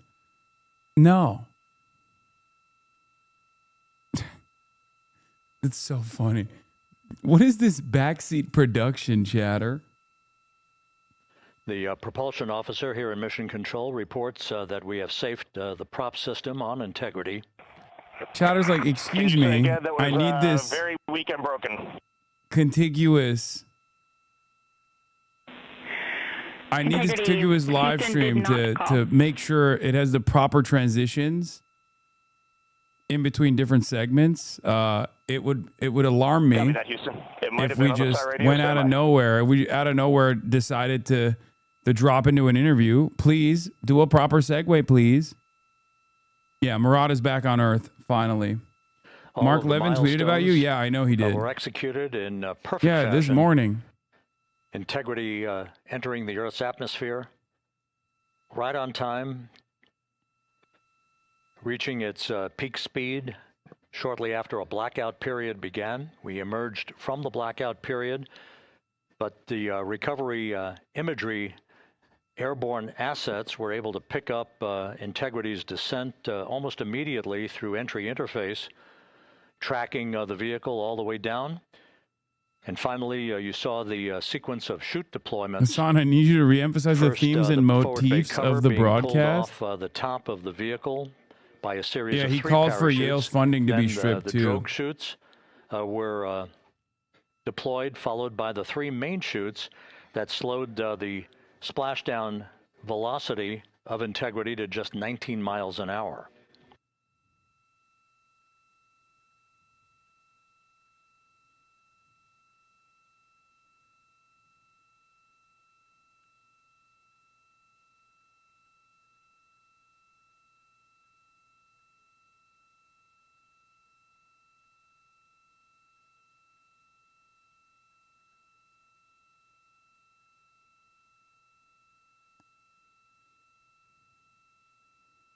Kyle Ratio, GOP press secretary, melting down over you. Integrity, Houston, with no joy on SAR You look and AI SAT generated, phone. you We'd like freak you to command bitch. An additional 15 minutes for a total of 30-minute power down delay.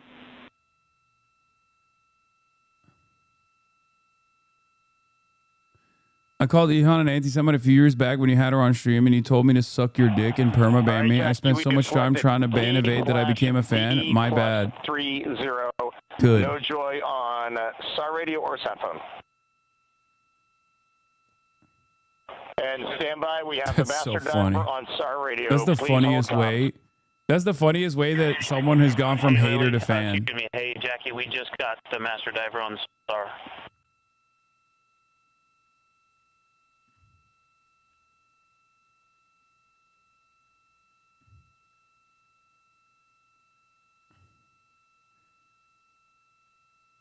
Newsweek said they reached out to you for a comment, but I guess you haven't seen it since you've been live. What's the Good view Newsweek? of one of the fast boats. Is it this? Integrity, Houston, if you are happy with your comm with Master Diver, you can go back to the 15-minute power down. Is that the article?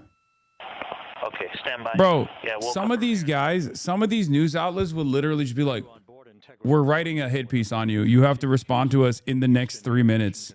It's like, what do you want me to do, man? Like, yeah, sorry. I don't have the bandwidth, you know?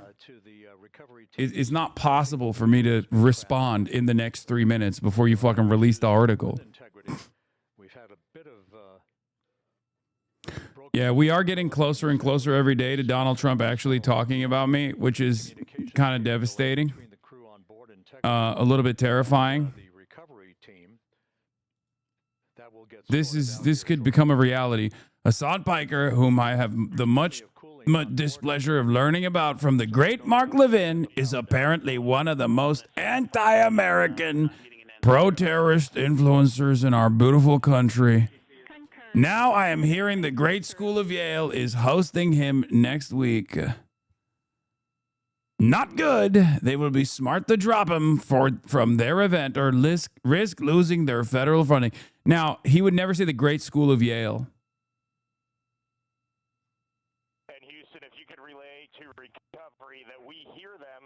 That's how you know it's fake. He would never say the great school of Yale. He would shit on Yale. They are hearing us.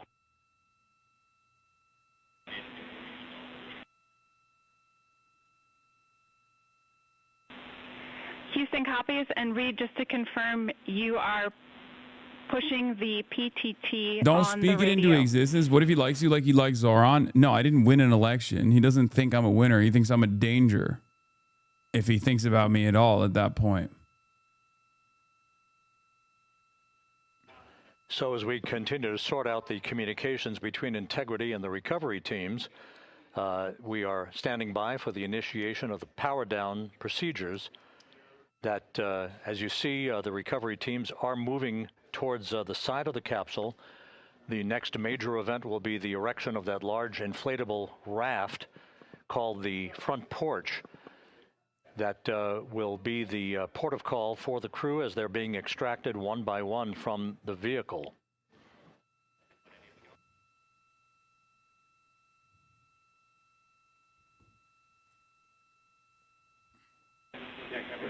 Integrity Houston, for sat phone, we are going to attempt to call you.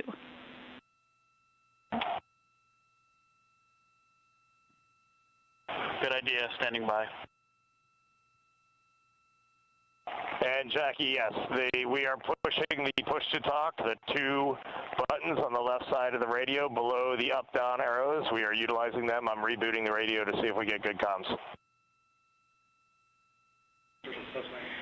Okay, we copy all, and just to confirm, you are seeing that you are touchdown plus 3030 for power, correct? That's affirmative.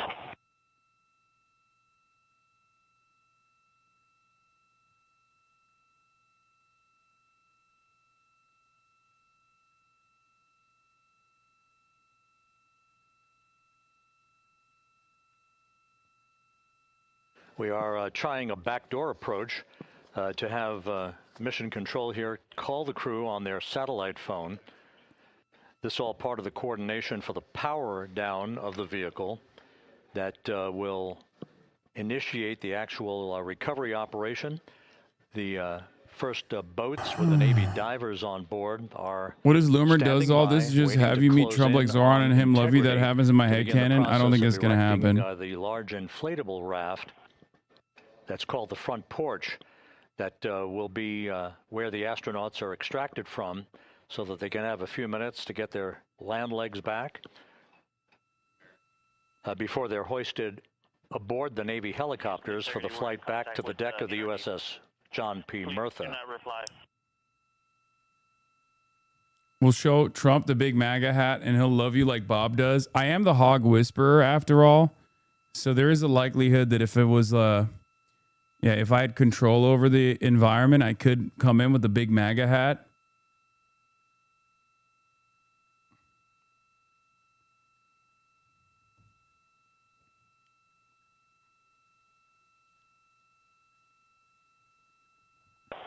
And Houston, please don't reply. NRD, very weak, but readable. Master Diver, we can hear, Leo but they Terrell cannot hear us. reposted the Rick Scott tweet. Leo Terrell also was trying to get me get my Michigan appearances canceled too. I don't know if anybody actually listens to Leo Terrell in the admin. Honestly, hold on. Ilhan's here.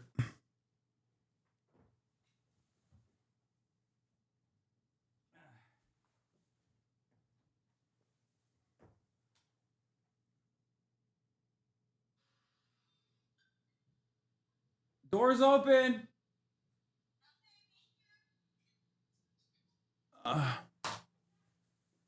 Ne? Geldiler.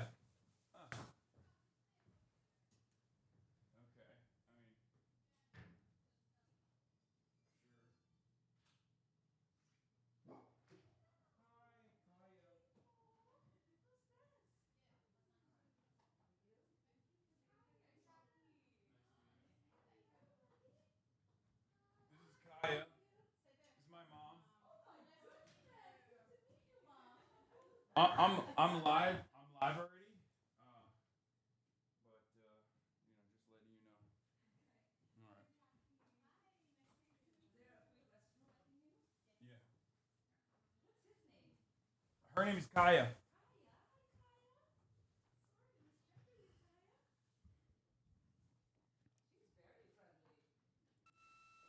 This is Mission Control, Houston. While we stand by for the establishment of communications between Integrity and the recovery team that is basically by very close to the spacecraft, we're going to go to the deck of the USS John P. Murtha, where Megan Cruz is standing by with Administrator Jared Isaacman.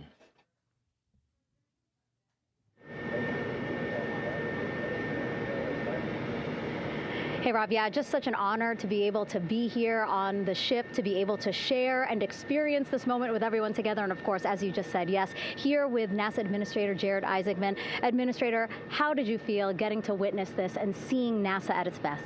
Oh, I mean, I'm honestly, I'm still at a loss for words. I mean, you know, like the childhood Jared right now can't believe what I just saw. I mean, almost been waiting my whole lifetime to see this, and then it's NASA Administrator. I just couldn't be more proud of the entire workforce, the years, the effort, the late nights, all the hard work from across the country that contributed to this incredible moment right now. And yeah, incredibly grateful too for our teams here on the John P. Murtha right now. Yeah, look at them behind us here. We got everybody. Hey, what do you guys think? We just brought some astronauts back from the moon, huh?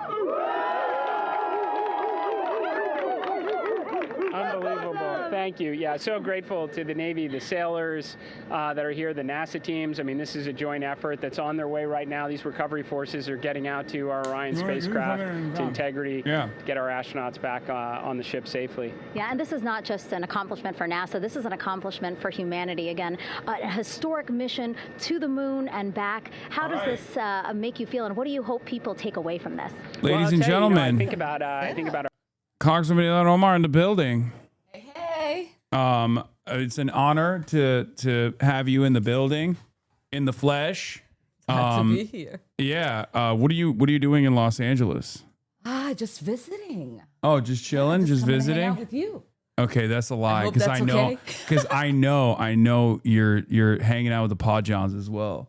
Yes, I've heard. Yes, I did. Because I was with them this morning. That's what they told me. Yeah, I was doing a piece with John Lovett. Okay.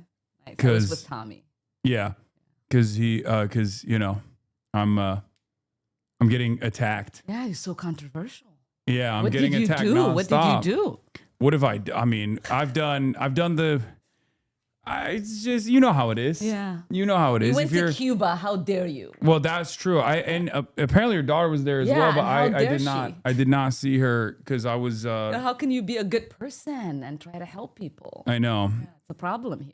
It is messed up. I think a lot of people get very mad. I've begun to realize that it isn't even like ideological for a lot of people. For many, it is. But for a lot of people, it's also just like because they're not doing anything. Mm-hmm. When they see someone doing anything, anything at all, they go, "Oh, there's got to be a sinister purpose behind this, an ulterior motive," and I'm gonna do my very best to disparage it. Well, it's also really weird to say here in America we have freedom and then to limit people's ability to go freely where they want.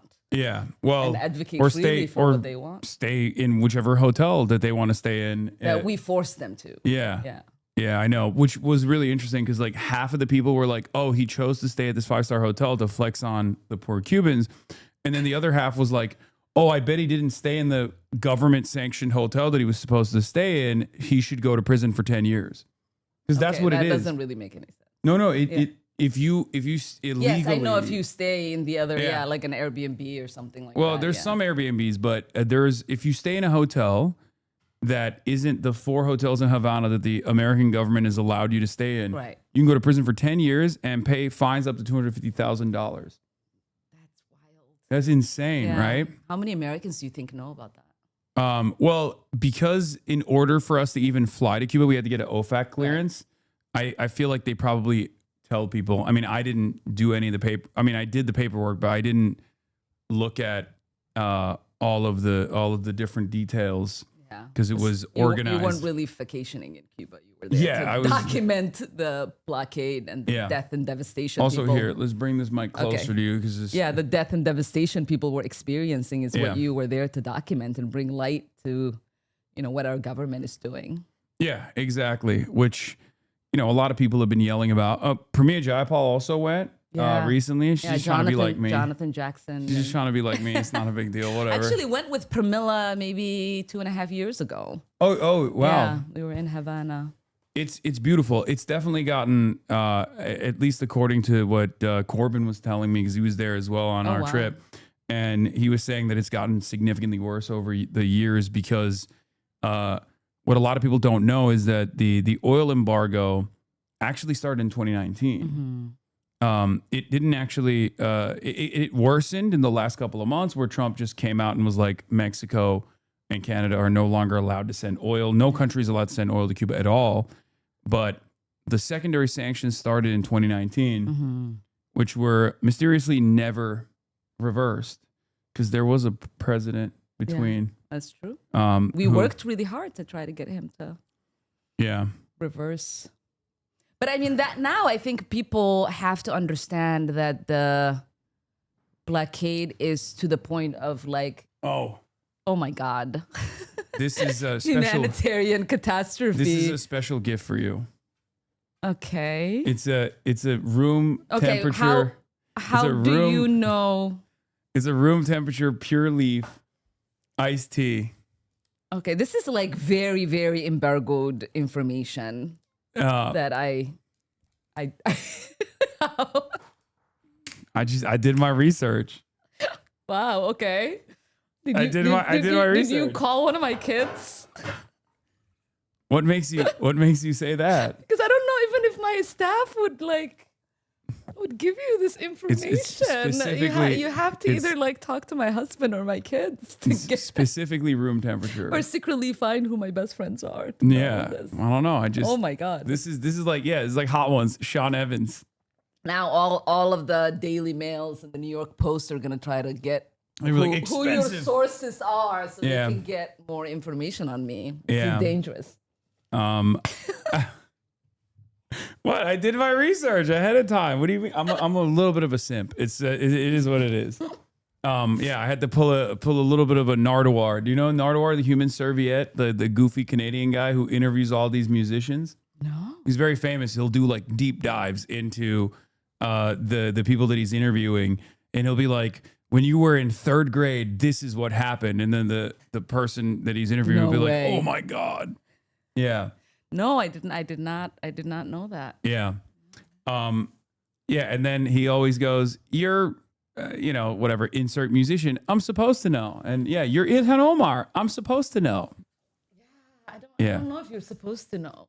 Yeah. No. This for me is not in the category of people know. Okay. Well, now everybody, now it's in front of 32,000 people. My goodness. Okay. Well, in any case, what were we talking about? We were talking about devastation in Cuba and the Biden administration not really doing anything to reverse that. Speaking of Biden administration's refusal to reverse certain decisions, right? Let's get right into it. Iran. Yeah.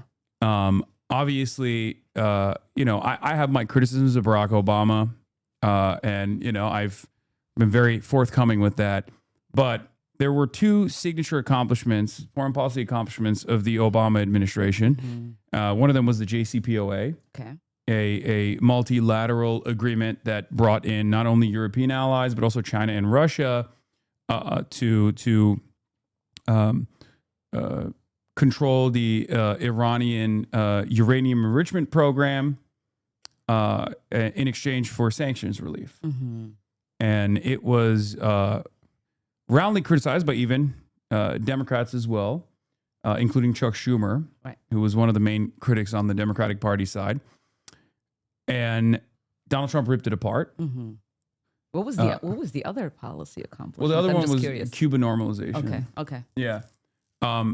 So, I mean, those were his like two foreign policy achievements that I thought were pretty good. I actually literally asked the Cubans when I was there, like, what do you think about that? And they were like, we don't know why he did that. To this day, like, they're like, we don't know what motivated the Obama administration to come out of nowhere to be like, we're going to normalize relations with Cuba. Yeah, I mean, I remember meeting artists and small business owners who were really proud of the fact that that was done and really devastated.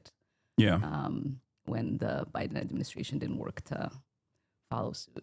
Yeah. Well, the last day when he was getting out of office, he released the sanctions on Cuba for one day, which was almost insult. I think more insulting than anything else. But in any case, they were telling us for like a year and a half that it was going to happen this week. It was going to happen. Wait, really? Week. Yeah. The Cuban one? Yeah. Oh, wow. Yeah, the administration would tell us, this week, especially when we came back from Cuba. Before we went to Cuba, we actually went and we met. Elizabeth Warren was also in that meeting, Chaya Paul, myself, Mark Buchan. We met with Jake Sullivan, and he told us that was something that they were seriously looking at, and they just kept saying, we're working on it, we're working on it, we're working on it. And it was really disheartening to see that work get done the day before, only for Trump to get rid of it. Yeah, it is devastating. Because even if he did it right after the election, it would have at least given the Cuban people, a couple of months. But even then, it's what's frustrating about it is that, from what I understand, one of the main things the Cuban government needs is stability. Like the sanctions relief, if it's on borrowed time, is not going to lead to the stability necessary for them to rebuild their infrastructure and to allow there to be free commerce in the country. Because one thing that I was stressed about. One thing that was constantly reiterated to me is the idea that the Cuban government is not looking for handouts. I mean, they appreciate the humanitarian aid, but they just simply want to be able to exist as a sovereign country without, American sanctions terrorism, economic terrorism, and collective punishment. And it's virtually impossible for them to take out loans, for example, to establish any new projects. To do any sort of trade. Or even reform their economy. Yeah. Because there has been some conversations about economic reform internally within the party. And it's virtually impossible for them to adequately reform their economy. They did actually do a huge package of economic reforms when Raul took over. Before this current... First name basis. Before this current administration...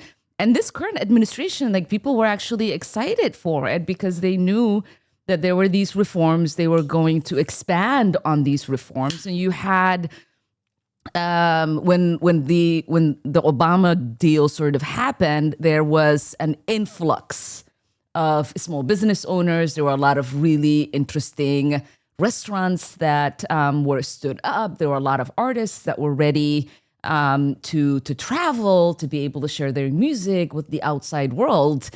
And when Trump came in and he put the sanctions back on and designated them as a country that supports terrorism. Yeah, state sponsor of terror. A state sponsor of terrorism, that meant everything was gone. Yeah. Right? You couldn't, it limited the number of tourists that could come in, and huge part of their economy, because it is a beautiful country, relies on having tourism. They have a huge population that's very young, that's very energetic. So it put a damper on the kind of dreams that they were starting to foster. And now, even with this administration, you're seeing those sanctions expand with the complete oil embargo. And that means there isn't enough fuel that, the Cuban people can actually utilize. But also, to me, what is even more heartbreaking is that we are limiting their ability to do good in the world. Yeah. Cubans export and train so many doctors and nurses that help countries with the poorest health infrastructure. Yeah. And we are saying to those countries, you can no longer take in Cuban doctors. Yeah. Jamaica just released their Cuban medical mission. And I talked to the healthcare professional that's in charge of the medical missions. I'd interviewed him prior when Marco Rubio had first made this announcement a year ago. And he told me that 100% of coverage is offered by Cuban doctors and in areas of dire need in Jamaica. So a lot of people in Jamaica, especially in underserved areas, are just never going to see a doctor again. Yeah. I mean, a lot of the Caribbean nations are capitulating, right, to this demand by Trump and Rubio. Mexico is actually, I think, one of the few countries that are saying no. Yeah. Which is promising because I don't think that it is. I don't think it is normal for the United States to make these kind of demands on these countries that really, desperately need the help and support that they can get in, strengthening their health infrastructure. But it's also, I think, just a severe level of bullying when someone tells you who can come into your country to provide healthcare assistance. And yeah, it's wrong and disgusting in so many ways. One of the things that I was so frustrated also, about. my pediatrician when I was a kid was Cuba trained. Oh, wow. So a part of me always loved the fact that even in Somalia, as kids, we had a doctor that was trained in Cuba who provided excellent pediatric care to us. Sick. Yeah. One of the things that I was very frustrated by is also the fact that, like, not only is the blockade invisible in many respects, I mean, it becomes very visible when you see the impact of it, right? The shortages, the rationing, the lack of medicine available in pharmacies because there's no gas to transport the medication. Yeah. And the refrigeration obviously needs electricity, and the grid falls apart with regular frequency, 30-hour-long blackouts and whatnot. Yeah. But also the fact that, like, Americans are just totally oblivious to it. Yeah. And I think if we were to ask Americans by referendum, like, do you think it's appropriate for us to just, like, starve this country 90 miles off our coastline? They'd be like, no. Yeah. It's because it's so unbelievably cruel and so unnecessary, these arbitrary restrictions. Yeah, and it's every time we've had a catastrophe happen here in the United States, they've always asked to help. They've always offered to send us help, and that just shows you the heart that the Cuban people have and their generosity and their desire to do good in the world. Yeah, they offered 1,500 doctors after Katrina, and George W. Bush refused. Yep, said no. Yeah. And including, like, medical aid as well. It's so ridiculous. That's how much you guys were there actually when the blackout happened that ended up killing like 98 people or something, Isra told me. No, I think that number was incorrect. The Cuban Health Ministry then was corrected it smaller? the record. I'm not sure exactly what the number was, but there was definitely there was a big blackout that took place while we were there. Yeah. And I mean, there were blackouts the entire time. Like, it's a much longer process than I thought. I grew up in Turkey. I'm used to blackouts. And then when I came to America, I forgot that blackouts happen all the time. That is the thing, yeah. Yeah, but the blackouts in Cuba were unlike anything else because even, like, the electricity in the city infrastructure would collapse. Right. So there were no traffic lights, no lights whatsoever, just pitch black darkness walking through the streets. And So then possibly every now and then, traffic accidents and stuff like that. well, there's not that many cars on the road anyway. Right, so But yeah, they're but their resilience. Can we talk about their adaptability and resilience, though? Yeah, that's what I was gonna say. Yeah. Like you walk through these pitch black neighborhoods, these streets, and then you see a little light. Yeah. And there's just a bunch of people playing dominoes with like a phone light. Oh, you know, and they're even I mentioned that, and people were like, "Oh, he's saying Cubans enjoy being in no electricity." It's like it's just, No. people are so ridiculous. No. One of my friends has this one person play that she does in Minneapolis. And I think it's called like being a child in war playing with balloons. Oh. Because when you are in those kind of environments, I think like people who read about it or watch movies, all they think about is just the harshness of the situation.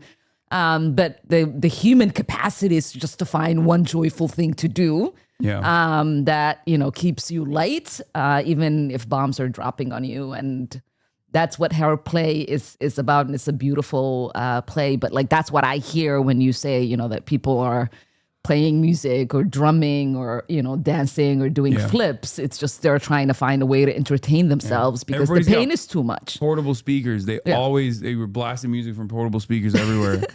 It's that was very interesting. Yeah. Did you see Kneecap? Kneecap was there. Yeah, I brought them there. Did you? Yeah. Okay, so you know them. Yeah, yeah. Okay, I'm a fan. When we were doing, they'll love to hear that. Yeah. When I sort of met them and told them, and they recorded a little video for me. Oh, So hell it's yeah! really cool. When we were planning this trip out with Progressive International, I was like, I was reaching out to a bunch of my friends, celebrities and the like, to see who would be down, and I was like, I know exactly who would definitely come. Nice. And I hit up their manager Daniel, who's a fascinating figure. He's actually was in the UN for Ireland for the longest time. He's done a bunch of stuff with the Palestinian girls team as well, where they came and did a exhibition match in Ireland. But I hit him up and I was like, "Yo, I think you guys would really enjoy. Like, we're gonna go to Cuba. I think this is like right up your alley." And he was like, "Bet." Nice. Immediately, he was like, "Yep, we're down. That sounds awesome." Yeah, I know one of their quotes was "Solidarity is in the bones of the Irish people," and that's why we're here. Yeah, or something like that. Yeah, yeah, it's absolutely true. Yeah. Irish people are, as I like to say, the coolest white people I ever met in my life. My husband is of Irish heritage, so he'd love to hear. Well, that. Irish Americans are a little different.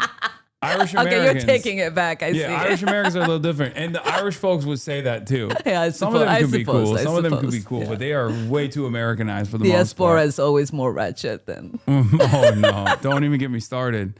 I'm in hot water. One of the things that people are yelling at me, the RNC is just like, I've spoken for 21,000 hours on Twitch in front of the camera, like literally 21,000 hours, wow. Right? So they're like finding choice clips out of context to be like, he's this, he's that. They're like claiming I'm basically everything that I'm not. Right. Obviously the common one is anti-Semitic. And a bit about that from your own personal experience for many, many years being one of the standalone figures that was resilient in her commitment to Palestinian sovereignty. And that's one of the things that people will constantly rip on me or constantly clip out of context is like whenever someone will be like Latinos for Trump or, there was like a Vietnamese for MAGA movement or something. And they'll clip it out of context when I'm like yelling at someone to be like, he's yelling at this Vietnamese lady, like he's racist towards the Vietnamese. It's like, no, I'm yelling at them because they're reactionary. Right. Like I'm yelling at them because they're trying to use standpoint epistemology to justify like Nazi politics. Yeah, and is the Vietnamese person here in the U.S.? Yeah. Okay. Yeah. But it is what it is. That's like one of the things that they're doing. I saw a lot of that with Iran too initially, when people from the diaspora would be like, "No, you don't understand. America's going to liberate the country." Yeah. Many and of them. One of the first things they did was bomb a school full of children, little girls. Yeah, exactly. Yeah.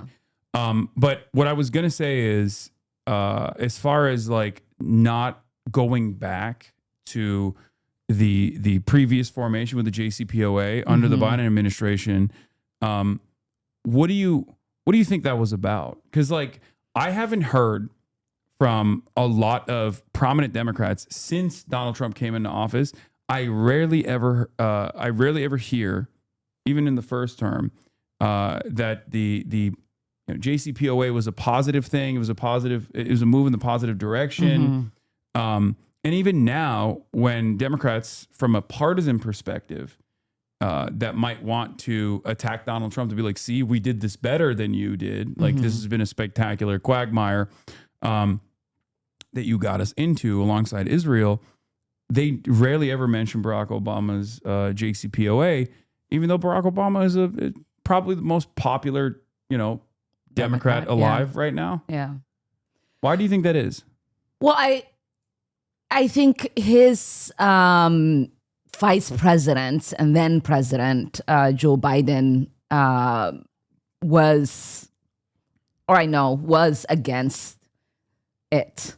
Yeah. And so the understanding after the Trump administration, when Biden got elected, was that he was going to do something different. And I don't know why we never got to what that different thing was, because nothing really happened that was structural in any kind of way that Democrats could rally around. So you still had the Pelosi's of the Democratic Party that kept holding on to the deal Obama reached with the Iranians, and then you had other Democrats like the Schumer wing of our party that was like, please, let's not talk about this because we don't want that deal. And so, and one thing that also people don't often talk about is the MOU that got us the $3.8 billion guarantee yearly to Israel was part of the selling point for the Democrats that eventually ended up supporting the JCPOA. So it's not that it didn't come with a headache for our party to contend with. It came with this blanket check to Israel that has 3.8 a year, 3.8 annually. That has allowed for us to be complacent in genocide, that has allowed for us to be dragged into war with Iran, that has allowed for the capitulation of some of these Middle Eastern countries with Israel. So yes, there was a good thing that came from it for a little bit, and eventually it led to the devastation we're watching right now.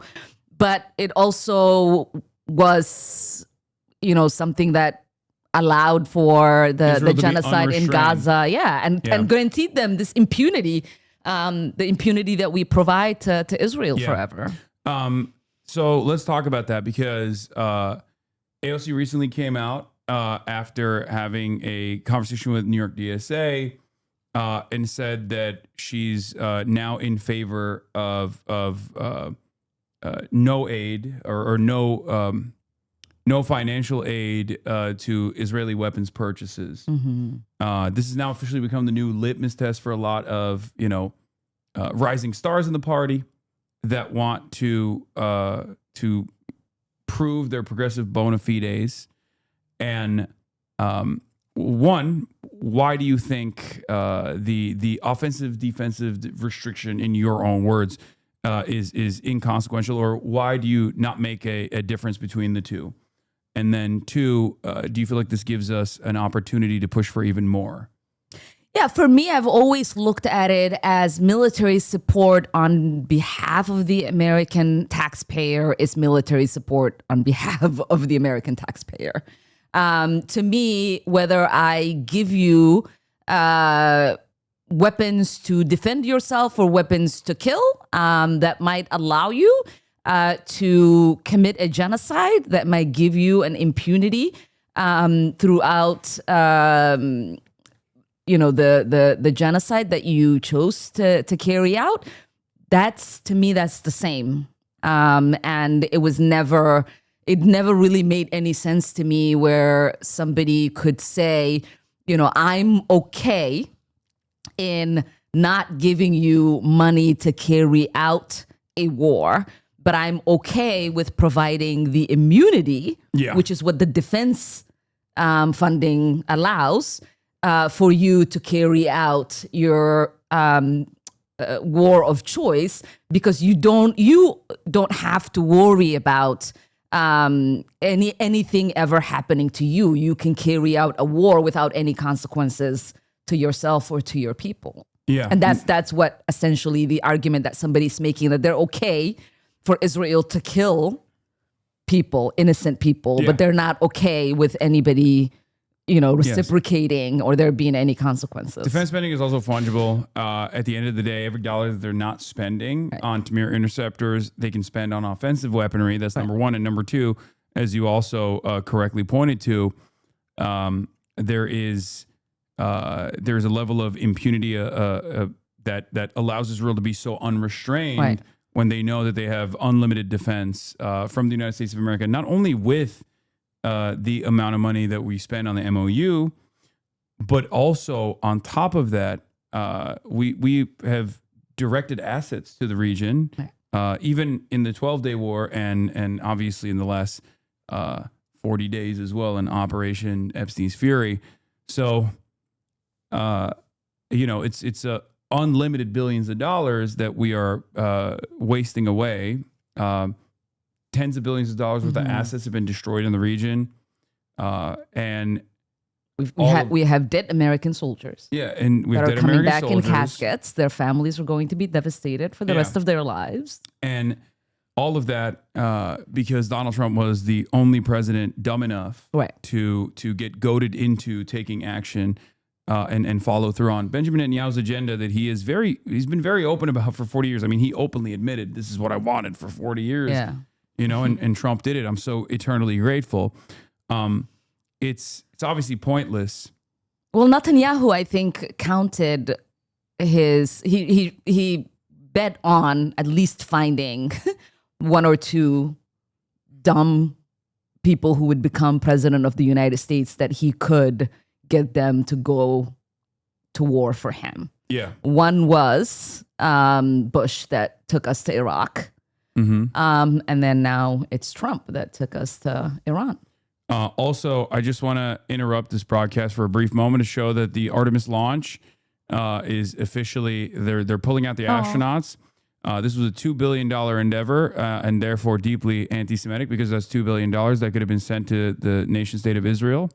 And therefore, don't laugh, Congresswoman. And therefore I disagree with the waste of money to go to the moon and back.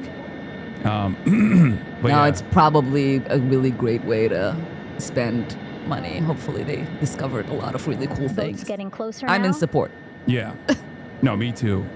Again, that one that's right up against Orion, those are the They're not pulling them divers that will out go just in yet. They're going to tow them to the into an aircraft spacecraft carrier. to Oh, check damn. on each of Okay, the never mind. The nerds in the chat are correcting me. They're These not other pulling them out of boats the... will begin doing a number They're not of pulling them things, out yet. Putting on that stabilization collar onto Orion. Okay, never mind. What are they doing? What are they saying? I don't even know how you read this. What, the chat? Yeah. I'm used to it. Okay. Yeah. It's a skill, definitely. Okay, I'm about to have an aneurysm. I can't look at it. Don't look at the chat. It's not good anyway. It's absolutely not good. But let's go NASA. So where were we? What was I talking about before Artemis? I forgot. No. Oh, the $3.8 billion that we. Oh yeah, we're talking about the MOU. Sent, So yeah, it's I don't think it's a distinction. But what do you make of this becoming the new litmus test? And now you have even J Street as of today coming out in favor of congresspersons that they back, openly stating that they don't make a distinction between defensive and offensive weapons in terms of aid as well. What do you think that says? Is it just a reflection of how much the environment has shifted, and it's J Street trying to find a more manageable way to continue defending Israel? or is it something else? Yeah, I mean, I do believe, obviously, a lot has changed since the genocide in Gaza.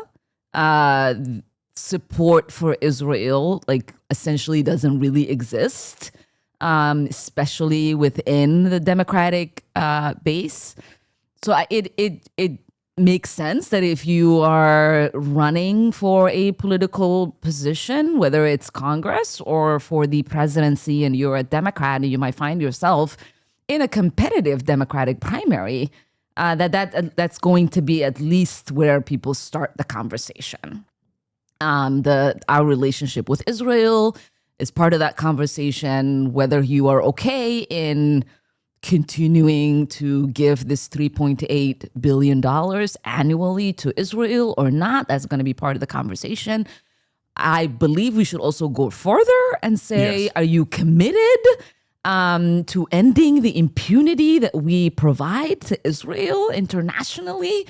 Because accountability will never come to Israel as long as the United States has that veto power to stop them from, being held accountable. As long as we are sanctioning people at the ICJ and the ICC who want to prosecute Israel for its crimes, Israel will continue to commit international crimes. Yeah. And so I do believe we should also be pushing people to say, this is not okay. And I am no longer going to allow our country to be used to shield a country that constantly commits international crimes and constantly kills civilians without any accountability and with the impunity that they have. Yeah. This conversation is actually more important than ever before because there's a 10-point ceasefire plan that the Iranian side believes in. Just sent to the Americans. And right now there's a conversation taking place in Islamabad and Pakistan. We have reporting from the Financial Times and numerous other outlets that show that America was the one who actually really pushed for the ceasefire, considering that they failed to achieve any of their military objectives. Even though Donald Trump and Pete Hegseth kept claiming over and over again their Navy is destroyed, their launching capabilities have been significantly attrited. None of that was true, obviously, and they still control the Strait of Hormuz. One of the key provisions in that deal was a demand for a ceasefire in Lebanon. Well, the Iranian side actually said the entire axis of resistance, which would include Gaza as well. However, in the immediate aftermath of that, there was additional reporting that came out that Benjamin Netanyahu actually called Donald Trump personally and said, no, we're not stopping bombing Lebanon. And Donald Trump simply said, keep it low key, which is so indecent and so ridiculous. But Benjamin Netanyahu objectively did not keep it low key. He killed 300 plus Lebanese civilians in a matter of 10 minutes. One of the most heinous war crimes. They were very proud of it. And openly talking about how they had a right to do it as well.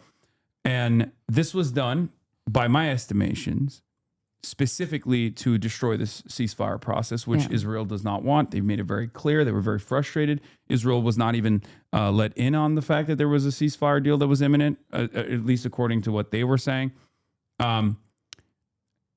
This shows that Donald Trump has to restrain Israel. Otherwise, there is no real negotiation at all. Yeah. I mean, the other thing that when you say that, I think of is the fact that Israel is historically known for breaking ceasefires. Yeah. You cease, we fire. Yeah. Yes. Yeah. And so I'm not surprised. And obviously the administration shouldn't be surprised.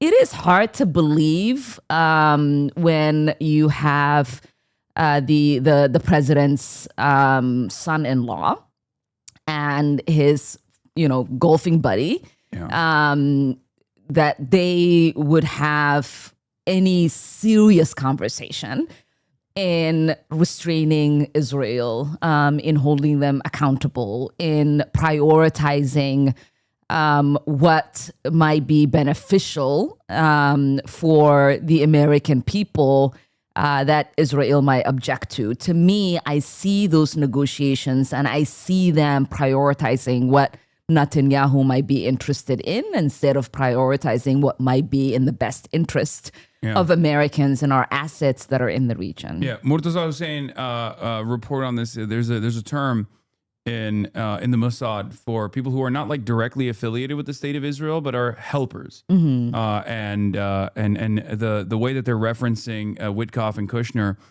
inside of Israel now and inside of the Israeli government is as helpers, sympathetic figures that are not exactly are not exactly placing the priorities of even saving face for America at this point ahead of what the larger Israeli goal is here. Yeah. So my question, I guess, is one, where do you see us going from here? And will J.D. Vance be the brilliant diplomat who will bring about a ceasefire, a complete cessation of hostilities? And what could Congress do to limit the powers of this administration? Yeah, I mean, I don't think JD is going to be successful, and whatever success he claims is most likely not his. It is not surprising that the president agreed to this 10-point deal that the Iranians submitted after they rejected, right, the 10-point deal that we'd offered to them. And that 10-point deal that he accepted was one that was already on the table 2 weeks prior to when it was accepted. And so I can just see them probably accepting something exactly like what we have right now, and then doing what they've been doing and say the Strait of Hormuz is open or will soon be open, even though it still remains closed. And the Iranians are now charging any vessel that comes through $2 million that they weren't charging before. I can see, as soon as he announces some sort of plan or a deal, Netanyahu going on TV and saying he knows nothing about it and there's not going to be anything that stops them, which he is accustomed to doing. He did that to Blinken every single time Blinken went, and try to beg them to agree to some deal. So I can see the United States continuing to get humiliated. I can see, Netanyahu continuing to lose it, and I believe we will find ourselves in the same position in a few months. How do you feel about and what can Congress do? Obviously, we are been pushing for a war powers resolution. Mm-hmm. We weren't able to get it done before Congress went on its recess for us to go to our districts. Do you feel like that was deliberate? Like the timing of that was rather strange. No, for me, it was deliberate, but not in the way that you think. We were short members. We had a member whose father passed away, who couldn't be available to take a vote. We had another member whose wife was having a surgery. Life happens, right? Obviously, we're members of Congress, but we also have families. We also have lives that, sometimes that emergency things happen. And so we were short just on the Dem side for members, I believe.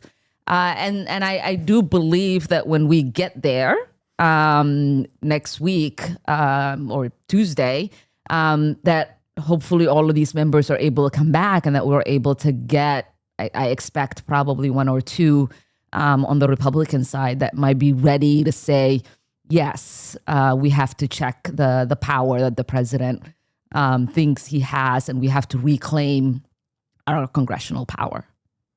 Okay.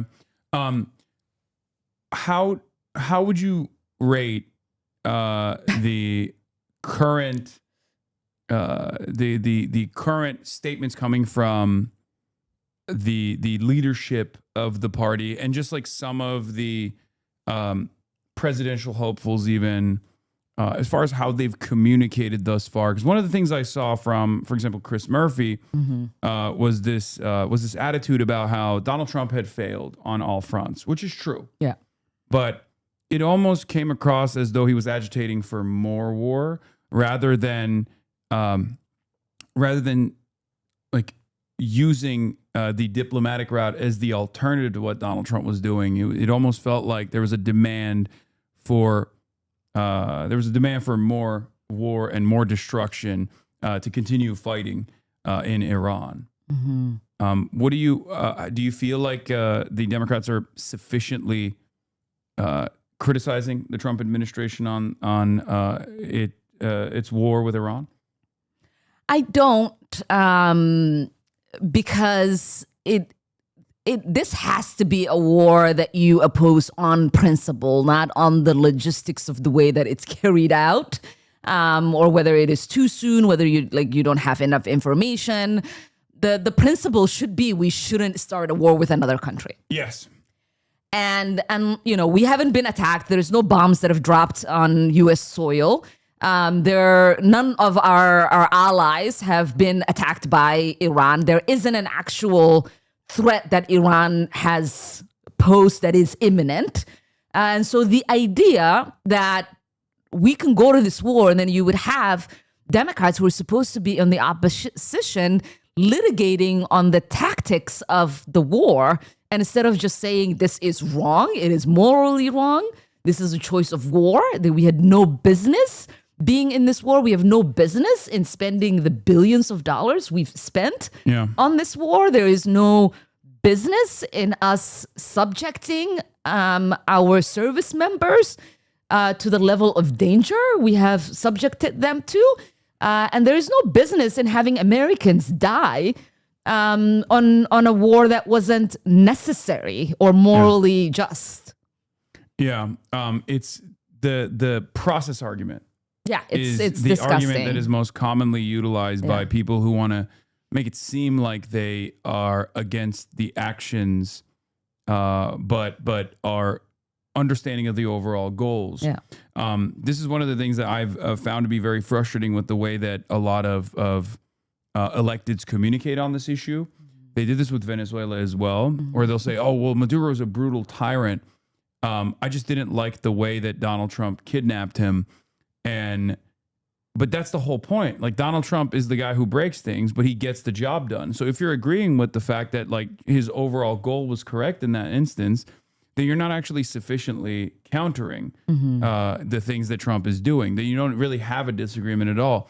And the process argument seems the exact same. How much of that is because, by your estimation, how much of that is because they truly agree with going to war with Iran, and then but also are happy that it was Trump that did it, so that now they have now they know that they don't have to be anchored by that decision.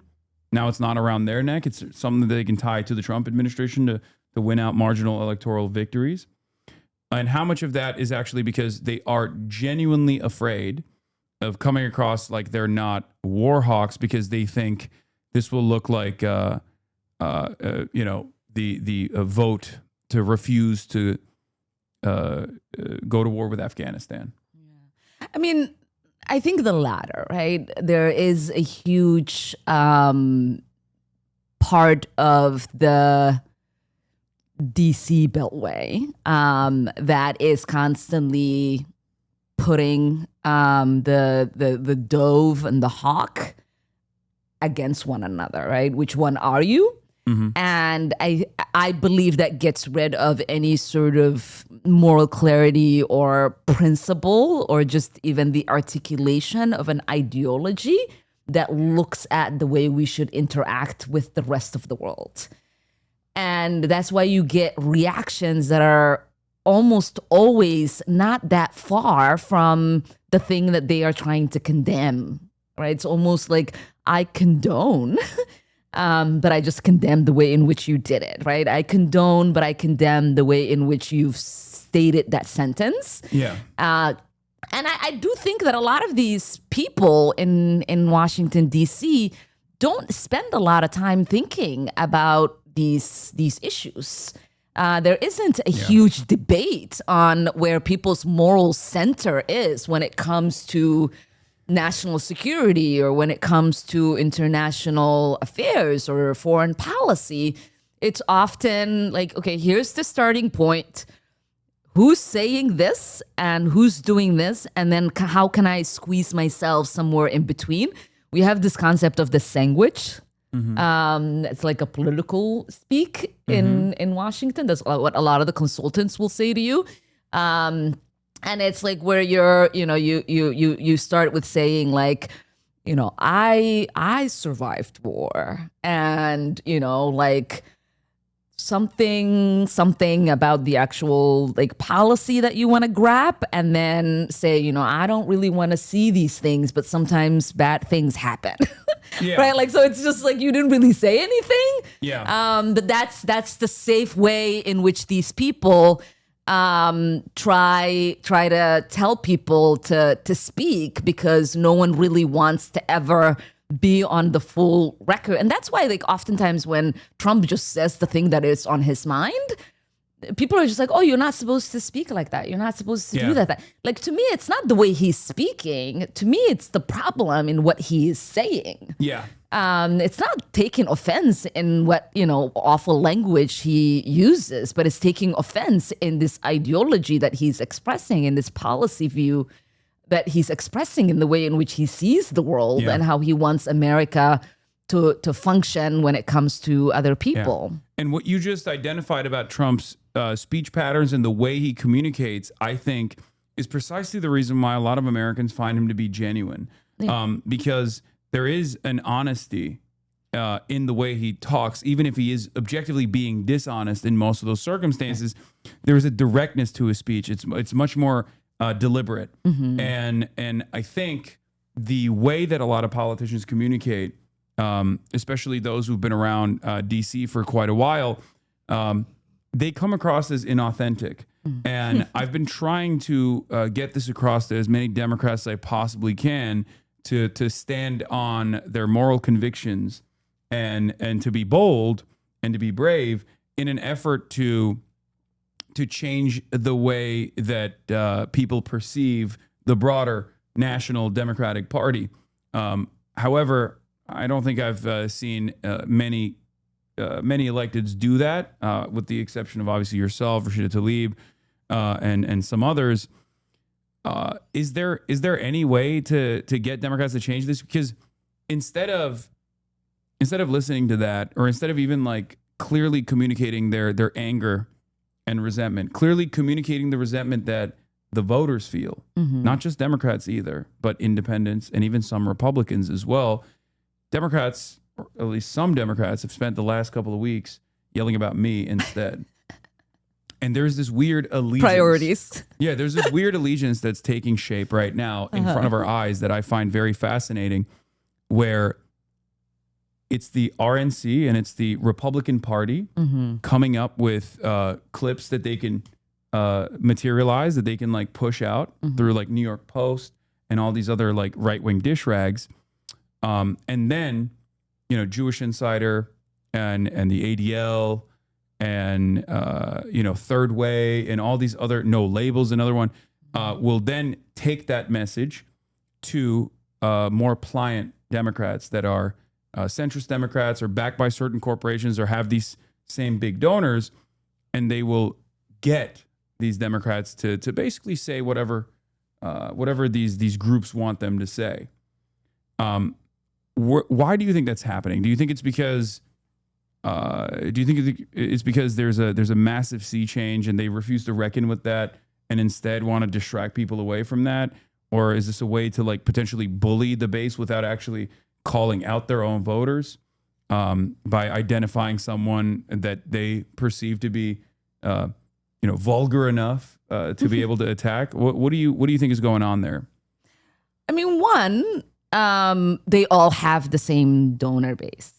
Yeah. Right. And so, the people that they're spending most of their time, in their breakfast meetings or their receptions, like these are the same people, whether it's, the these reporters that you're talking about and the orgs that like fund their reporting or whoever owns them, to the people who are funding Third Way or, the Democratic establishment, are the same as who funds the Republican establishment. A lot of them have, similar donors.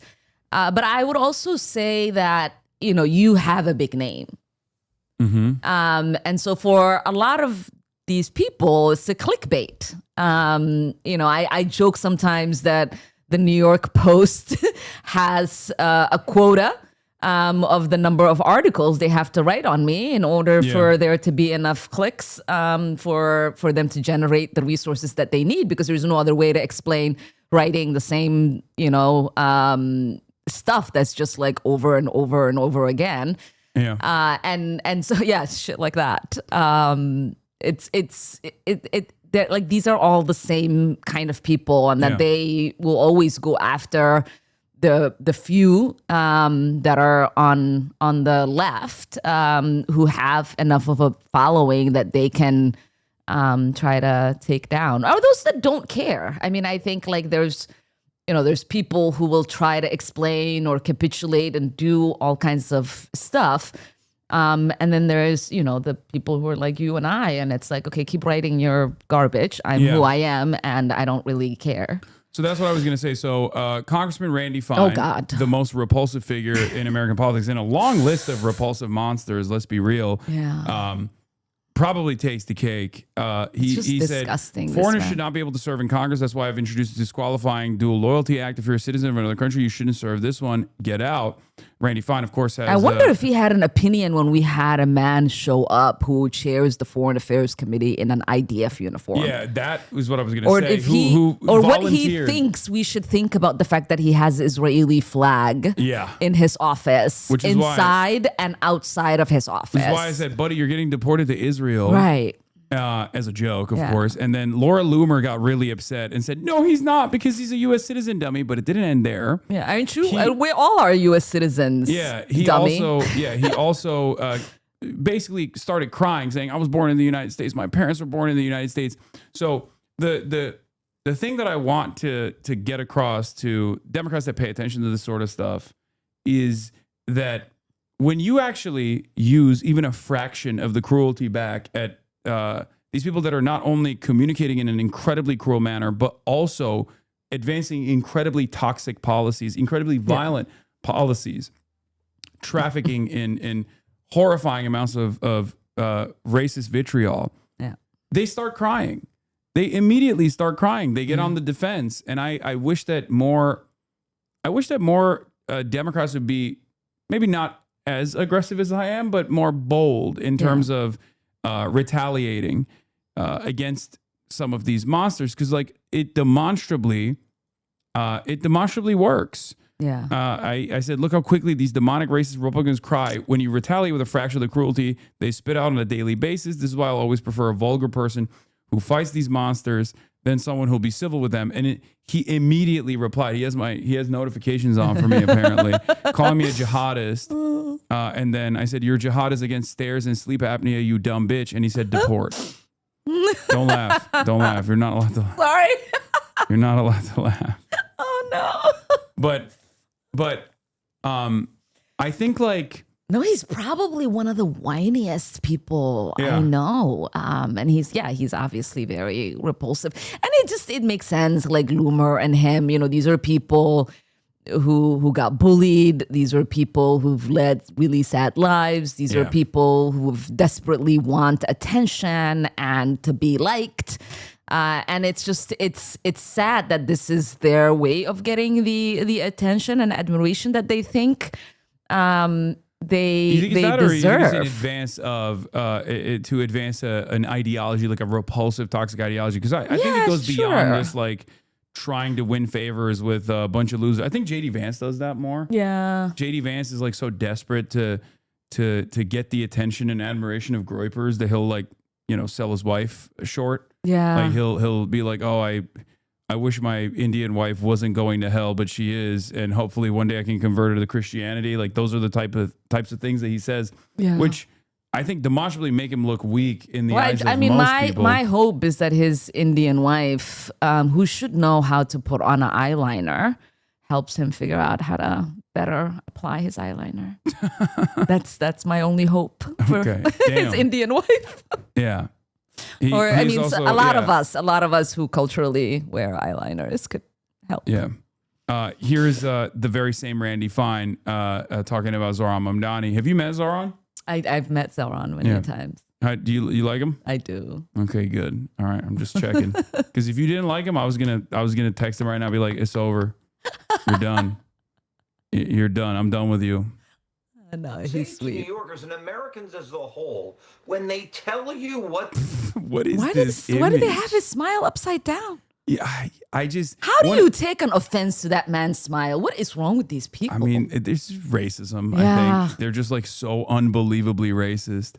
they believe them. We're in this situation in New York because people said, oh, he really won't be that bad. Well, he's doing exactly what he told people that he would do. I believe Zohran Mamdani lied when he applied for citizenship. I think he was affiliated and supported groups you're not allowed to if you want to be a citizen of the United States. And I think he should be denaturalized and deported as a result.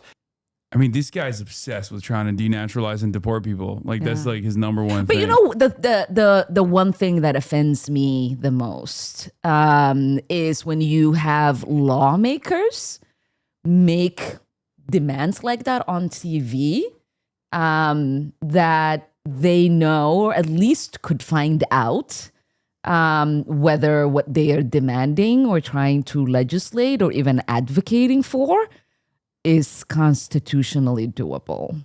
Yeah. Like this man should know there is no way that they are denaturalizing and deporting Mamdani or me or any of the people that they're constantly telling their base they're going to do that. And it's so embarrassing that they say that. And what is even more embarrassing is that their base is not smart enough to know that they're being lied to. Yeah. I mean, some of them I think are elated at the prospect of like having someone to bully, like a vulnerable population or marginalized community member to attack over and over again. It sometimes feels like they're desperate for a person to look down at rather than demand change that would improve their lives. Yeah. But it's a pathetic way to live. Yeah, astronauts are coming out. Okay, here we go. They're pulling out the astronauts. Is this a crew chat?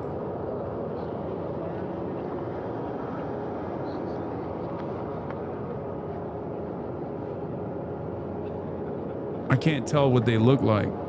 Is this them? Shout out San Diego.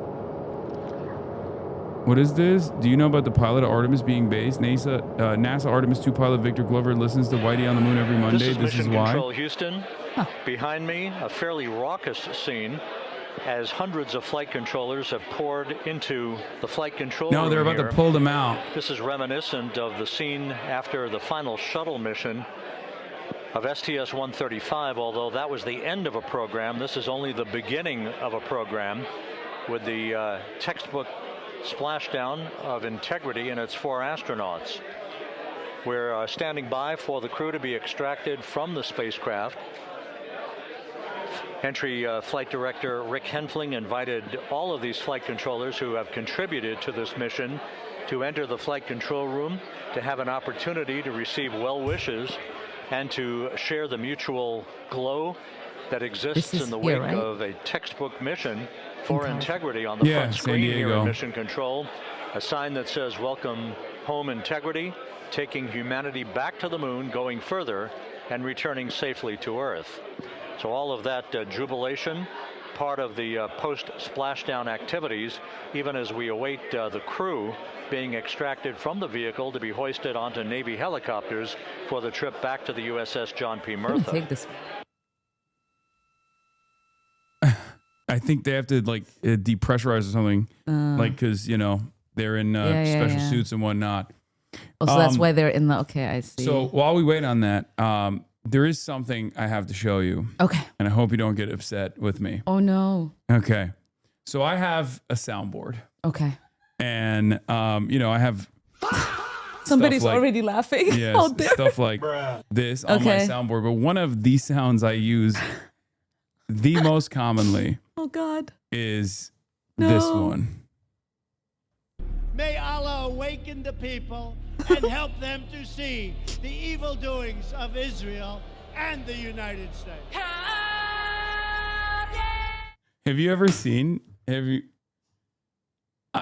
I'm sure you're familiar with this. You've heard this. I've seen the video. Yeah. You've seen the video. Okay. Yeah, at his rallies. Yes. But was that the Lion King sound at the end? No, it's a Dune. Oh, okay. Yeah, okay. Lisan Al Gaib sound. Okay. So I feel like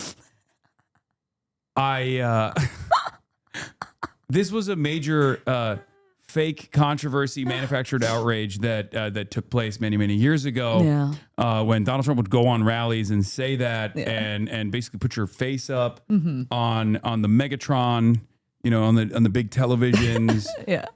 Basically putting And a they, bounty out on your head. And they chant like "send her back." Yeah.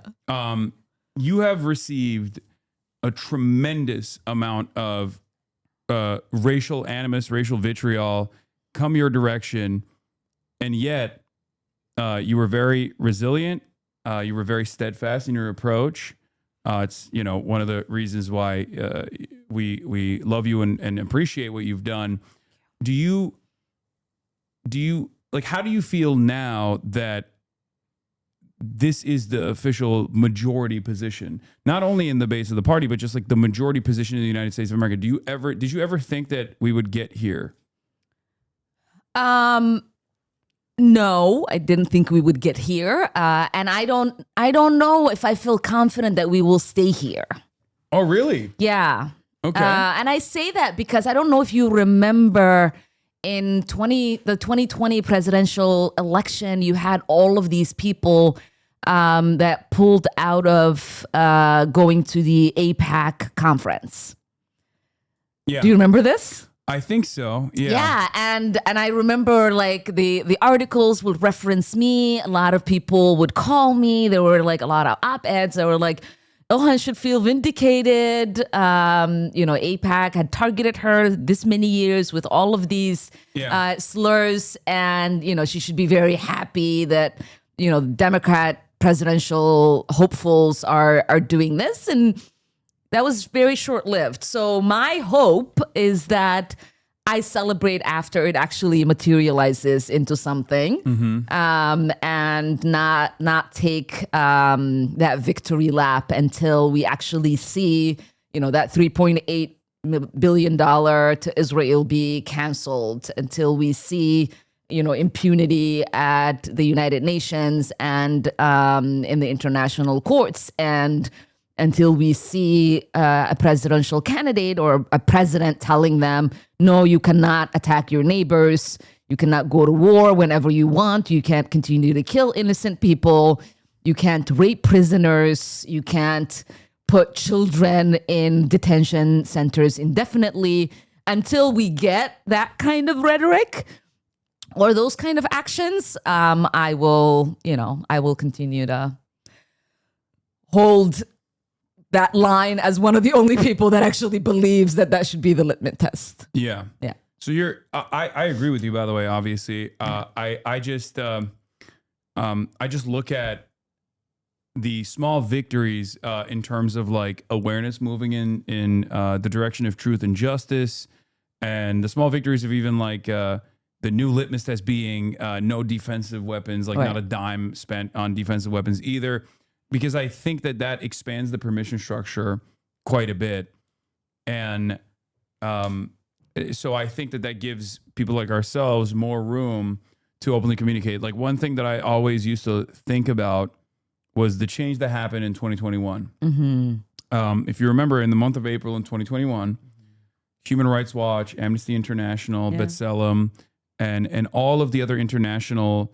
That's when we got the apartheid report. Yeah, all of the other international organizations, humanitarian rights organizations, openly admitted that Israel was an apartheid state. Now, it already was long before then, as Nelson Mandela also pointed out way back when. However, that and Desmond Tutu, yeah, and yeah, exactly. But that gave more of a standing for a lot of anti-Zionists to be able to say, look, like, this is the truth, and now all of these other institutions are also saying it. And I think that was, slowly but surely, brick by brick, that was part of the reason why I think people started becoming more receptive to that message. And now the job is obviously not complete, but I would say that as far as like broad awareness initiatives goes, from this day forward, I don't see people's attitude towards Israel shifting in the positive direction ever again. Yeah, but you still have a huge cohort of members of Congress that will capitulate to the interests of Israel, to the protection of Israel, to labeling everybody who criticizes the government of Israel to being some sort of hateful person. It's interesting that you mentioned that report. When it came out, Rashida and I decided to go on the House floor and read it into the congressional record. And Rashida at the time didn't think anybody would join us. But we got about a dozen members who came. But that came with, them trying to censure Rashida. And it came with them fighting to get me off the Foreign Affairs Committee. And, fortunately, Democrats didn't vote to kick me off the Foreign Affairs Committee, but unfortunately, a lot of Democrats did vote to censure Rashida. And so that's why I say, the public has moved, but members of Congress on both parties have not fully moved. Yeah. And it will take, I think, a couple of cycles for the American people to say, I want people who represent our interest. I want people who will carry a principle of justice, of integrity, of honesty, and of accountability.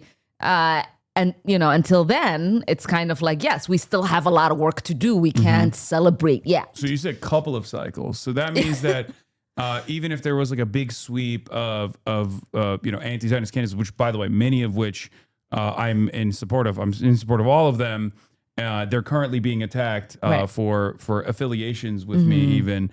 And that's kind of what I wanted to get at, which is that there is definitely a battle brewing internally. Yeah. There's a battle brewing in American politics in general, but certainly within the ranks of the Democratic Party, where I think those who demonstrate the moral courage are being aggressively pursued and being cast aside in order to maintain this complete reversal of the 90-10 issue. Yeah. Because it's almost 10-90 on the elected side. Yeah. Where there's only a handful of representatives and senators.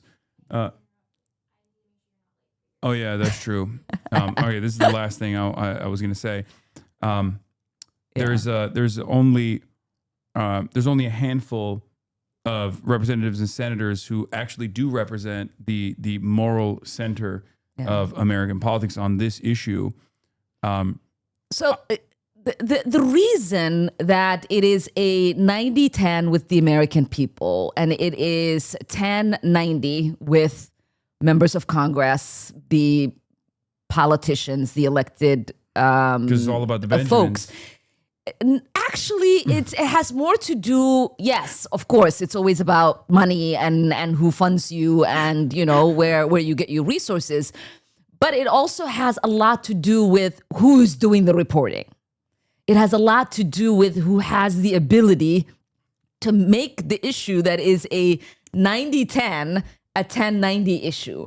When you have a media apparatus, as you were just saying, use your support of Abdul in Michigan, who is an incredible candidate and would make an incredible senator with integrity. Make that a problem? Yeah. Is that because everybody who is writing about it is in that 10-90 Yeah. space, right? Because the big issue, the big controversy should be his opponent's records. Yeah. It should be, what his opponent said. It should be Or their about lack of interest in identifying some of these issues. Yes, but it should be about how they're like in secret chats, right? Capitulating and saying, I don't want to publicly say anything, but after the election, I will do A, B, and C. That should be the problem. The problem shouldn't be the streamer who understands where the base is, who's coming from a place of integrity and honesty and supporting a candidate that really fits that 90-10 issue the exact way that it should. Because if we are to have a representative democracy, the people have to represent the interest of those that they are seeking to govern. Yeah, absolutely. But I do think that it's a very different environment. It's a very different media environment now with so many independent outlets, myself included. And also, perhaps even more importantly than that, at least from my experience, going all around the country, going to No King's protests and going to Minneapolis and seeing the people there, seeing such a diverse group of individuals from all different walks of life resist against the Trump administration. It's made me believe that people do want change. The electability argument for the longest time, I think, for a lot of Democrats who vote in the primaries, the party loyalists, was around the notion that we have to pivot and we have to find the most electable Democrat. Who's the most electable Democrat? The most moderate Democrat. Who's the most electable Democrat? The one that actually finds like a reasonable center on this Israel problem, right? Instead of saying something that could be potentially considered controversial. I don't think they want that anymore. And I think Bernie Sanders, at least for the people that I talk to, a lot of, older, white, suburban, college-educated liberals over the age of 60 will openly and readily admit to me that they voted for Hillary Clinton, they hated Bernie Sanders, they voted for Kamala Harris. They voted for Joe Biden. They were excited about Joe Biden. They hated Bernie Sanders again. But after the second defeat against Donald Trump, they realized perhaps they were lied to about the electability argument, and perhaps Bernie Sanders was a far more electable candidate. So I think that is going to reflect that's going to be apparent in the primaries, even though obviously this is a tough battle regardless because of tens of millions of dollars of big donors that will do everything they can to attack left flank candidates. But I think we do have a real opportunity to make some significant changes and build a real left caucus in the party and hopefully maybe even bully some other Democrats into coming on board with positions that they previously would never have the moral courage to openly fight for. Yeah. I mean, I think the American people will elect anybody that showed up. I think if we were to learn anything from, Trump being elected as president, is that there is no such thing as who is electable. It's about who will show up, talk to the American people and gain their support. And so, let's go. All right. Ilhan Omar, thank you so much for coming on. Thank you. What do you want to shout out, promote, anything? How can we help you?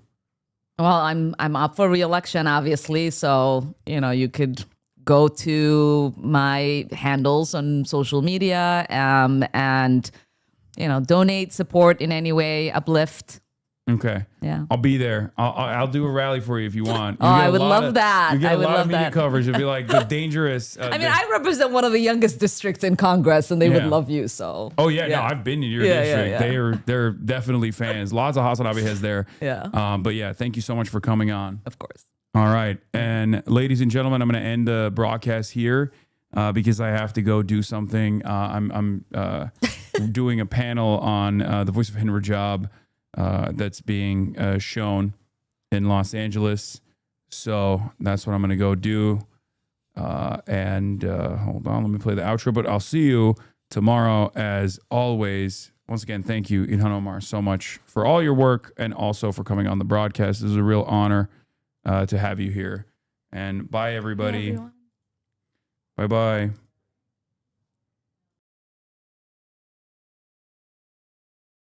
Starting off the day, all the chatter's trickling in. I'll sell people hay. Sunny Los Angeles, California, says Hasan.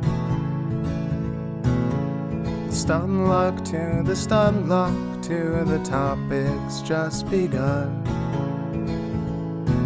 'Cause there he is again. Hasan is streaming. Hasan is streaming. There he is again. Hasan is streaming. Hasan is streaming. Reviewing a Chinese train, telling Kaya place. Sun and Asmin chatter loves, giving Grinning's grace. Zoran winning NYC, woke two back with the force. The Rogan of the left, to me a dumb himbo still of course. The Charlie Kirk assassination, the Fear and Online show. 8 full fucking years of this, and plenty more to go. Doing fun stuff tomorrow, throw PBS up on the screen. A man-made horror reaction brought to you by this life's dream. 'Cause there he is again, Hasan is streaming. Hasan is streaming. There he is again. Hasan is streaming. Hasan is streaming. Kicked out of the DNC, IRL we march the goat. Combating the propaganda that shoved down people's throats. CBS Israeli news, a coup, a regime falls. A full-blown fascist takeover, and still the duty calls. Total radicalization coming out to sea. The system will always fail, it's up to you and me. On these daily streets, whether short or whether long, have helped millions of people keep it moving right along. 'Cause there he is